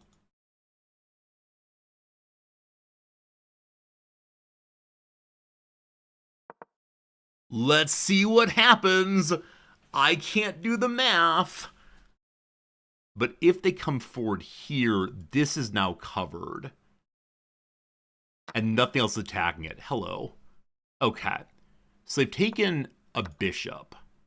Right. The knight. Oh, that's pretty bad. Okay, there's just too many attacks happening right now that I'm not seeing all of them, unfortunately. So that's definitely on me in a big, big way. Okay, we're gonna lose this one definitely. We had some nice, fun moments, but yeah, definitely just not my finest play by any means. I could ignore it, and if they want to attack here, fine.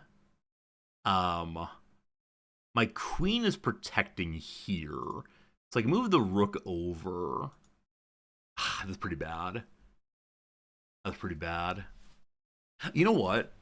If I move here, I was thinking we could get. Whoops.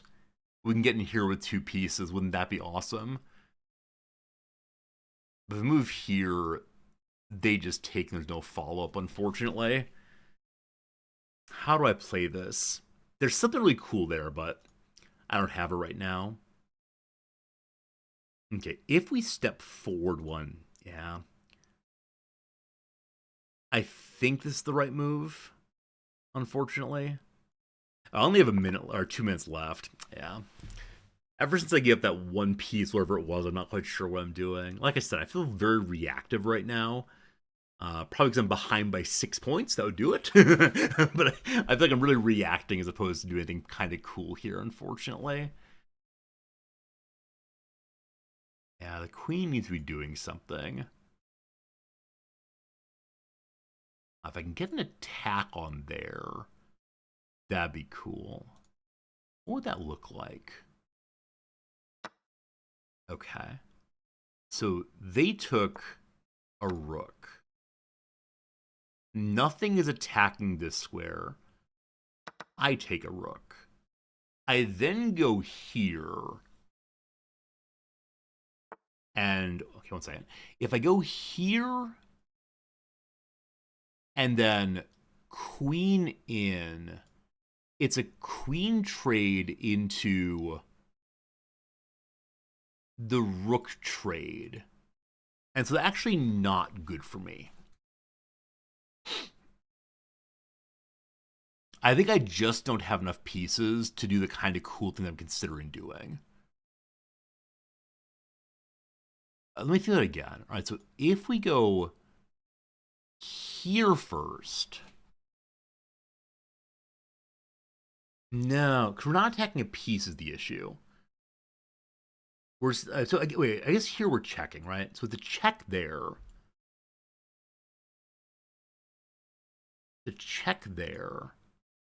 which leads to this. It's bad, I think. Sorry, I can't get there. I need to move the rook. How about this?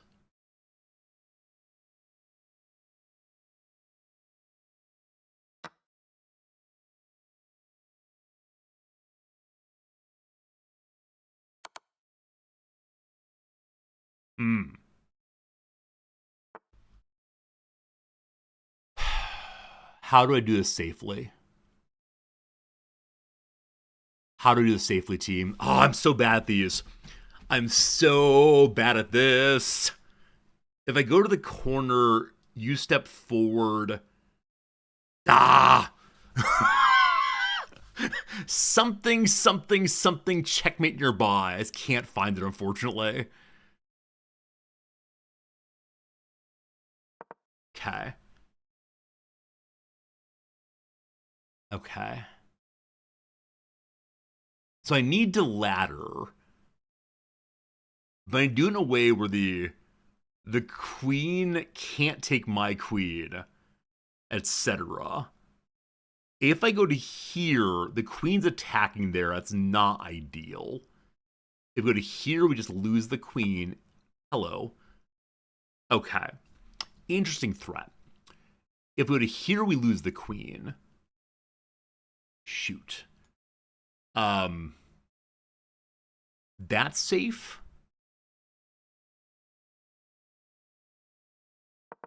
Okay. You go over. You go over. Check here. 40. I'm a timeout team. I'm sorry to say it, but I'm a timeout. The king can't take this because the queen is covering. It's not a check, but we'll take it. Unfortunately, because the rook's here, it's not a skewer. Should I go in the other direction? Oh, that'd been so much better. That'd been so much better. Why'd I do it that way? Why'd you do that way, Zordy? That'd been so much better. Oh, that's unfortunate. It's alright. It's alright. That'd been really cool, though. That's a skewer. That's a missed skewer, unfortunately, but it's okay. There'll be more opportunities, I'm sure. Ah. Wait, it's not actually a skewer. I mean, it is, but then the queen just takes my... Or rook takes my king. A queen, rather. Hello. Okay. I can take the queen for a trade. I don't want to do that. I want to do this. I think. Man, I need more pieces in. Okay. This is safe to take because...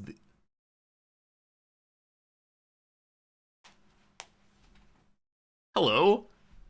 How's it going? How we doing? Hello, friends? Oh, man. I found it. Not intentionally. Not intentionally. Oh, man. Yeah, that was just me trying very hard to take safe pieces. Oh, gosh. Surprise mate is best mate? I guess so. I guess so. Jeez. Jeez. I'm a little curious how that was supposed to work out. I mean, it worked out. Something should have happened. Here's the game review team. It happens. Hey, cool centrist. Thank you for being over on the YouTube. I just don't read chat during the match, but I appreciate you're here. Appreciate everyone's here. My apologies for not reading more regularly, but I want to keep it honest and good. So here we go. Here we go. All right. You see some wild swings there on the bar up that way. And, man alive, I had an early blunder, and they had some blunders also. Here's how it goes. A fun little start. They move a bishop forward, whatever. I go forward also. All right. It gets real complicated real soon there. They wanted me to go and fork there. I think I saw a quasi-fork kind of late. Didn't I talk through this?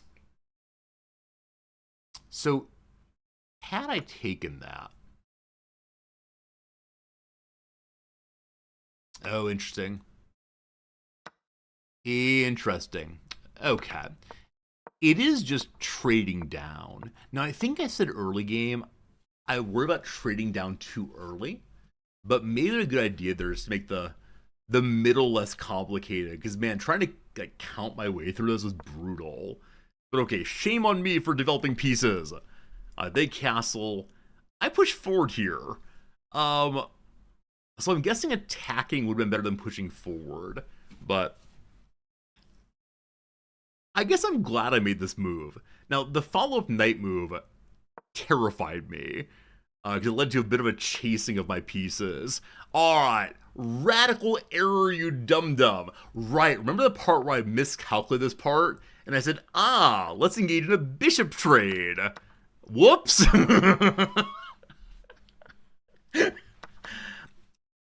I had the right spirit. I want to say I had the right spirit here. That I knew I was going to be able to get some double pawns. But yes, I saw the trade up to here and said that's good. That's good. And then it became bad, but it's how it goes. So we're playing at a slight disadvantage now, due to just some, I don't know, the attempt to be more aggressive, we'll call it. We kicked here. They don't like the kick at all. Bad kicking. They want me to go in castle. Yeah, I think we talked through this at this point. Like, is castling the right idea? I guess it would have been, as there's more pressure on the king than previously, but we caused him to run away also. This part was very dumb of me. For a brief moment, I thought, I can attack the knight without seeing the queen was there. I'm glad I didn't make the move, but I did talk about it. So what would you have preferred here? Bishop across. So, but as always, I worried with bishop across, they would get kicked. Apparently that's the right way to do this thing, and then maintain the line. Don't we get kicked again then? Huh. Oh, interesting. I see how it works now.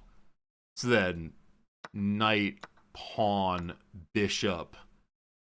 Have fun not moving the knight ever again. Okay, I wonder under what conditions attacking the side works.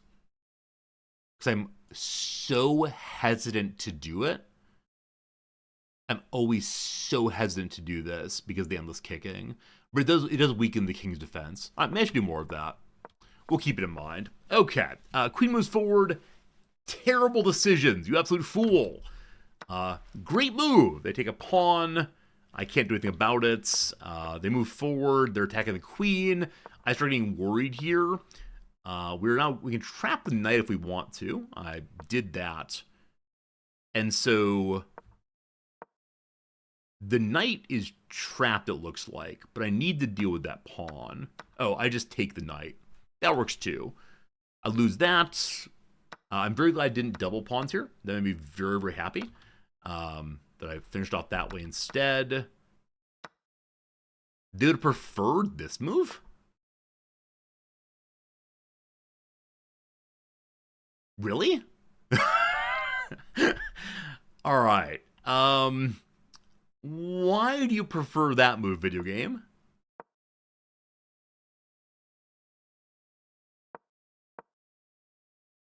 My suspicion is, if I don't take that pawn, they're going to do this and attack into my rook.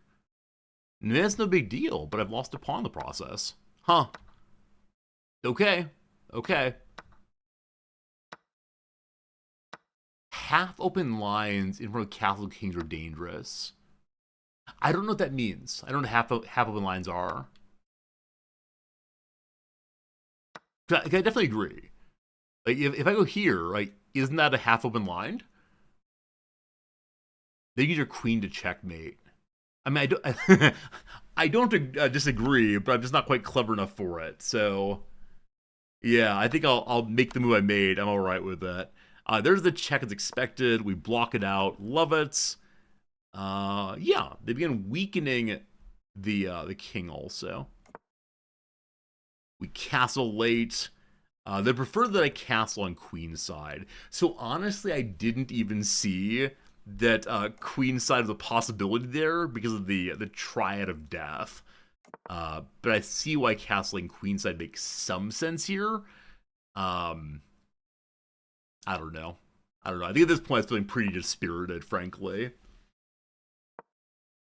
They move forward, not sure why. I castle the wrong direction, that's fine. They're pawn chaining. Right.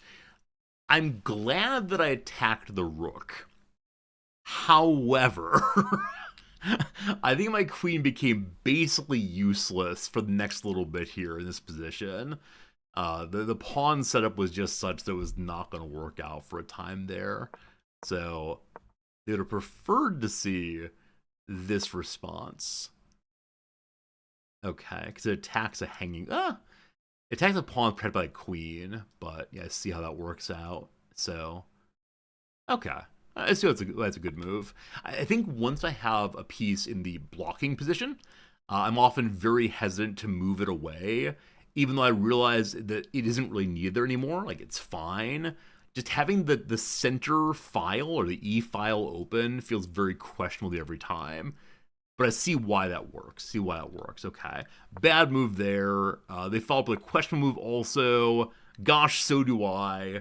Yeah, they really, really want me to move the bishop. Fair enough. Your question here was I wanted to kick knight at this point. That is true. I talked the kick knight game for a very long time. Thanks they hate it. Because they threaten the bishop now. Okay. I see how that works.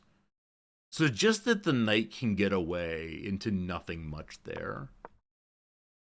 You'd prefer to move the rook and move the bishop for a rook trade. Okay, yeah, so go there and see what happens. They don't like it. They don't like it at all. They really want me to move that bishop, gosh darn it. I don't move the bishop, that's okay. Here's the part where I go and push forward in order to kick the knight. They want me to move the bishop. Can we move the bishop, possibly? Maybe move the bishop? Possibly. Alright, so they move forward to attack the bishop. I move forward trying to complicate things. They complicate it also. Yeah, the refusal to move the bishop, I think, is the game's greatest critique of me. But, yep, I try to fork. They take that. At this point, I realize I've made a mistake. I'm not quite sure what to do about it, but I realize I've made a mistake here. And so we go ahead and make that trade. Ah, interesting. I could have used the pawn. Don't know how I missed the pawn at all there, but okay. Took that. They bounce around some. I have an idea. At this moment, when they move that knight away, I suddenly have an idea.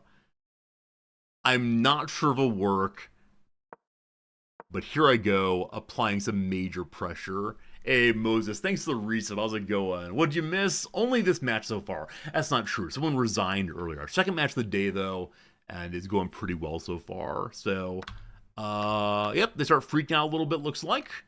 And so I move forward, and we're back to 0 at this point. They missed a chance to threaten checkmate. Yeah, so as of right now, I don't have any rook protecting the back line. So if they come forward, it's off to the races, clearly. But they instead move their bishop. They just want to take a pawn. They just take that pawn. I move forward. I found one great move. Whoops. Apologies for pushing the restart button. Let's try it again. Take this move here. I recognize that the king is unable to capture the queen. I start saying words over and over again about, is it possible for me to ladder here? I don't really understand how I do that. They hate that I've done this. They want me to defend instead. So, yeah. I believe it's the case the game does not think a checkmate is here. Though I start saying, there's surely the checkmate nearby. Someone give me a checkmate, etc. This defends attack pawn. Is that because they go this way, we go that way then? I guess so. But I'm feeling blood in the water. And so I move forward stupidly. They then block. I move my queen down.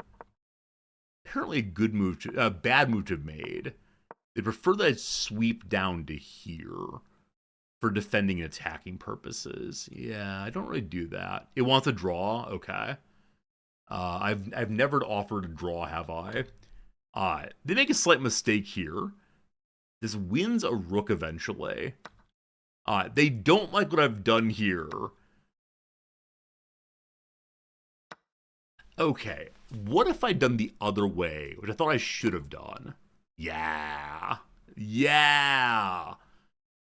Okay, this wins a rook apparently. Does it? Okay, I would have definitely been super greedy here. Actually, no, I think I talked through it and didn't do that. So how do you win a rook?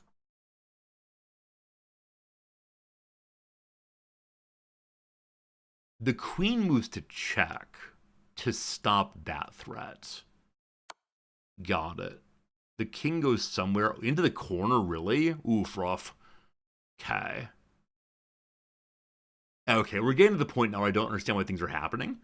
By any means, but the king walks away for some reason. And then we take, and then they move, and then we take. Yeah, okay. That involves moves I don't understand, so not appropriate to my level. We're here, though. They've made an oopsie-doopsie. I have made a profound oopsie-doopsie, it seems, but that's okay. They run away. I continue playing inaccurately. They would have preferred this move. Thanks, I hate it. Thanks, I hate it. Yeah. Yeah.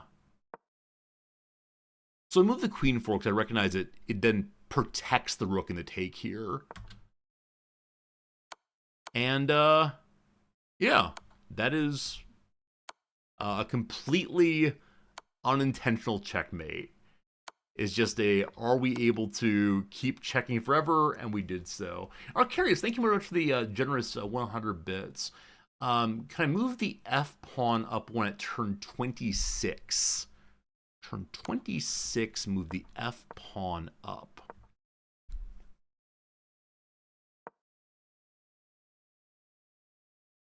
The game just likes it.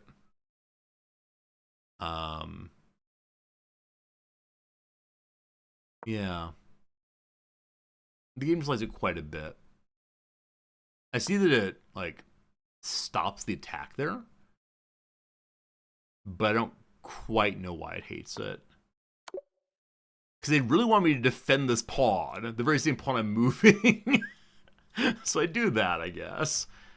Alright. Anyway, it ends up being a win. That's good. Friends, it's before 2 o'clock. What's that mean? It's time for one more match.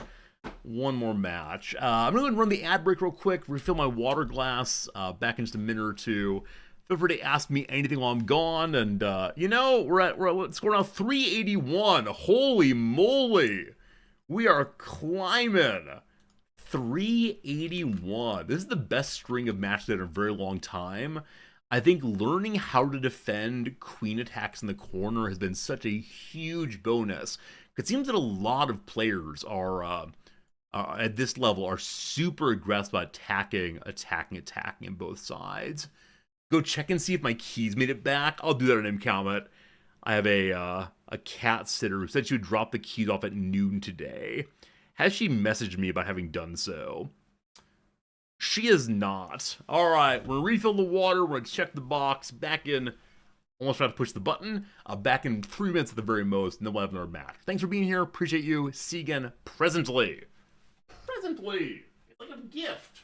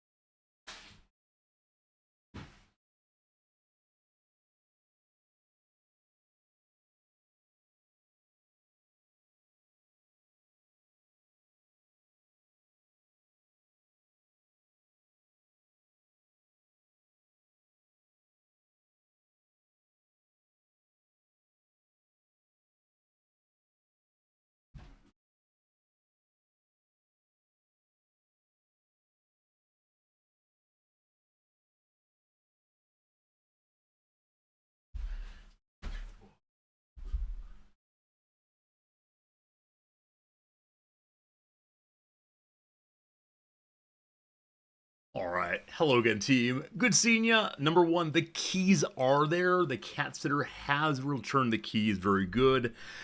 Number two, while I was out there, I saw that a package came. I'm very excited for this package. A package of things to go through and look at. However, it is the worst packaging job I've ever seen. Let's go full screen for this one. Get rid of this little message here. So it's a box. It's a box that has a hole in the corner through which I may take out magic cards. They said it was a box they found in the basement. It would cost 1,500 yens, like what, $12 for all of this. I expect it to be pure garbage, but again, it has a hole in the corner through which I can pull out magic cards. Oh, what a good time. What a good time. Anyway, very glad to have the keys back. Where's my phone? I need to text Noms, let her know that that the keys are back. Oh, goodness, team. Oh, goodness. Oh, goodness gracious. What are we doing here? All right. We'll see if Nam still wants to leave the Catsitter 2 stars out of 5. Hi, sweetie. Keys returned. The iPhone changed keys to let's. Don't know what that is. Keys returned. Yay. Have a good day. Smiley face. Okay. Everyone loves smiley faces. All right, friends, we have time for one more match, one more little round of chess. And then I got to go, because I definitely owe a video to the YouTube algorithm by later tonight. I'm sure that gets posted on time. For now, though, let's see if we can get one more good game in. Down here in the 388 range. 381. Oh, boy. Oh, boy. All right. Fingers crossed, folks. Here we go. Where are you from? Pakistan. ARJ. Cool. Standard opening. Someday I'll learn some weird openings. Not today, though. Hello, friend. Okay. Let's do this one. Sure, why not?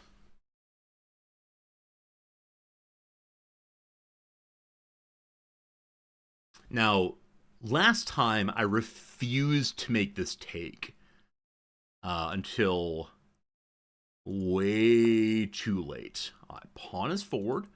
So if I take and take, I can go for a queen trade on like turn 4. Not sure it's a good idea, but I could, and no one can stop me. We go to the F pawn, or the F if we want to. Yeah, F pawn, I guess. I could develop knights like a normal human. Let's go and do this one.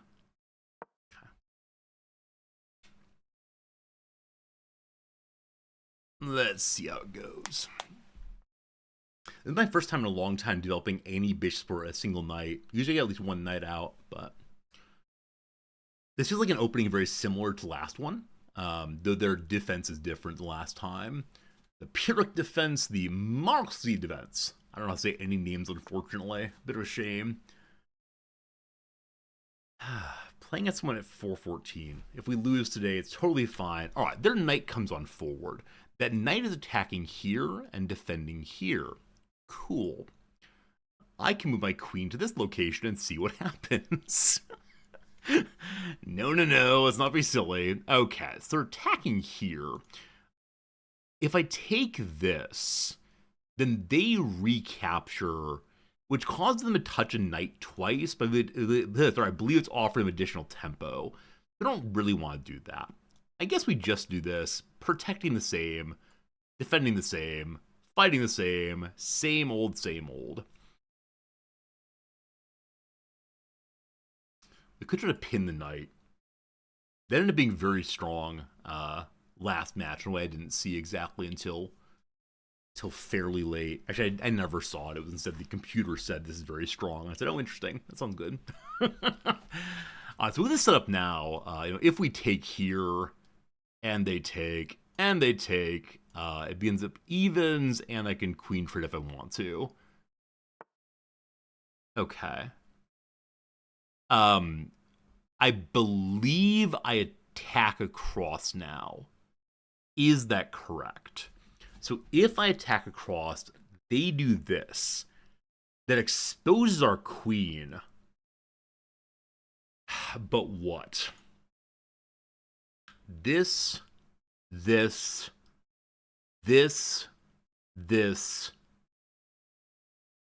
No? I think it only works if I can get that. I can push forward as before. That invites this. I just remembered exactly when they want me to do this. Well, okay. Let's see how this goes. Let's see what happens. We're making moves, making moves.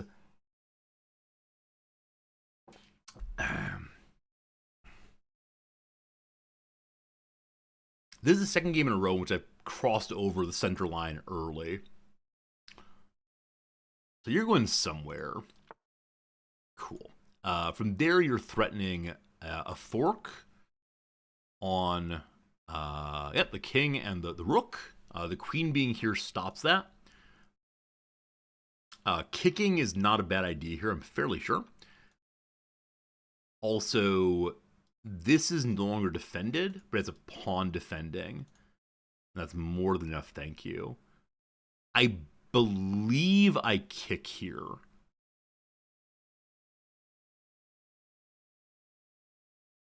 Yeah. Maybe. So I think we're on our way to trapping that knight then. Okay. If there, we end up with an even trade, I believe. We have the queen involved also, so maybe not. We'll see. Let's see how this goes. Goodbye, my friend. Okay. So I could send my bishop there for an exchange between the two pieces. It would lead to an opening of this side, which could be kind of cool, possibly. We can take this, as mentioned before. It leads to basically nothing. I think it's time to develop the other bishop, most likely. So now I can attempt to pin here. It's not pinning into a knight, but it's pinning into a queen. Uh-oh. I see a lot of movement in chat. What did I do wrong this time, team? What did I do wrong? Or we can just go in castle, right? Castling is doable also. Okay. If I go here and they kick, I can... the advantage here is that they blocked out one piece. So if we go here, they can kick on this side, and that's all. That's not true, actually. They can kick there. I go back. They kick there. And it's not great. But it weakens the king side, as I said previously. I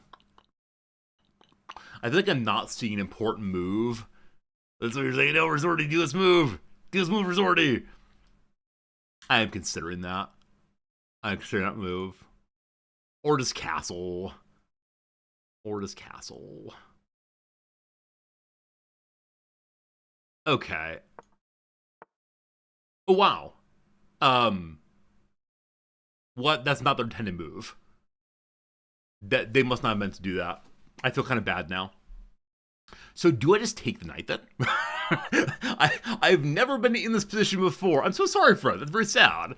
How'd that happen for you? If I just take this, then they just take this, opening it up. Or do I castle? So I honestly don't know what to do with that.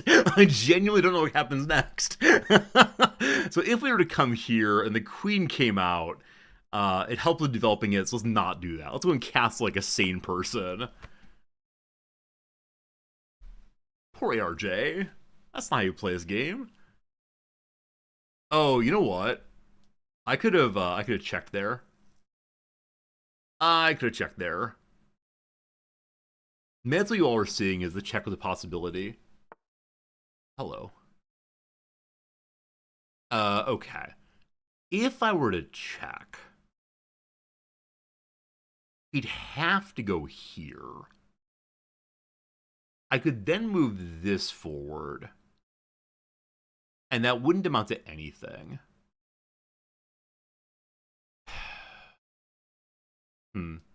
I'll need to look at turn 7 and see what checking would have done.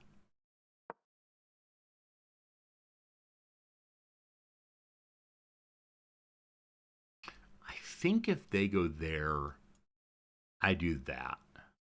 I think that's a set of moves we discussed previously.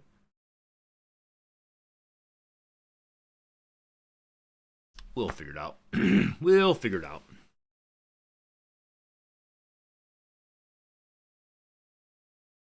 I guess the advantage of moving in kind of early game is that we have the king is kind of trapped. There's not many places for him to move yet. I think that's how the so-called scholar's mate works out. Okay, so they attacked in 1. I can take that. If I do so, nothing is attacking it. Except for this.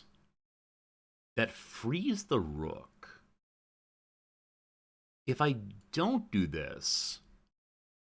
Oh, interestingly. Maybe not. If they come in this way, I can go back across. I think I want them to take this tack. Maybe. Okay, I'm going to figure out something else to do then. So I can go ahead rook over 1. I still have a knight here who's done nothing. Let's use the useless knight, sure. If they attack cross, I'm another defender then. And so it piles up in ways that are good for us, actually. Or equal, at least. Oh, they actually can't. Well, they can move it. If they want to move that, welcome to. You're absolutely welcome to move that. I actually missed that part. So we do want to trade on this location if possible. My queen is still more active than their queen. Okay, fun stuff. They're now pushing here. If I attack through, it opens a bunch of stuff. My knight can go forward. Yeah, so my knight goes forward. They take, I take. Bad times.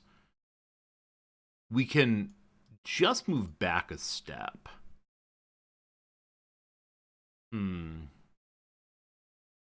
I can move forward to defend this. My queen could move forward also to get involved. If the queen's there, I mean, it's trading a bishop for a... No. I'm like, oh my gosh, we're great. We got it all lined up. But no, the pawn there complicates things.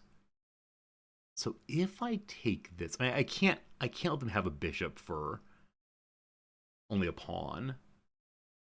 We could rush here.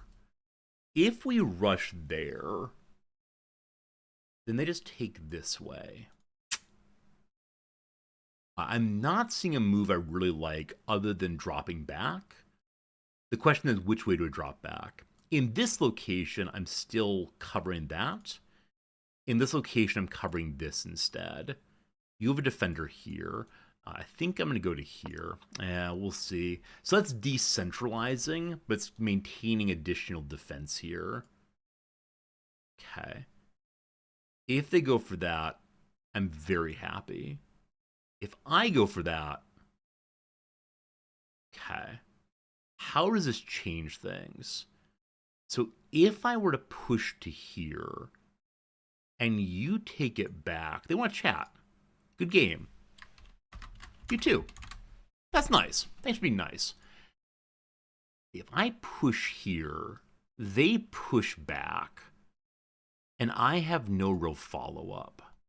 Are there any checks available right now? The answer is no. I need to do something somewhere, right? We all agree that I can't just sit here forever. Okay. Yeah, all of the knight's jumps are covered except for the backwards one. I could move my queen to here. It keeps Buddy in place. We jump here. Nothing good happens. I really want to fight on this square so badly. But I'm just not seeing it working out quite yet. If we go to here, then that attacks. Nothing much happens. I kind of want to block up the backside here. Okay, I can move you here. If I move you here, we could then... It's just minor pieces for pawns, unfortunately. I think it's time to move a pawn forward. I think it's time to move a pawn forward, friends. Look, I moved a pawn forward. Oh, man. That's at least doing something of value and interest, I believe. That is a move. I made a move. If the pawn comes forward, I'm not sure what to do. Probably run away, unfortunately. We don't mind that take at all. They're happy to do that, in fact. I think early chess for me is always just such a delight, but also profound confusion. Because there's so many pieces to watch. Why didn't I make this move?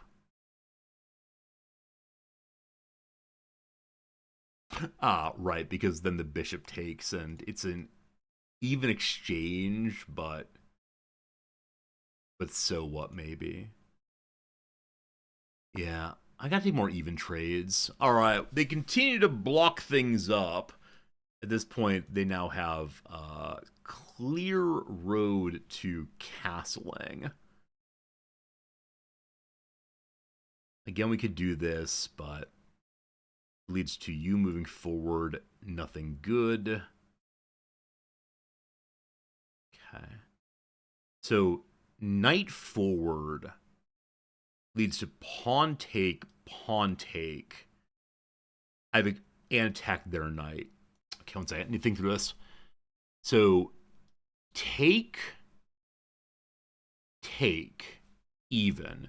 Knight forward, up by 1. Take, knight forward, up by 1.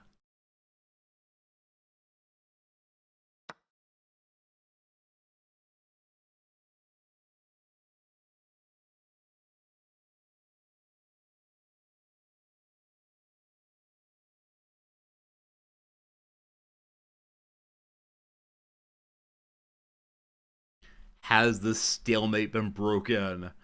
So if they go to here, I'll then be forking 2 pawns. Hello. Okay. This is attacking a pawn. This is attacking this. Fine. I can continue across. You're not attacking any minor piece. You're attacking here, but that's fine. If you jump to here, huh?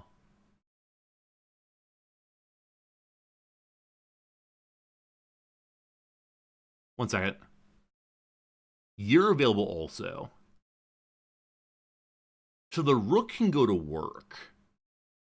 Or I attack into a bishop. If I attack into the bishop and the bishop goes here,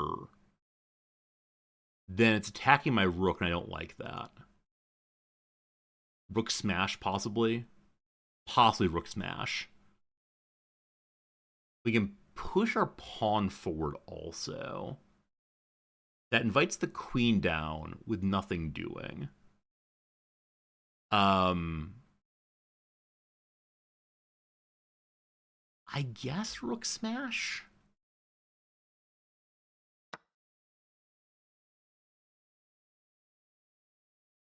If they want to save that, they have to go to there. It exposes another bishop, but not in a way that's useful for me. I think I might have this just hang out in this row. I feel like we advanced way too hard, way too fast, though, such that it feels kind of off right now. All right, you just took a pawn, correct? Cool. If we go here, the rook takes. There's nothing we can do about that. Fine. If we take back this way, even exchange. If they take, they're up by a pawn. they have more attackers here than I have defenders, I think. So we probably don't want to. I have the queen though. One more time. So we take even exchange. They take up one pawn. We take up one knight. They take bad times. We take good times. They take bad times. We take good times. I have no idea. Let's do it. Let's do it. Here we go. Here we go. Get in there, everybody. Okay. So now, horsey goes. More. Bring me more. I wish to have more. Give me more. Yes, more.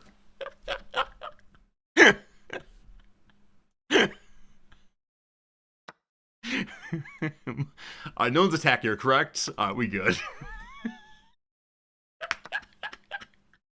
Alright, a fun time. We had a fun time, friends, and that's what counts. Alright, so they moved that there. The queen's doing the queen thing. That's all fine. Everyone likes the queen thing. Alright, so we don't really want to do that. I think we kick. Everyone loves kicking. Kicking's fine. I should probably move my rook into position to do something in a moment here. I think we won that. I genuinely don't know, but I think we won that. Goodness. Let's trade, you're running out of time. Nah, I'm all good. Smiley face. Happy to play it out. They may have said, let's trade, you're running out of time earlier. If you offered that before the trade, thanks. I have no idea they said that. Okay, so, they're offering this to me. Nah. If you go forward one here, I lose. What do I do? What do I do? What do I do without you? Okay, so... Right. You won't like ever at time. Oh, that's sweet. That's sweet. Thank you. I'll keep playing. Smiley face. Okay. So. We can rook trade if we want to. Wait, that's not a trade. I'm up by a little bit. But. Cat.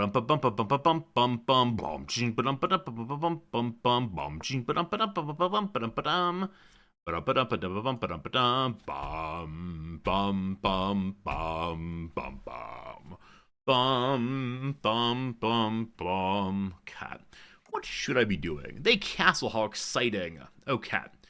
So.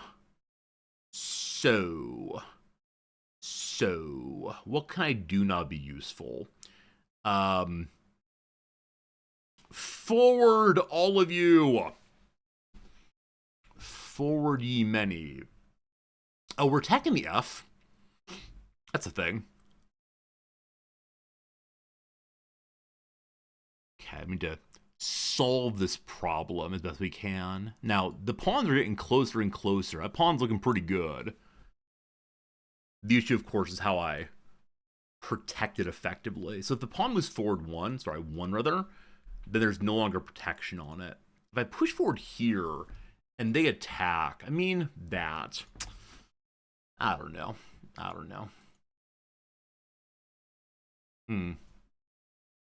So I'm only +1. I have a bishop, they have a knight. Other way around, sorry. They have a bishop, I have a knight.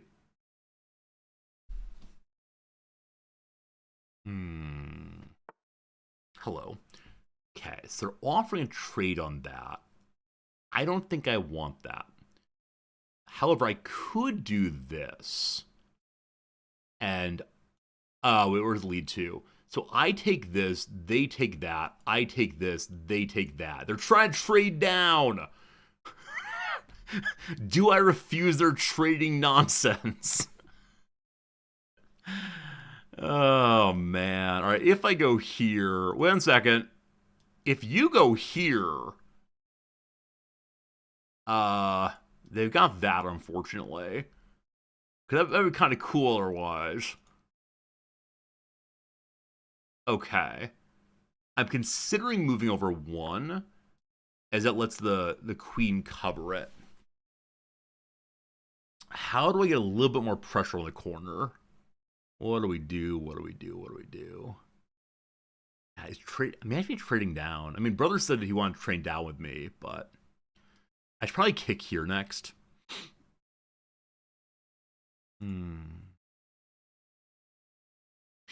If I move here, it could get interesting also. But with their three big movers on the back row, I'm terrified. No quite know what to do, unfortunately. Hello, good seeing you. So if the queen were to attack here, we can drop back and help with that, no problem. Bum, bum, bum, bum, bum, bum, bum. That's all I'm concerned about right now, I think. I think I push forward one step here. We can move to here, which does nothing for us, I believe. Yeah. I can move the knight away. Well, I said I wanted to kick. I'm going to kick. I would have made checkmate easier for them. I'm not sure, though. We'll see how it goes. I expect this move is going to happen, but I'm not certain about that.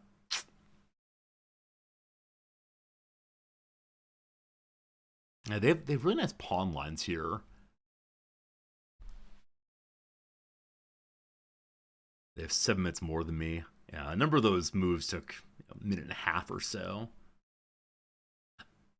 I keep seeing that if I can move the rook, I have this. But man, the other rook there's causing problems, so I don't know.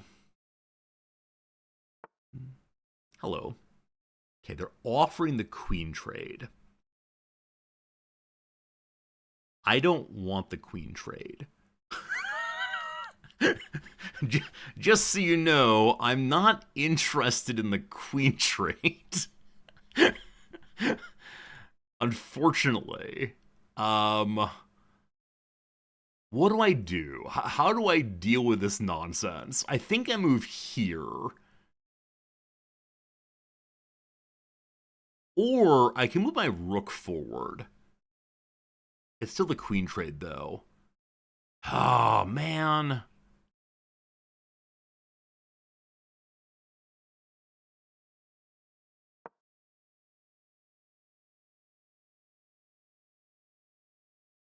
You'll have to talk to me after a game about whether refusing trade is the right call here. I still want that.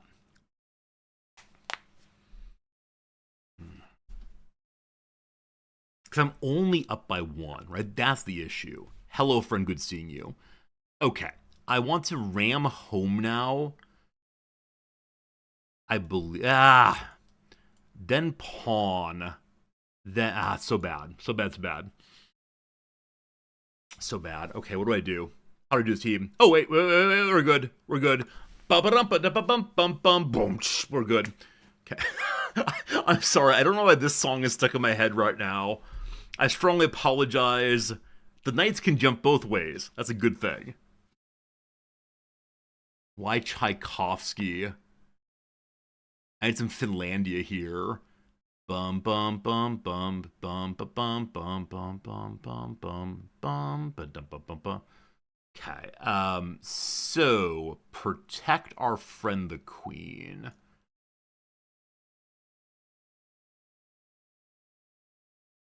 I'm considering going to here.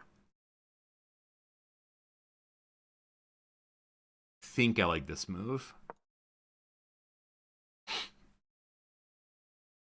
I don't know.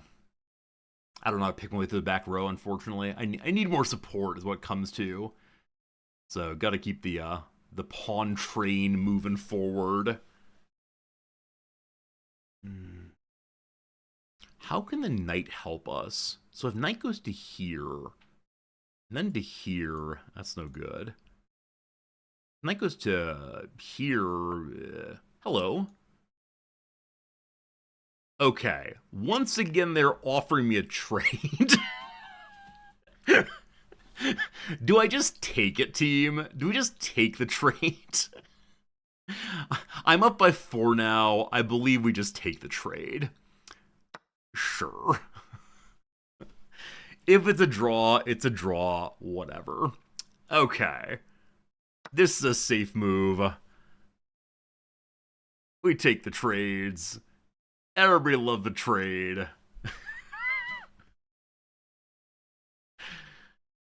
Up by 5 now. Hello, rook guy. If you attack here, we're fine.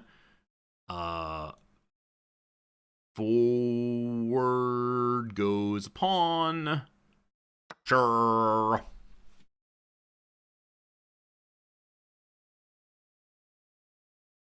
As many of you know, I don't really understand endgames, so you're probably going to see a very awkward next 30 moves or so. And when I say 30 moves, I really mean it. All right, do you take a pawn? Okay, so this is the case where I need to be very, very careful lest my king gets checkmated. However, I can check first. I can check first if I want to. And so I'm going to do that.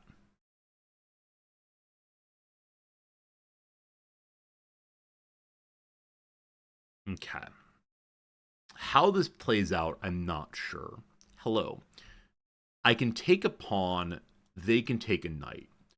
If I move to here, it's bad. I'll protect the knight for now.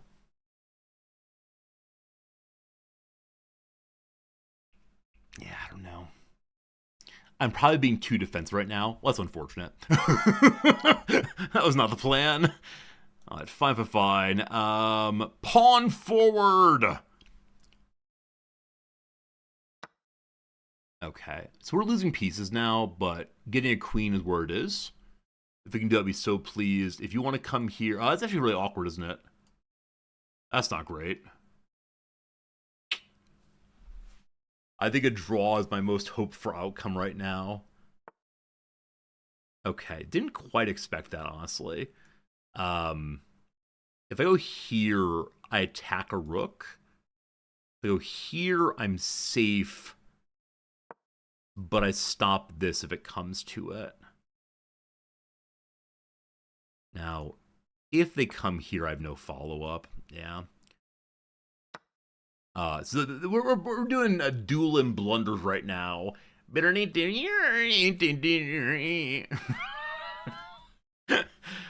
Definitely some mistakes on all sides currently. But hello, friend. Good seeing you. Okay, so I'm gonna hang out there. The checks are no good.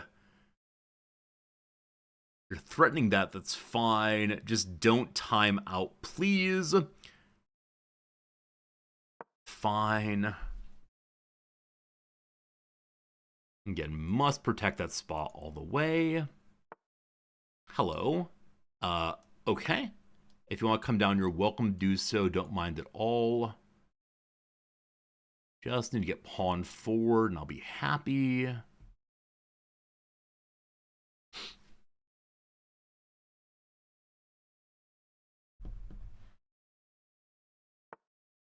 Yeah, I do think he may have offered me a very, very generous, yeah, a very, very generous trade down. I don't know. I don't know. Oh, that's a mistake. Well, there we go. There we go. There we go. It's all fine. Thanks for the match. It was fun to blunder back and forth with you. Cool. I definitely threw that pawn away intentionally. That was the goal. Man, that was to win. We're at 390. Oh, within striking distance. of 400. Wait till you see there's the two mates in one, or did I have mates in one I just didn't see? I don't doubt it. Oh, man. So, do you think he was, like, that big trade in the middle? I wish I could see chat. I want to know if he offered that before it started. Hey, I have no blunders. I have not a single blunder in the world. That's great. That's great. It was good to me. I agree. He was bluster talking, trying to get me to resign. Oh, you think so? You don't think he was being a big sweetie? I tend to assume people are being kind to me, honestly. All right, here we go. Here we go. That's not the best move. What would you prefer? Fine. Fine. Like I said, I almost never move the bishop early, but fine. There's a knight. At this point, I say it becomes a little bit overcomplicated. I definitely missed a mate in one, which is arguably a blunder. What's your name? Who are you? Nadia. Stunned, I don't believe that you and Nadia have met. Nadia is the world's greatest coach. You are some person. She did not say it's a blunder. It's not a blunder. Very good. Would chat was moving fast, someone was saying hello. Okay. I mean, I don't mind that. Forward! Kick that knight. Excellent. So the knight should have run home, apparently. We kick again. Awesome. Very happy with that. Okay. This corner move is one I was very nervous to make. I think they screwed up here. I think they must have been like just clicking pieces for fun during my turn, and they happened to slide the bishop. It's the kind of screw up that I make occasionally, but that was unfortunate for them, we'll say. Now, maybe they were trying to set up something involving bishop, rook. I have no idea. I think it was clearly an error, though, so feel bad about that. They don't like that I didn't check here. So they preferred I grab the check, which forces the bishop forward, and then we can trade, I guess. Alright. I've been told never run to castle. Apparently this time was run to castle. They move forward one. I disengage. Okay. They would have preferred me to do what? They overlooked an opportunity to centralize the knights with controllable squares. I can now force the loss of castling rights. Force the loss of castling rights. How would that be? How? Again, I see I can do this. I can do... So they do this, they can't take the bishop. So I go forward one. They have to go forward here. That stops castling rights. I mean, I guess they don't have to, right? They can. I think what I was expecting to happen is like the queen would come forward or something. But this is a case where certainly I do not give checking enough respect. I need to check more often, of course. All right, questionable moves through and through. My refusal to trade pawns continues. Yeah, all very defensive here this playthrough. I finally take something. The wrong thing. They jump forward. I think they're seeing a fork in their hearts, possibly. Hey, peace and quiet. Thanks for the raid. How you doing, my friend? What were you playing today? Are you a chess maven also? I've gotten up to 390. 390. It's pretty cool. I played Echo. Awesome. I hope your Echo playthrough went well. We're currently reviewing a fairly poor playthrough I had here. It's a win, but it's a win with a lot of very questionable decisions. That's how this goes, unfortunately. Echo's addicting. I've heard good things about it. But welcome, Peace and Quiet viewers. I'm Resorty. I play a variety of strategy game streams here. Rimworld's our current main game.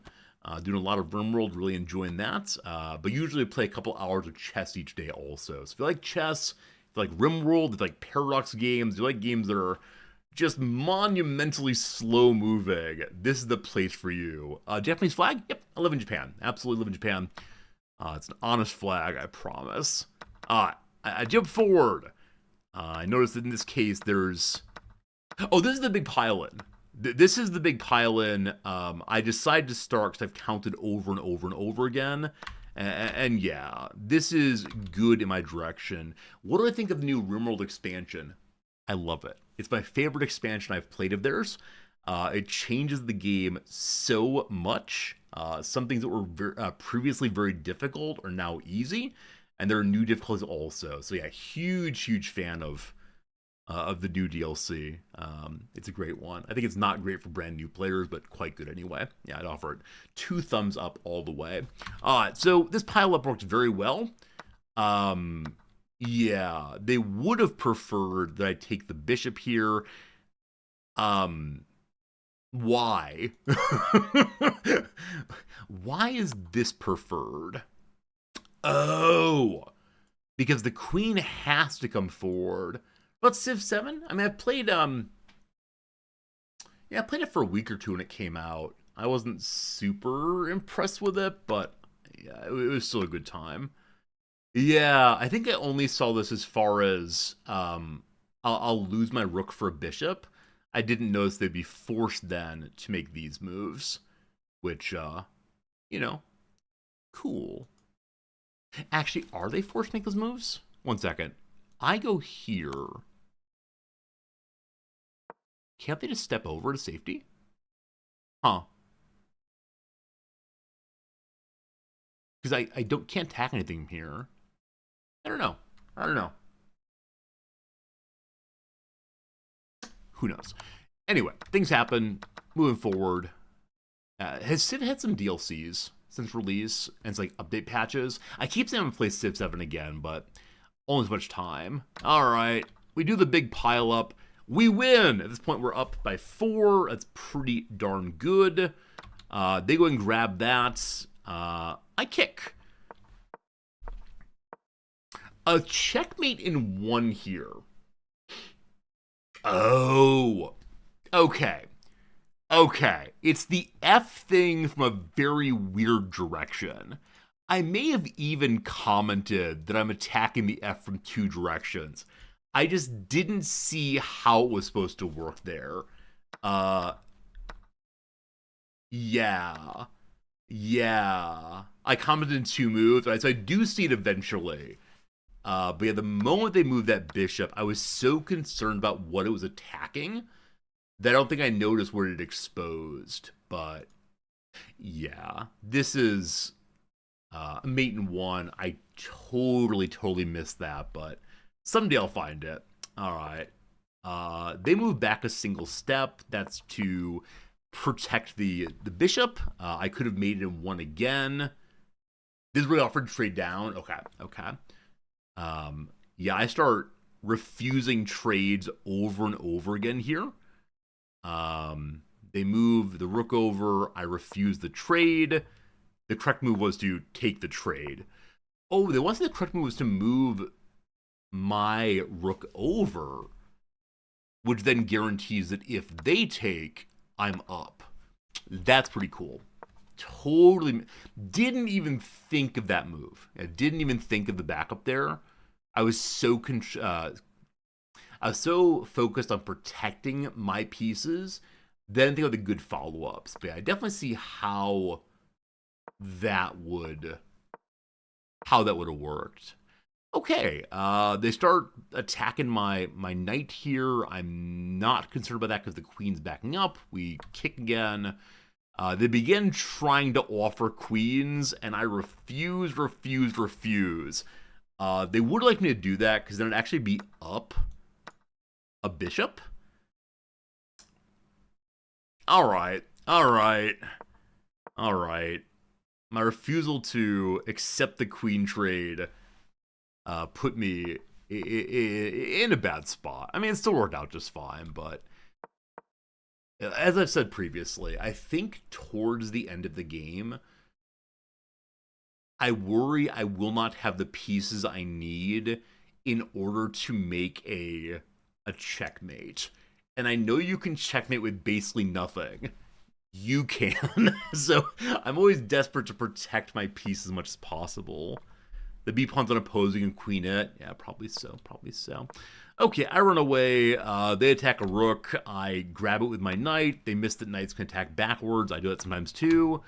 They attack my queen. I move her away. They advance in. At this point, I say, fine, let's go ahead and make the trade. And so I do so, and that's a good thing. Unexpectedly for me, that worked out really well. I move forward. I capture. I don't like that. Yeah, they really wanted me to make even trades here.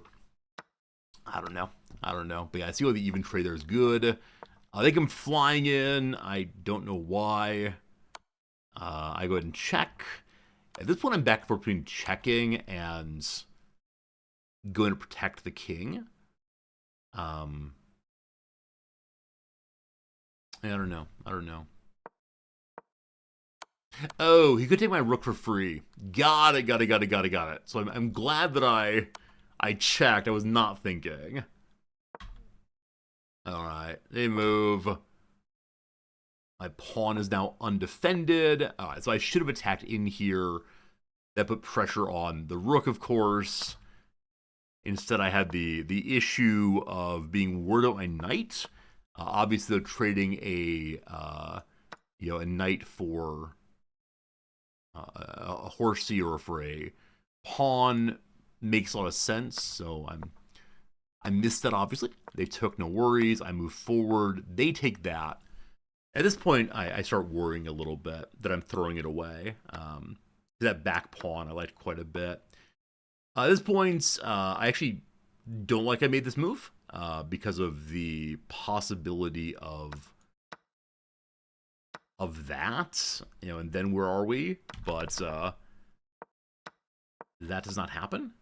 Instead, they move their pawn forward for reasons I don't fully understand. They move forward again. I take their rook. Okay, they move over. I kind of wonder if at this point they're trying to throw the game. They are threatening my pawn more, but I'm just not sure what's happening.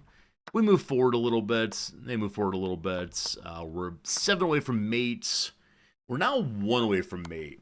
And I surely notice it. I surely know it's gonna work out. So I do recognize at this point that the king has backed himself in a position where he cannot move forward at all. So I had thought the thought of I need to ladder with that working. And this ended up being exactly that. So very, very happy that the very happy that the king kind of backed himself in there or fronted himself in there. But there you go. There's a win. Today was really good for us, wasn't it? Today was okay. We had 1 loss. A long match, but yeah, first loss and then 3 wins in a row. Not amazing accuracy on any of them, but yeah, we end the day at what, 390 or so. That's pretty good. Tomorrow, a possibility of 400. Possibly tomorrow we end up with hopefully some good matches. That's all I ever want. But yeah, tomorrow I'll be back. I'm going to do Big Resorty. Friends, I want to say thank you for hanging out today. I hope you enjoyed yourself. The combination of Rimworld and chess makes me very, very pleased. And I hope it makes you very pleased also. Gotta say, it's been a really great stream today, and over the past 2 weeks been awesome too. So thank you for hanging out with me. I'll be back tomorrow with more of the same. Now I'm gonna make a YouTube video. Hooray! Hooray! Goodbye. Thank you. See you. Farewell.